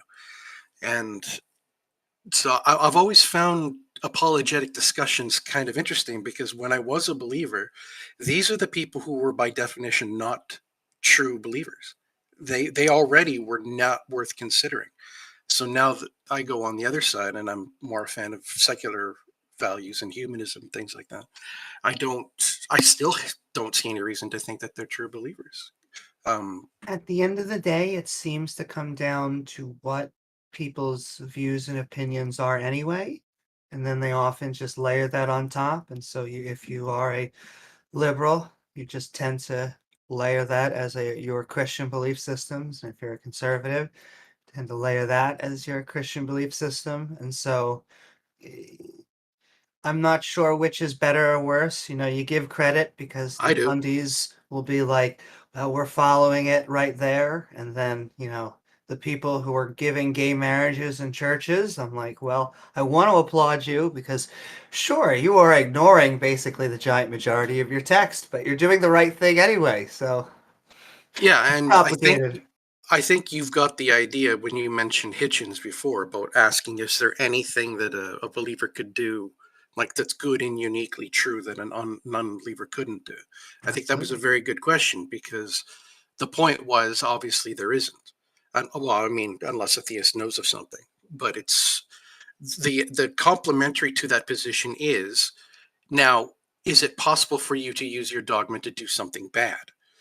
And that was the point he was making, is that you didn't even really need to stop for very long to realize that there's a fundamental flaw in the belief in a God, in that God can then be used as the fundamental explanation for anything, including bad action.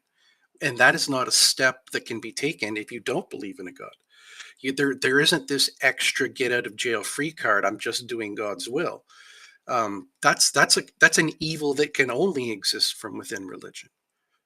Sure. I think there are numerous things that if it wasn't for religion, they would not exist. For example, just the defending slavery position tends to just come from religion nowadays.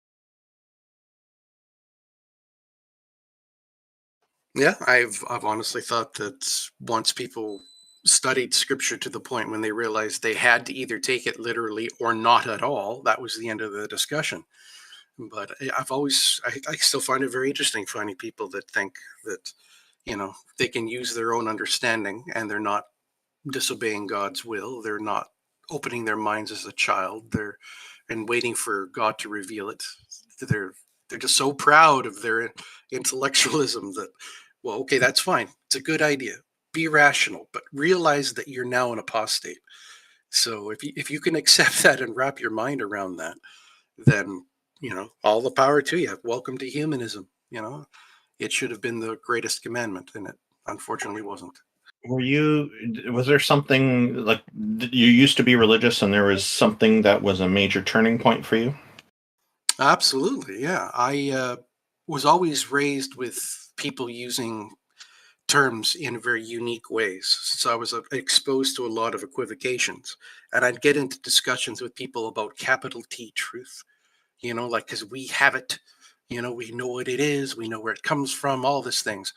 And yet when I'm sitting there attempting to explain, or anyone asks me to define what truth is, it's like I'm saying that which is in accord with God's will or direction, design, purpose, whatever. And when normal people use the word truth in everyday parlance, they're talking about that which is in accord with reality. That consistent thing that we don't have control over, that has control over us. And so it was very interesting when I was speaking and preaching about truth, how you couldn't back it up. All you could do was keep diving into this internally consistent narrative, which was great, as long as you're not ever trying to claim anything foundational to your worldview. And because the moment you're making foundational claims, an internally consistent narrative is just deceptive.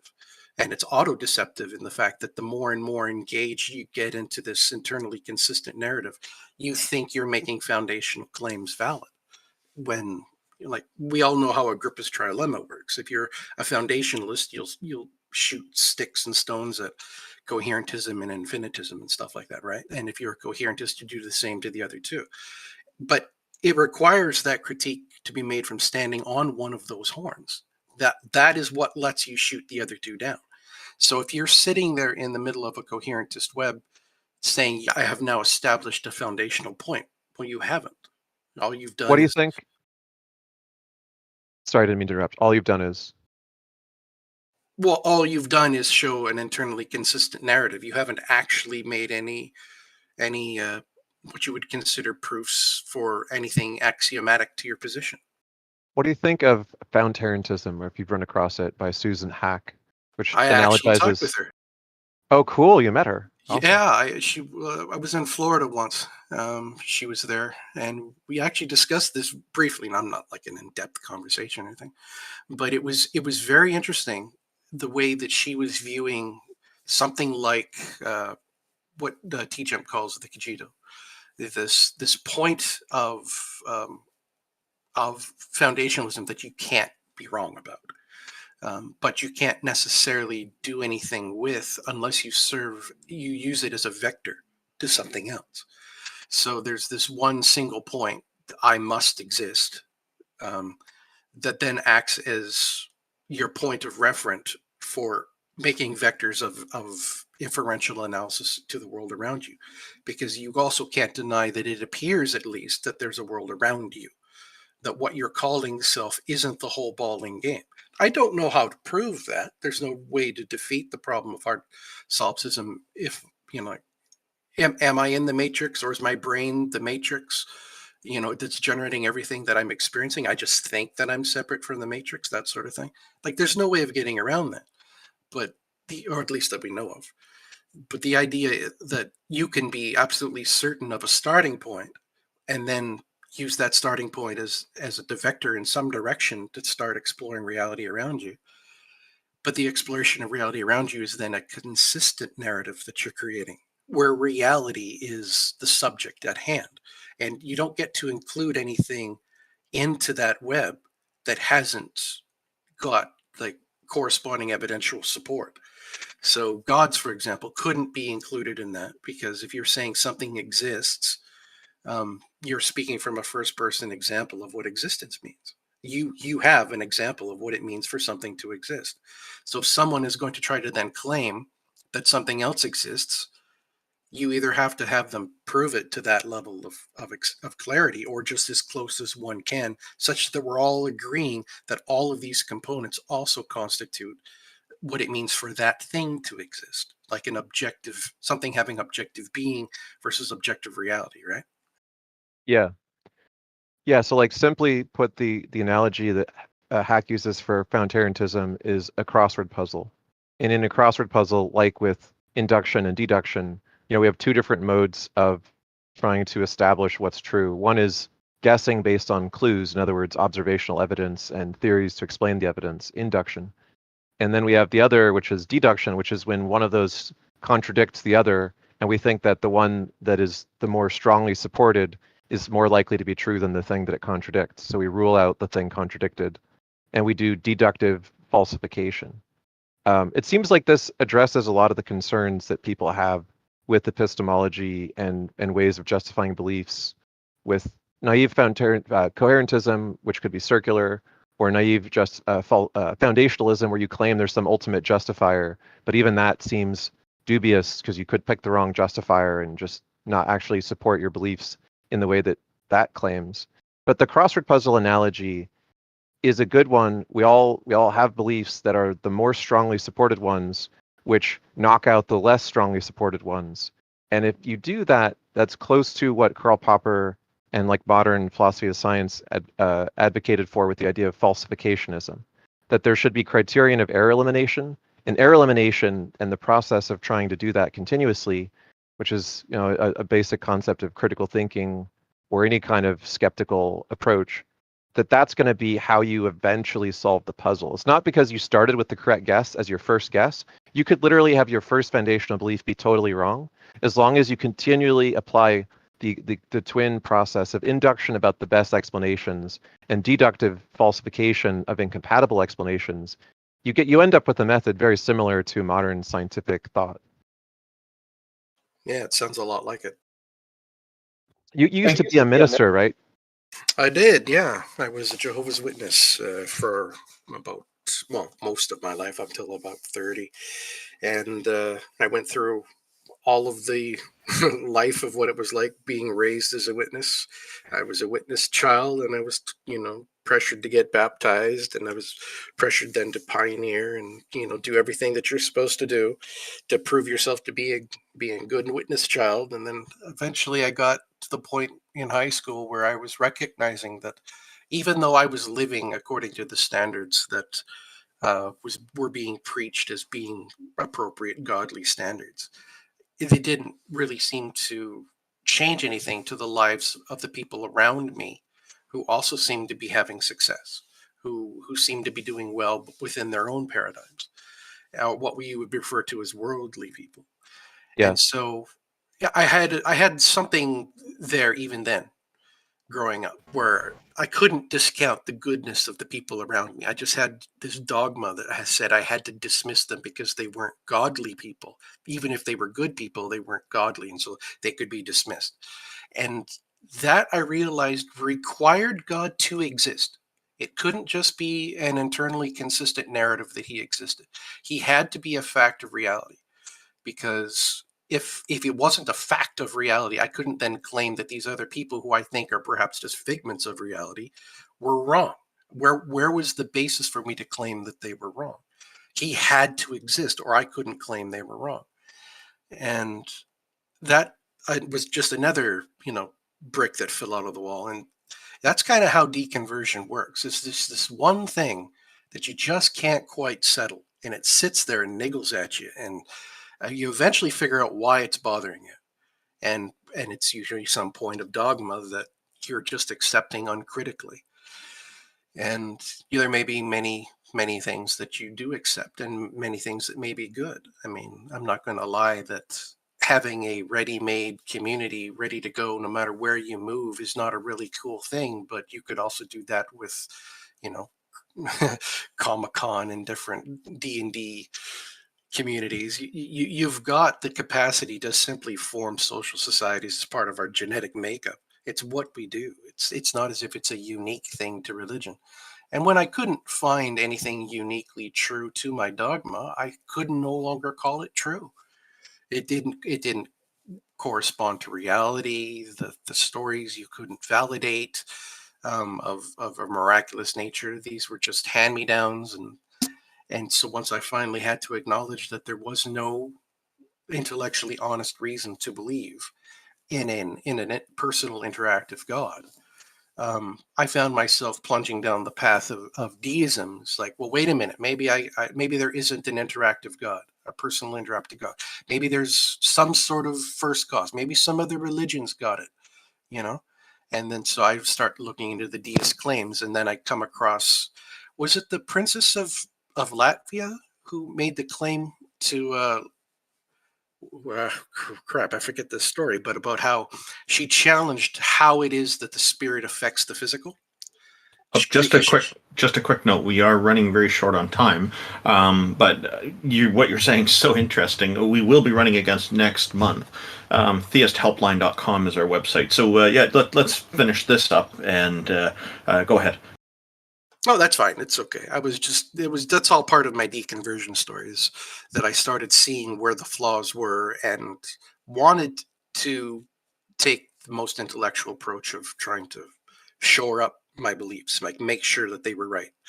So as a minister who preached before and then getting involved in the clergy project, what is that like? Is there a process for people who are even like teaching this stuff to get help in getting support of the sort of upheaval that it can lead to if you stop believing?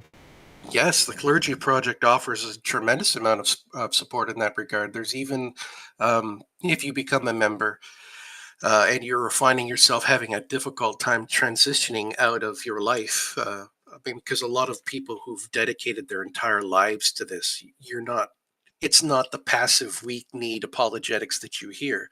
It's you wake up in the morning preparing for your sermons or your work that day, that week.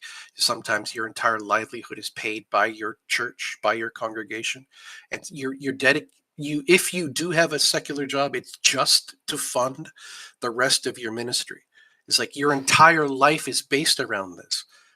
You forgo friendships and extra work and higher careers and more money because you don't need them in order to support your ministry.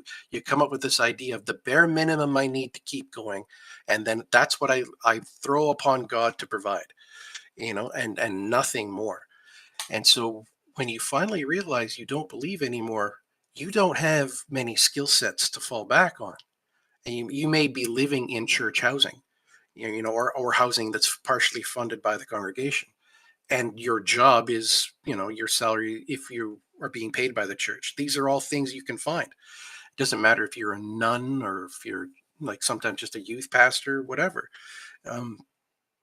You'll find yourself so embedded that having an organization like the Clergy Project can help you realize all stages of deconversion, that no, you're not going insane, even though you're living in a constant state of cognitive dissonance. And yes, there is support out there, and you may not be out and open. Your entire family may know that you are engaged in full-time ministry work. And you turn your back on that, especially with witnesses, right? You turn your back on the faith, everyone you know will treat you as though you're dead, unless there's some serious life-threatening thing going on.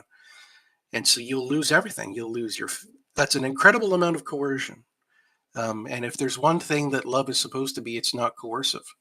And so I could not square that circle, how coercion could be part of the problem, or could be part of someone's dogma if they then claim that they're loving, because those are two completely opposite positions. And that, I'd actually really like to help with that. I'd actually really like to help with that with my atheist church, to provide pastor opportunities for people in the Clergy Project so they can transition and still use all of their pastor skills just for secular morality rather than a God. A lot of us actually ended up doing mental health work, counseling, that sort of thing. It seems to hold itself to the idea of that we were trained to be shepherds, and so we're just looking for sheep, and which is a fantastic contrast from a Jesus counselor. Yeah, exactly. All right, guys, I gotta go. I'll see you later. Take care, TJump. Hey, Walker, I recommend getting in touch with TJump. I think you two could do some interesting projects together. I also, good. So you know how, and we have a website, theisthelpline.com, where it shows information about the hosts. I also have a buddy a good friend named Neil, the 604 Atheist is the name he goes by. And he specializes in doing YouTube interviews. He's done well over 300 of them now over the years of people and their deconversion stories. And I think he'd love to have you on his show. So please feel free to contact me privately, and I'll be happy to connect you with him. Awesome. Thank you. Your story sounds interesting, and I'm sorry we're a bit pressed for time, but theisthelpline.com does have our schedule for the upcoming shows, and we're on the first Sunday of every month, except September. We're probably gonna have to push it to the second Sunday of the month. But thank you everybody for tuning in and joining us, and we really appreciate everybody being here, including our guests, along with everybody who's in our audiences here on YouTube, here on Discord, as well as on YouTube. And before we go, just two things. One is a special thank you to our sponsors. The Politics Discord has been just fantastic. They're exemplary at making sure we have these stages each week, each month, and you can get to the Politics Discord at www.discord.gg/politics. And then there's the Canadian Atheists, an organization that I started, where we're advocating for equal treatment of atheists in Canadian society, and we hope that is contagious around the world. You can find out more about the Canadian Atheists at www.canadianatheists.ca.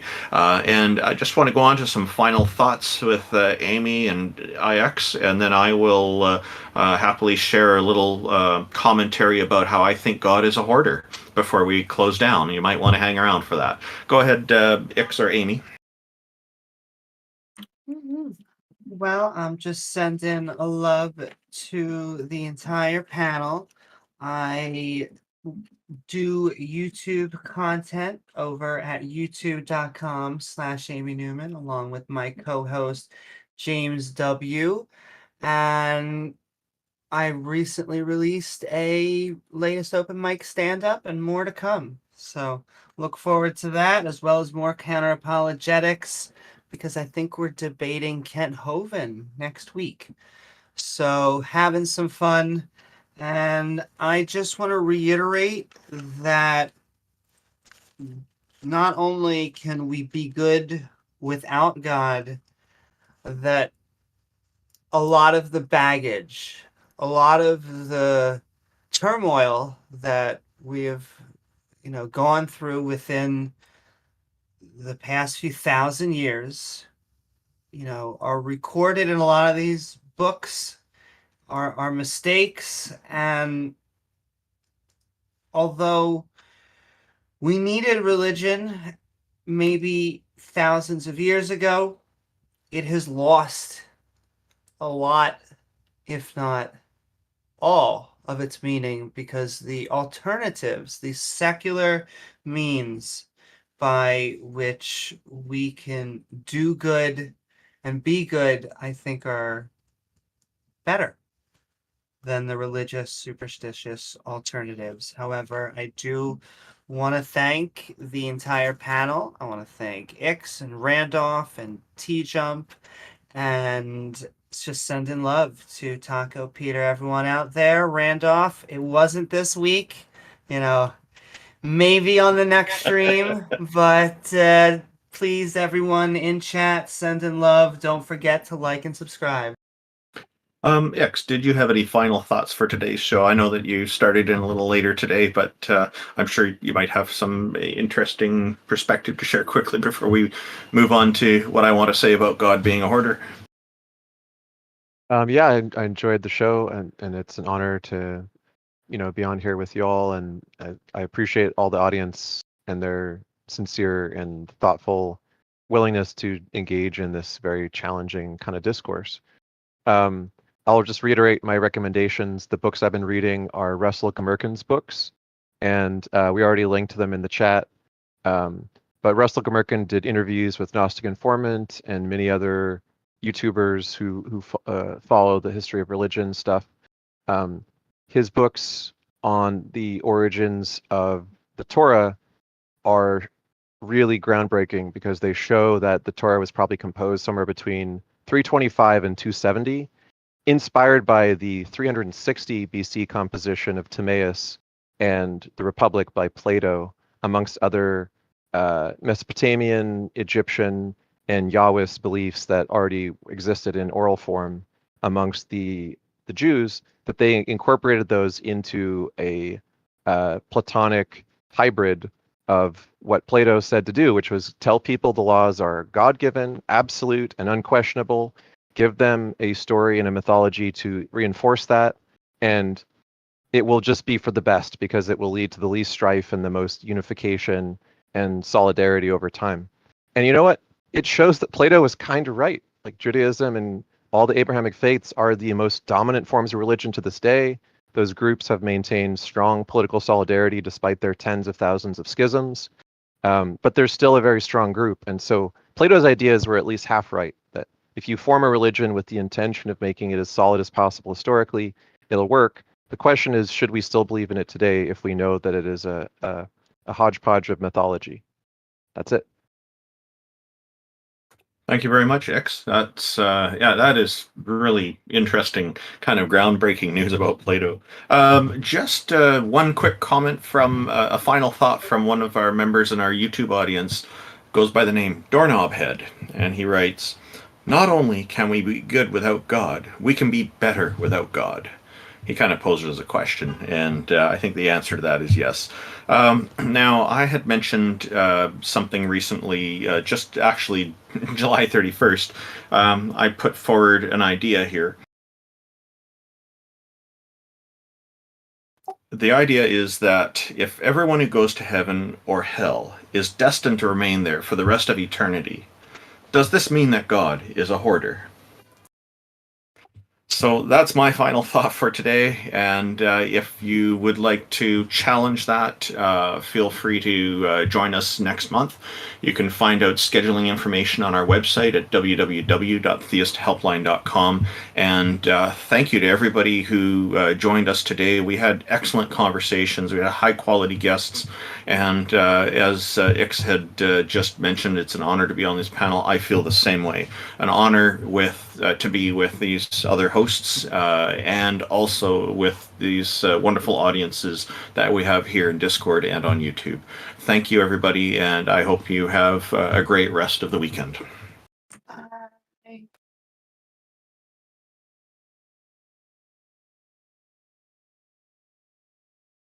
Now I just have to figure out how to close the stage. And all right, I'm sending love to both y'all, and I hope you have a good day. Thank you. Take care, everybody.